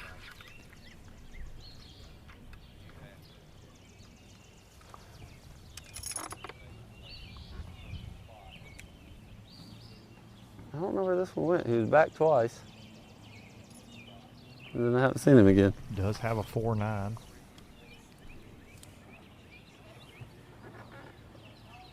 I don't know.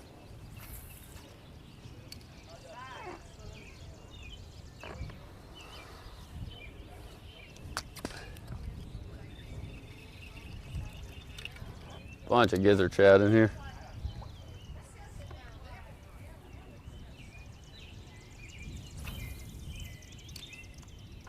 Yep, Fat Cat, something all week that has amazed me is you look at that water clarity, at least from our angle, it doesn't look like you could see a bass at all. It just kind of has this weird hue to it. It does. Down here, but it's clearer than it looks when you're standing on the front deck of the boat there, but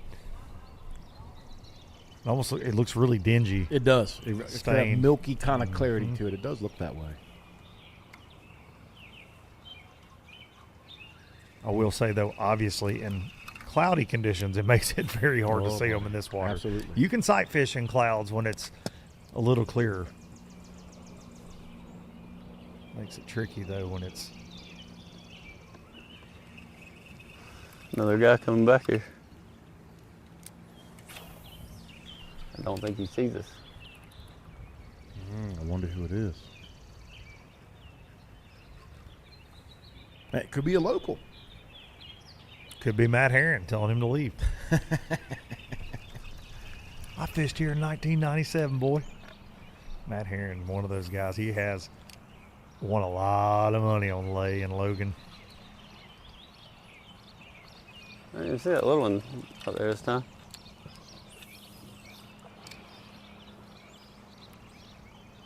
See, when he turned around, the not so smart one left. Fat Cat, so there you go. Jokes on Cobb. Who in the world is coming all the way back with us in here? I don't think it is. No, I think it's Cook.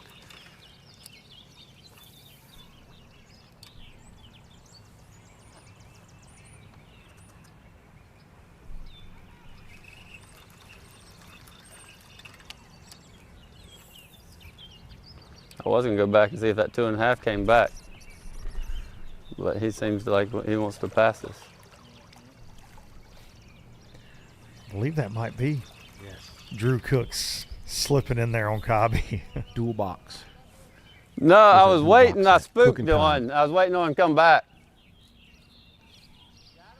No, I got 9.5 pounds. What you got? Yep. Bad thing is, I got a 4.5. Yeah, I got 3 1-pounders and a 4.5. The little short one? No. Yeah, I spooked that one back there, and then he didn't. I was waiting on him to come back. While they're talking shop, go look at a replay. Cobb doing work earlier. Yeah, Cobb's day started with a bang. First cast. It's a big one, too. Get in the boat. They eat a buzzbait. That's kind of a way to start it. First cast. Man, it makes me feel like I need to turn around and go back down through there with a different bait. That's that good one he just told Cook about. 9 pounds and half of it is that fish right there. First cast of the morning. He's little, but I believe he's a keeper.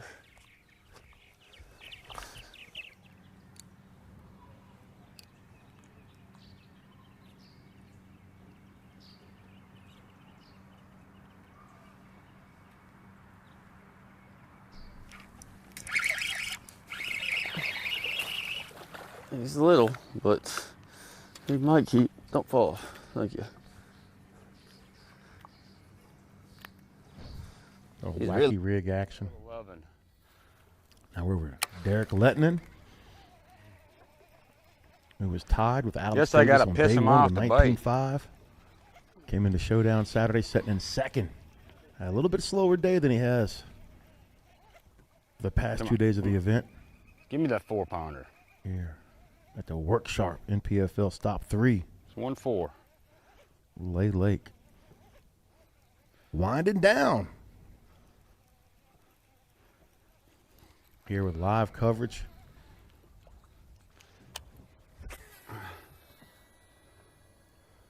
We've seen Derek do a little bebopping and flip-flopping today, This is the moving cast around, right doing here. some different stuff. You're ready. Trying to put it together.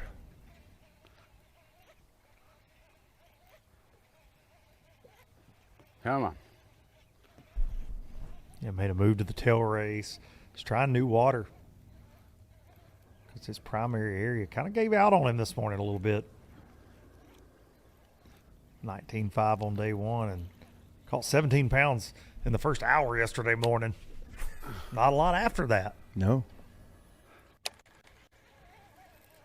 He made one upgrade after that first hour, but really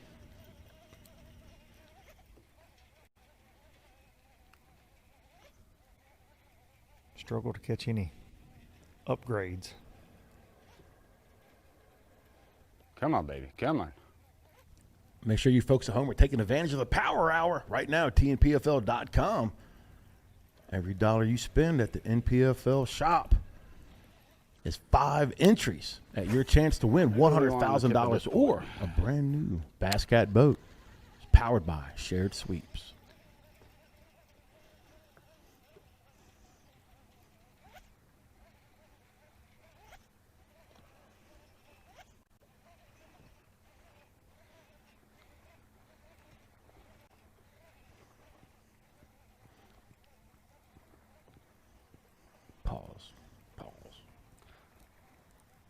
There's obviously a few fish right here, but they're not the quality I need. But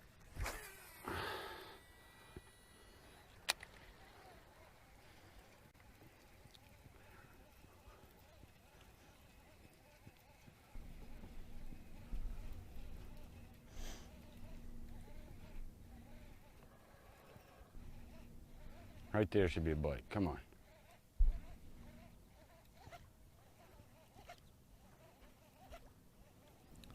Derek a little over a pound behind our leader, Alex Davis, coming into Showdown Saturday.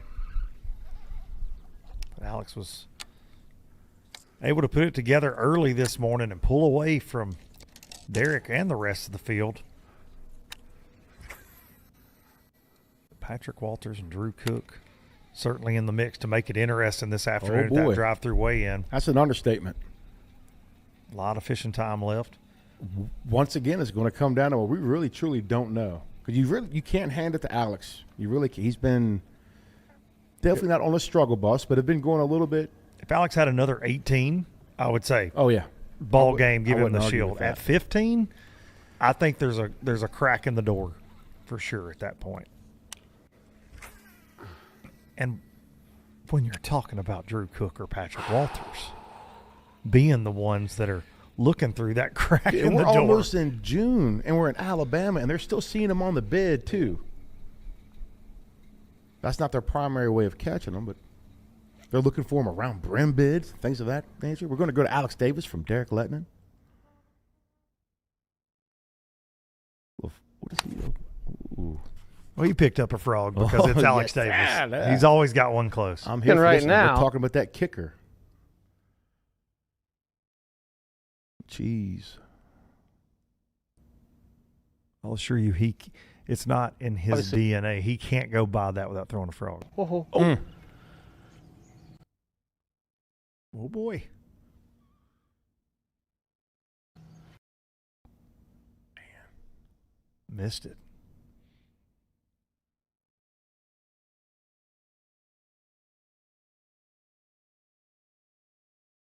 And that is such a tense way to fish, because the whole time you're puckered up, you're ready to just kadoosh.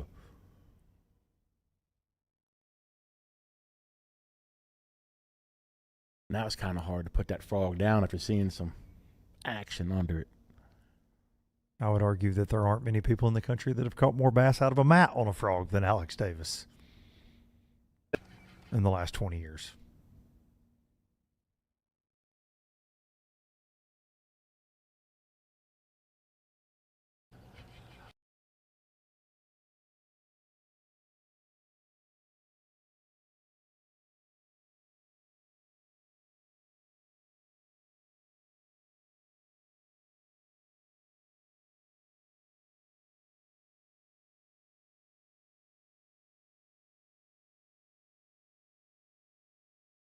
Alex mixing it up some, away from that primary pattern that got him here.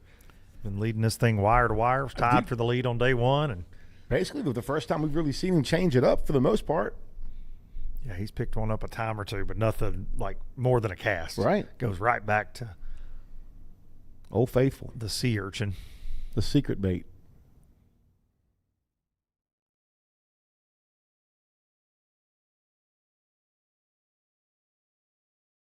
Let's check back in with the man trying to run down Alex here on Showdown Saturday and crush his dreams. Patrick Walters.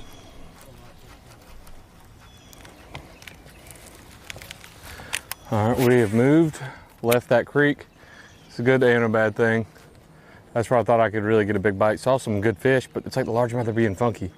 We're gonna check probably one or two more pockets, give them benefit of the doubt, and then we are going to go back offshore. Go run some timber, go run some brush, something just different. They should be popping off. But we got 3 spots and 2 largemouth, which is somewhat surprising to me. But I guess the spots hadn't bit in a couple days. They've been ready to chew. So we're gonna check 1 or 2 more little areas, just try to swing for the fence, see if we can find some wolf packers or a couple fish on a brim bed, or if he's sitting under a old shady dock looking for old lazy largemouth, old biggin.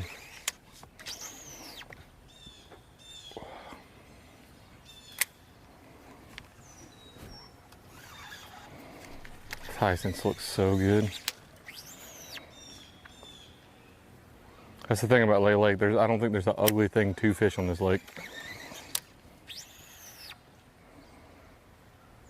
Took the words right out of my mouth. I was about to say so. You can do everything. So you can much scope, vegetation. Fish brush, fish shallow. It literally does have it all.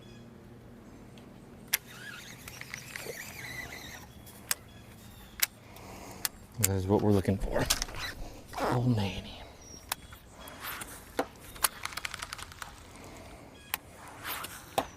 You're a shallow water fisherman. Dang, tripled up. This place can drive you crazy because there's so much good looking cover.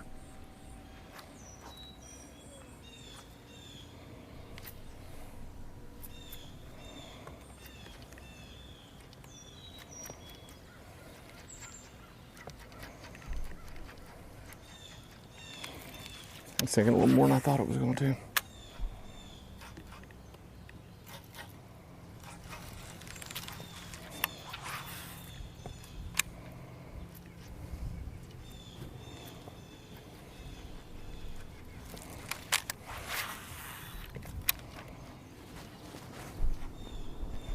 The weigh-in will kick off this afternoon at Clanton City Park, 3 p.m. We're due for a big one. That's what we need, that old 6-pounder. Or 5. Right here, TNPFL.com.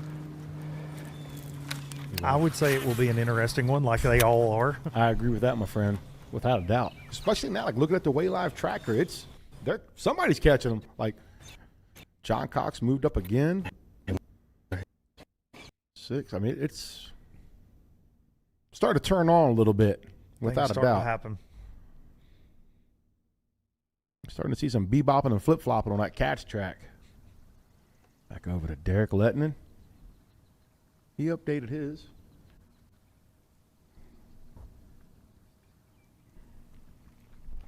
He's currently setting in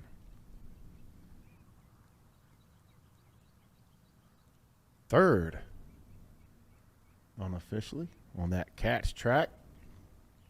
Sitting in third with 44.15.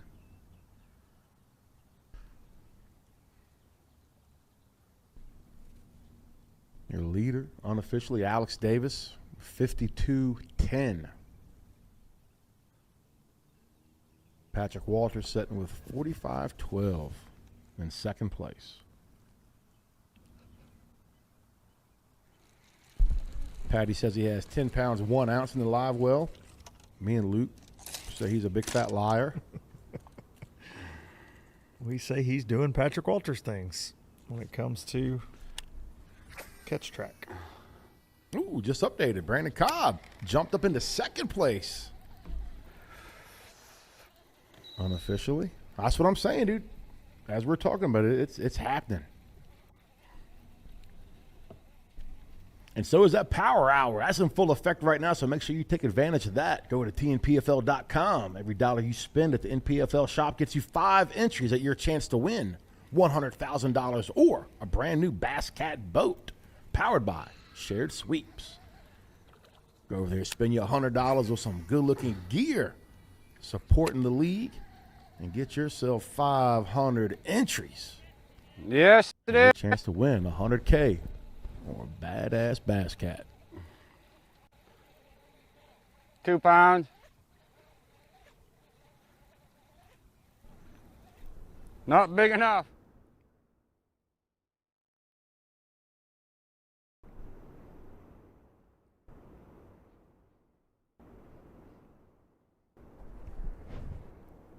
Derek, talking about Cobb making moves. Let's take a look at that move he just made. Bigger made. Female though, and a little bitty buck.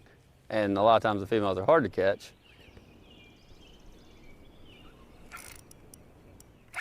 Look at that one. In the boat.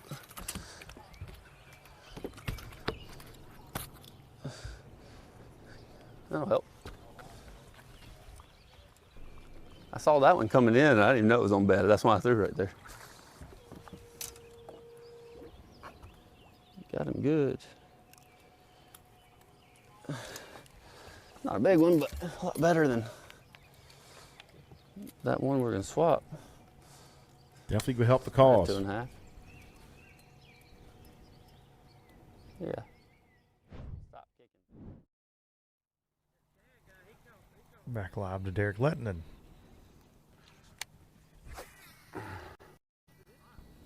Yeah.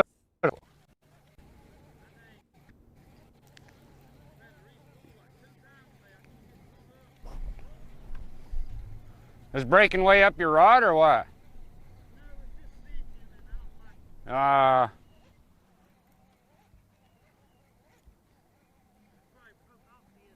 Mm-hmm.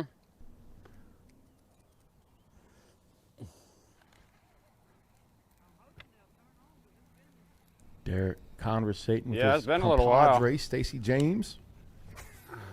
Stacy called him over to let him, hey man, some over here, man. You want to crank on these?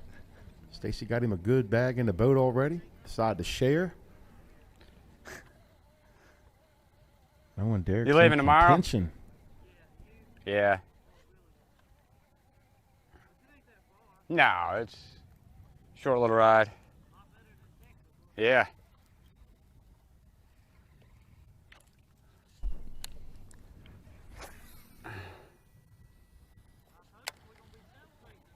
I was hoping we were too. Still can if I get on the right fish.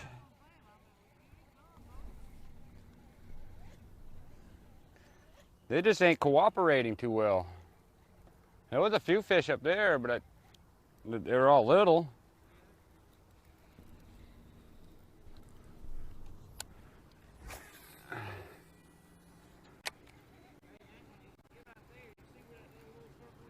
Yeah.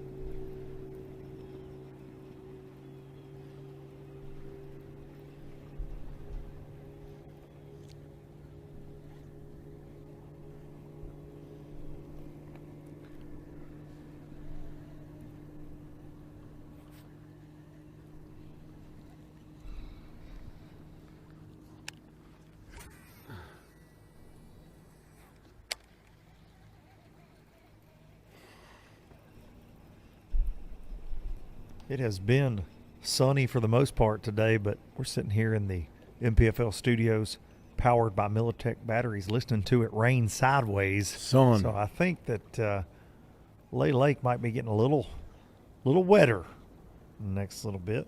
Clouds starting to build again around there. We are not far from the lake where we're at, and it's coming down out giving there, us a old dose boy. outside. I don't know how you can't hear it through the microphones. It sounds like a gully washer. But I don't think that sunshine will stick around a lot longer.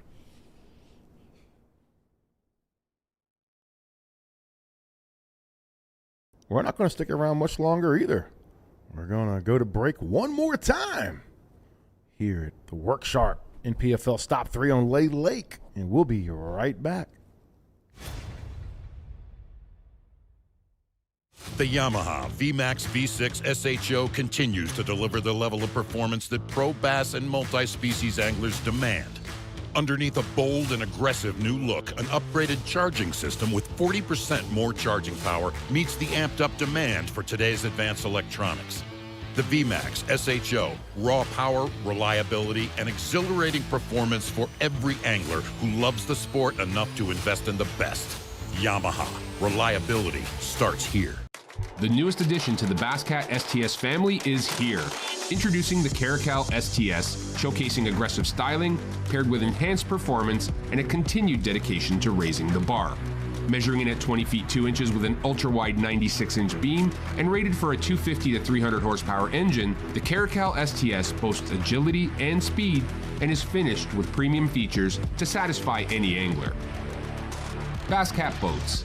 Feel the rush. Is your trolling motor working for you, or are you working for your motor? Minn Kota Ultrex trolling motors are built to outmaneuver anything, so all you have to focus on is the bass. Steering with unrivaled precision from an ultra-responsive foot pedal, getting you to the fish day after day, and turning any spot into a stronghold season after season. Minn Kota Ultrex is built to fish. On the water, nothing stays the same. Conditions shift, pressure builds. The anglers who rise are the ones who adjust. Every cast, every decision. Strike King has lived that truth from the start. From our first spinnerbaits to the baits shaping what's next. New water, new technology, new challenges. So we build what anglers need to stay a cast ahead. Strike King, tie one on. In the world's greatest sport, it's all about the unexpected. In the sound of adventure, we refuse to be strangers to the open waters, filled with stories we didn't know were possible. With the power of MillerTech batteries, this isn't just a battery. It's a tool built to charge your passion. Behind every battery is a team dedicated to making your dreams a reality. MillerTech. Empower. Innovate. Sustain. When it comes to finding jigs, spinnerbaits, and buzzbaits, keep it in the USA. Go with Epic.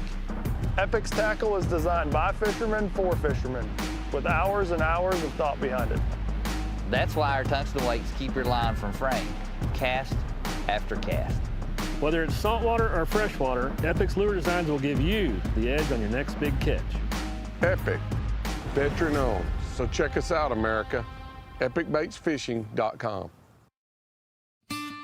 Stop 3 of the 2026 NPFL season is brought to you by Work Sharp. Make sharp happen.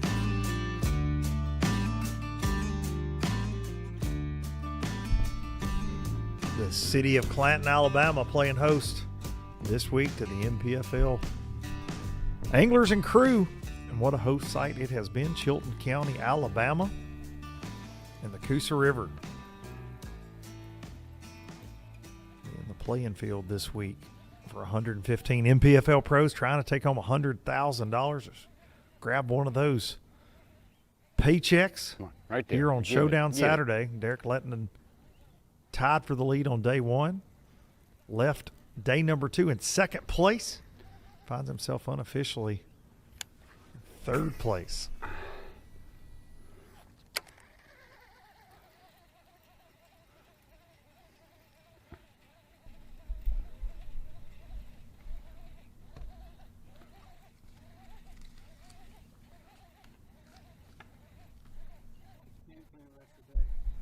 Catch 5 big ones. Get rid of all these little ones. That's the plan. Hopefully it happens. I might go largemouth fishing before long. We'll see.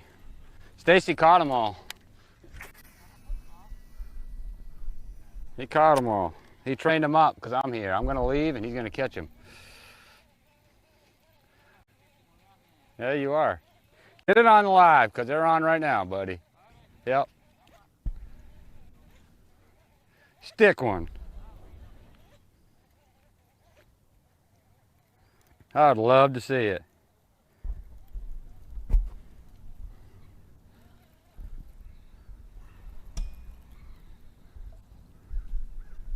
We got 20 more minutes of this live stuff. No. He'll chill out all day. 20 more minutes of my ugly face on live. Yeah. That's why I come over here, so they can look at something more pretty than me.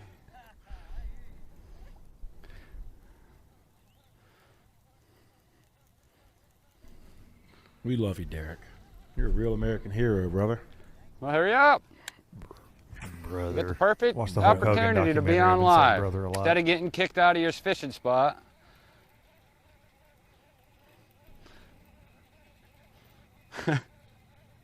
Instead of you getting kicked out of your fishing spot, we're over here chit-chatting.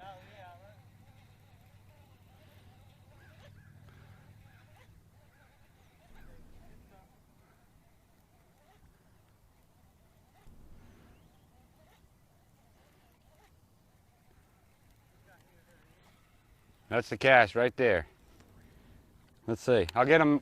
What I'll do is I'll get them worked up with the crankbait, and then they'll eat your shaky head. Hopefully I don't hang you. I'm gonna try my hardest not to. But I've had that happen before. I'd be throwing a spoon or a crankbait, and the guy dragging a worm catches him. Is that me? I didn't mean to do that to you, but I did. No, you don't. I just broke my lot cranky up. Yeah. Yeah, I must have come across the line. You cut it on your line. Watch it float up. You may have one. Do you have one?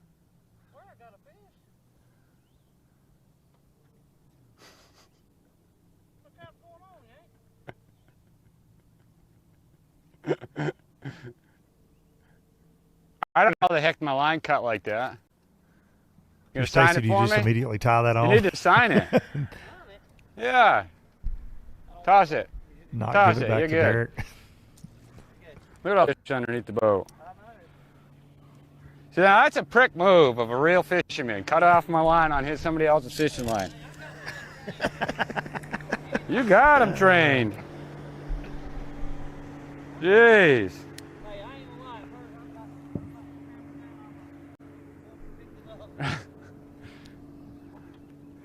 I imagine he thought that. I don't know why my line cut like that though.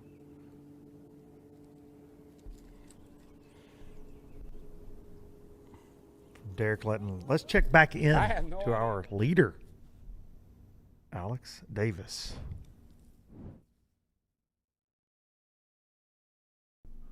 Right on cue. This was just a few moments ago. We've lost audio with Alex. Could be due to that Mountain Dew spill a little earlier. It looks like this will be an upgrade for Alex Davis. Definitely going to help your the leader. cause. What's he saying right there, Fat Cat? Fat Cat's awesome. Luke is stupid. This is dedicated to Fat Cat. Love you, Fat Cat. Thanks for teaching me how to fish, bro. Shout out, man. Shout out, Fat Cat. No problem, Fat Cat Alex. told me to follow my dreams years ago. That's it, man. Now I'm doing that. Definitely going to be an upgrade for him. An upgrade to the mindset, right? Like he needs. For sure. Hasn't had a solid bite in a while. And broke off twice this morning that we've seen. So that's definitely going to help the nerves a little bit. And it's going to make that gap a little wider. That it is.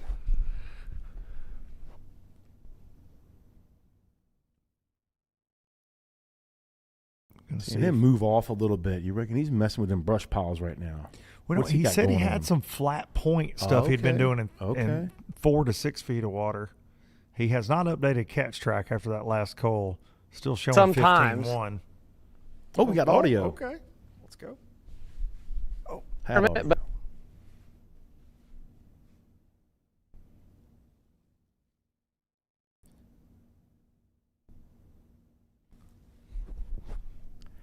let's check back in with Drew Cook. Let's go to Drew Cook. What's he up to? Go make a move, huh? He's going to silently make a move. Let's take a look at that unofficial leaderboard. That's what we ought to do because clock is winding down. It's a lot going on. Got the power hour going on. That's right. Take a look at how things are shaking out unofficially, of course, and everything will become very official this afternoon at Clanton City Park. Alex Davis is on top of this thing. Brandon Cobb kind of making a climb this afternoon. Catching a limit, calling up. He's got unofficially 11 pounds, 13 ounces. And you got Patrick Walters in third, Derek Lettman, Wesley Gore right now on the catch track leaderboard at TNPFL.com. Lots of folks making moves. John Cox, KJ Queen, Ryan Satterfield. Top 10, I think, will look a lot different today after that drive-through weigh-in. With Big Al McCullough now back to the Dream Crusher. Patrick Walters trying to knock down yet another NPFL win. Looking pretty tense. Looking pretty tense right there. As the clock winds down. Puckered up.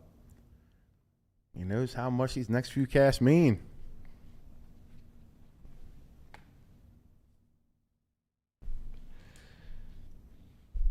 It's in a tight spot. Trying to wedge his way into a victory here at Lay Lake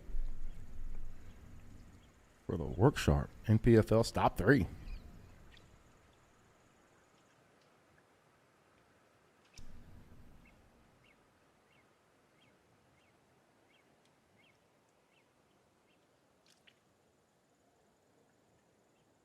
Still haven't seen him venture offshore yet. No. Back out there. Here we go.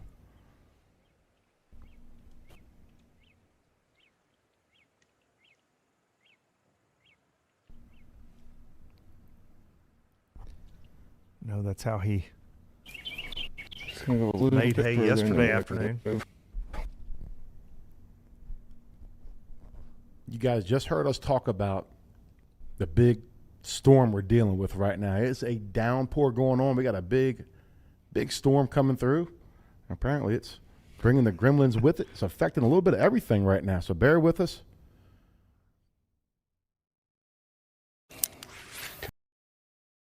We just ran out of minutes. That's what it was. Somebody called Cricket. T-Mobile. But don't forget to take advantage of that power out happening right now, and that's winding down. You got 16 minutes left to go to TNPFL.com and shop for some awesome NPFL gear. Every dollar you spend gives you 5 entries and your chance to win $100,000 or a Bass Cat boat powered by Shared Sweeps.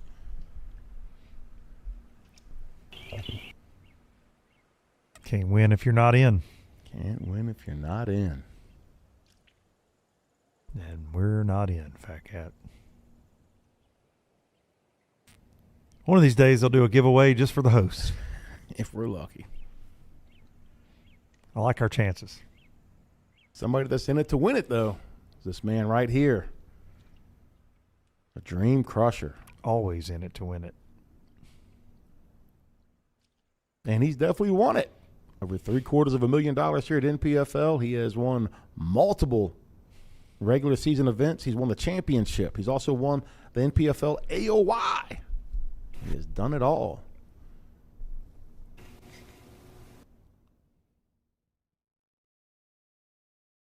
Think about the diversity in all the fisheries that he's won across as well. Oh, wow. Good point. Spotted bass, Lanier. Shallow water, deep water, clear water, Watts dirty Bar, water. Santee Cooper, which is his home lake. The Smith Lake, under adverse conditions in the championship. To remind the folks at home, he went overboard earlier to retrieve a lure, soaking wet, ruined the daggone mic pack. We had to send him a bill. That's why we're having audio issues. Definitely give him a bill.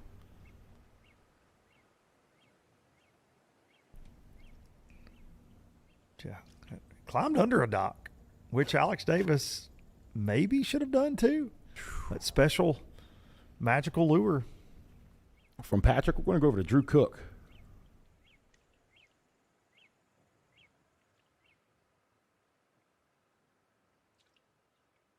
Can we blame Patrick Walters for no audio for everybody? Absolutely. You were really leaning on that when we were covering Pat, but now. Yeah, I don't know what to blame it on now.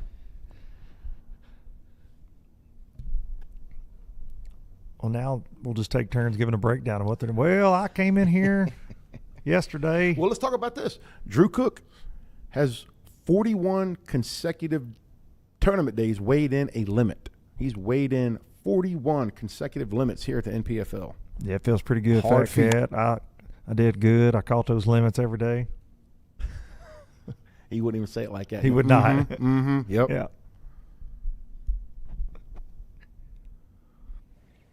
Drew Cook got a win with us last year, Messina, New York. Where we return this year. A stop on the schedule again, 2026. Looking forward to that one. It's going to be a little different, though, this time. A little different. Not allowed to go to Lake Ontario like so many of the anglers did. They're going to keep them in the river. They're out of Messina. Will still be an awesome event. Tons of big smallmouth weighed in and caught by everybody but you and I. I'm starting to get tired of that deal, Fat Cat. We don't get to catch them. We don't get to win anything.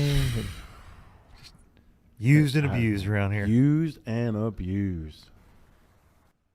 We only get foot rubs on the first day, not the second day anymore. Nobody's in here hand feeding us food while You we're always talking. thought, before you were in studio, you thought that's how the studio was. Dude, David Dudley was definitely rubbing your feet in season 1 before I got in here beside you. Shout out Dudley. He probably tried, I ain't gonna lie. Keep your hands to yourself, Dudley.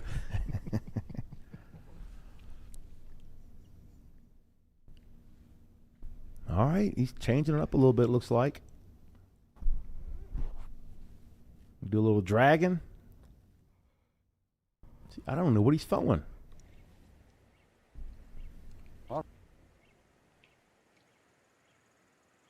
He's winding something Yeah, again. he's definitely winding. Definitely But made a move. he's creeping it. It ain't a plug. A little crawl or something, you reckon?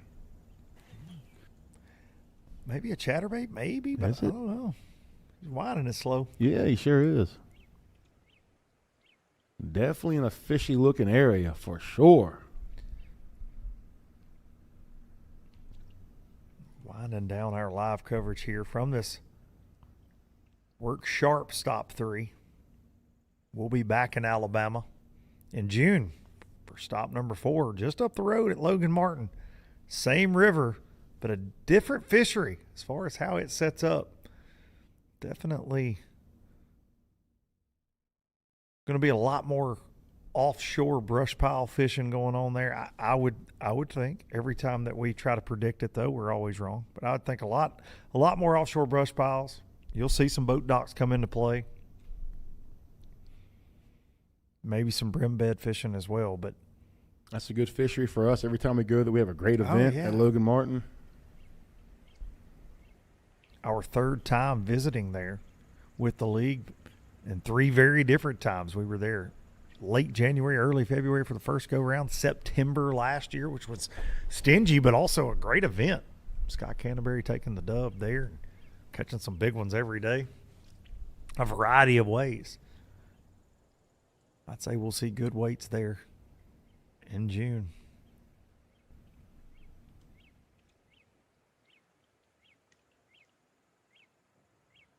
It's going to be a very interesting weigh-in today. A very interesting way, because like we said earlier, man, looking at that catch track, that leaderboard is getting active right now.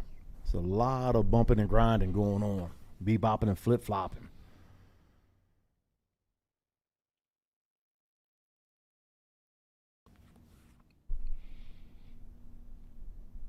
over to Alex Davis.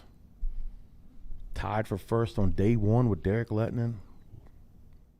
Led day two and been maintaining that lead here on Showdown Saturday of the Work Sharp NPFL. Stop 3 on Lay Lake. For the most part, for 3 days, everything has gone his way. It has. And he's done a very good job of sticking to his guns. We've only seen him change it up a little bit, just a few different times. Saw him toss the frog around a little bit earlier around that cheese. Had to blow up. Didn't see anything climb on.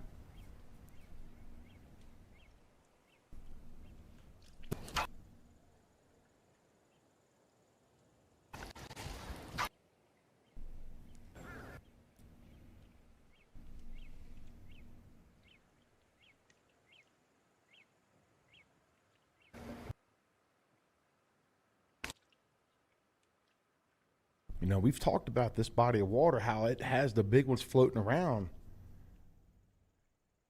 And we were talking about some of the bags, the differences in the weights, some of the jumps some of the anglers made. And we talked about John Canada, how he was 72nd and jumped up to 19th from day one to day two. 53 spots. Kyle Glasgow, same thing. Jumped 53 spots, went from 74th to 21st. It was a lot of huge jumps from day one to day two. And I imagine we're going to see some of that again today. And some backsliding. Oh, and some backsliding. We definitely had a few that did that. You had Swindle. He was 28th on day one, slid back to 60th. Dropped 32 places from day one to day two. Back to Patrick Walters, who's moved off the bank. Been working brush piles and a little bit of timber. Made some crucial calls late yesterday. Offshore.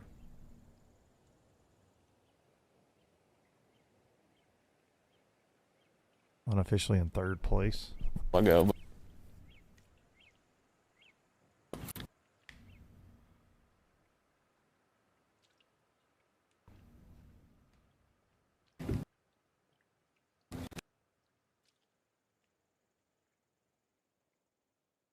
Jacob Porosnik, another one of those anglers. Day one, he was 76th.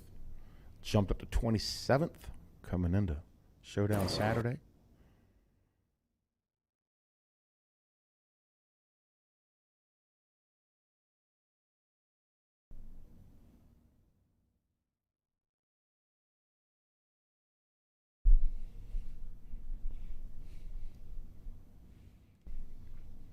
Good eating right there.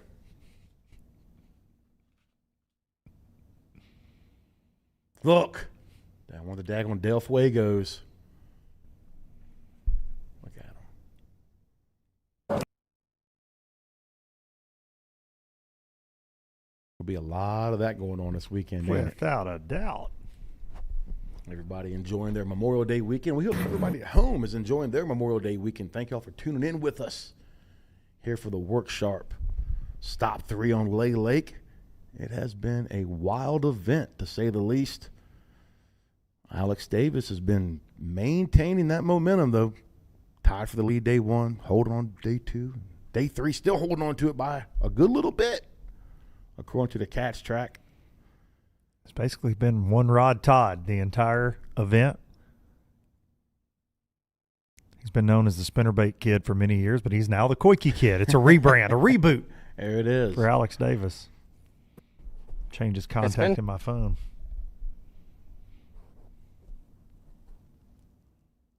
Nope.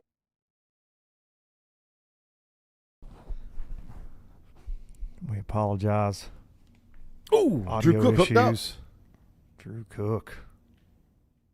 Will that one help? That's going to help.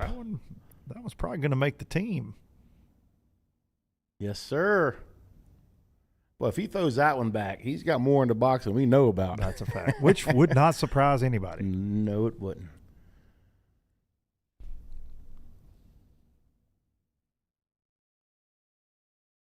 Things are heating up, folks. Things are heating up.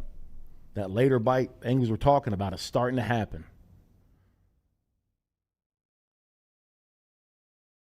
It's definitely happened every day.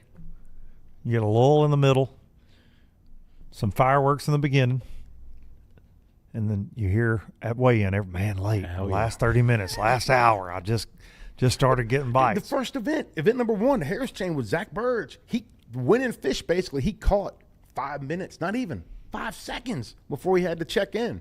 He caught it right there at check-in. Jump back over to Patrick. Looked like he's doing work as well. Here we go, folks. Right before we go off. Dream Crusher mode engaged.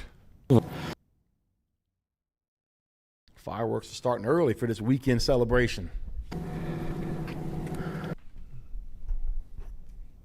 What an event it has been so far at this Work Sharp stop number 3 here on Lake, Chilton County, Alabama. The city of Clanton playing host to us this week. NPFL anglers and our crew. We appreciate the folks in Clanton. And we appreciate each and every one of you for tuning in to NPFL Live and watching those weigh-ins.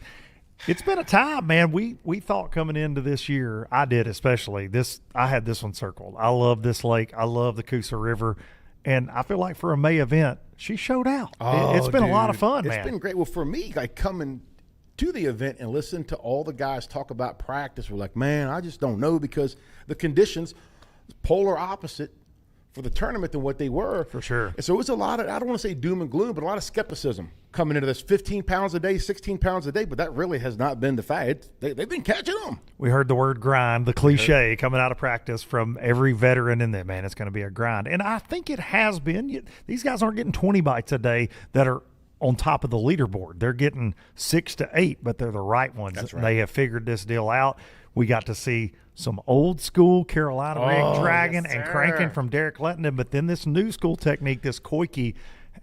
Most of our top 5 have been employing that. Drew Cook, Patrick Walters, and of course Alex Davis, your unofficial leader right now, has been leading it for 2 days, been working that secret special lure. Good luck finding any, especially after this week. It's back-to-back potential wins for that koiki. Let's take a look at that unofficial leaderboard and see if Alex Davis can make it official this afternoon. Lock up his first big national win on that koiki. And Alex still on top of this thing.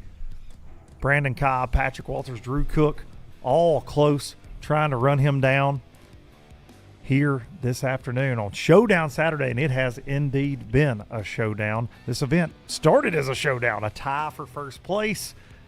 Derek Lehtonen just a pound off the lead coming into today, and it's going to be a tight one yet again. You're going to want to tune in this afternoon to see all these weights become official. Clanton City Park is where it's going down, that drive-through weigh-in. Alex going to bring home the chrome? Yes. Yes. I just feel like it's working out for him. Now, every time we try to call a winner, when NPFL Live ends, we normally get egg on our face, so to speak. But I feel like, man, the way he has fished this event yesterday, catching that big bag early, laying off, practicing, trying to find some other areas, running that hummingbird, just being prepared for this final day. We saw him make a little call earlier. I think it's Alex's to lose for sure. I'll agree with that. He's definitely put the work in. He's earned the victory. I just don't know that he's going to get the victory because of who's behind him. We've talked about these major jumps, guys catapulting, and we've seen big fish wade into where we saw 7-10. There's still a chance for a low 20s bag out there. Will it happen on a Memorial Day weekend Saturday? I'm not sure with that boat traffic starting to heat up, but it looks like the bite's heating up as well with Drew Cook and Patrick Walters culling in the last few minutes alive. One thing's for sure, you can find out how it's going to shake out this afternoon. If you're in the area, come out to the city of Clanton, the city park there. Big Al McCullough is going to be bringing the boom, or you can watch it right here on TNPFL.com. We will see y'all at Logan Martin. Toodles. There.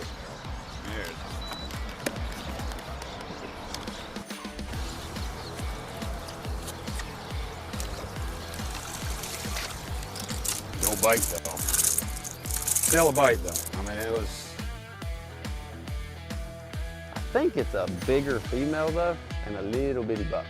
And a lot of times the females are hard to catch.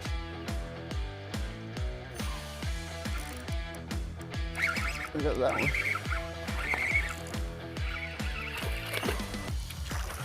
Look.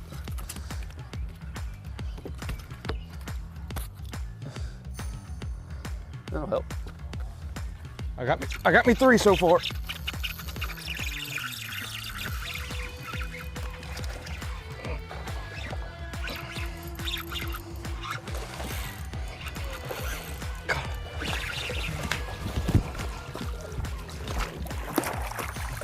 That'll work. How about that?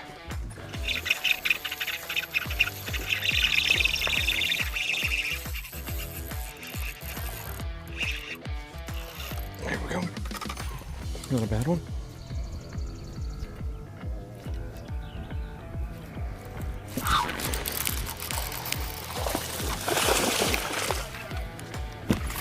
That'll be all right.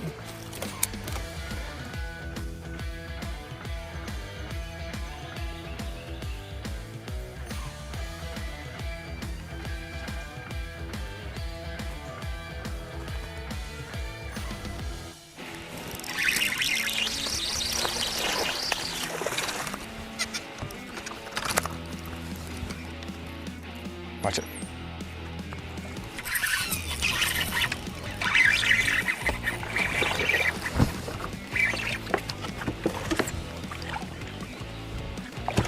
Nice. Off the surface.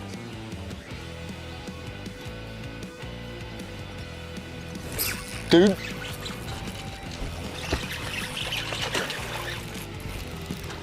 Yes.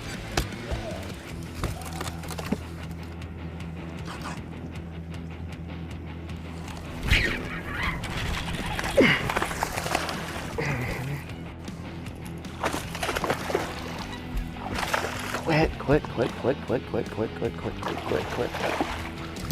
Yes.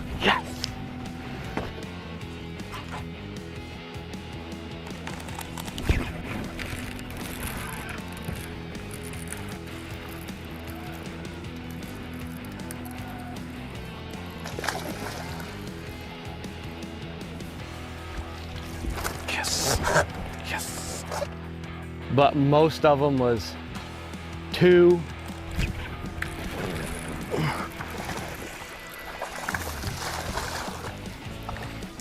Yes. Come on now. Come on with it. Come on. Don't show it.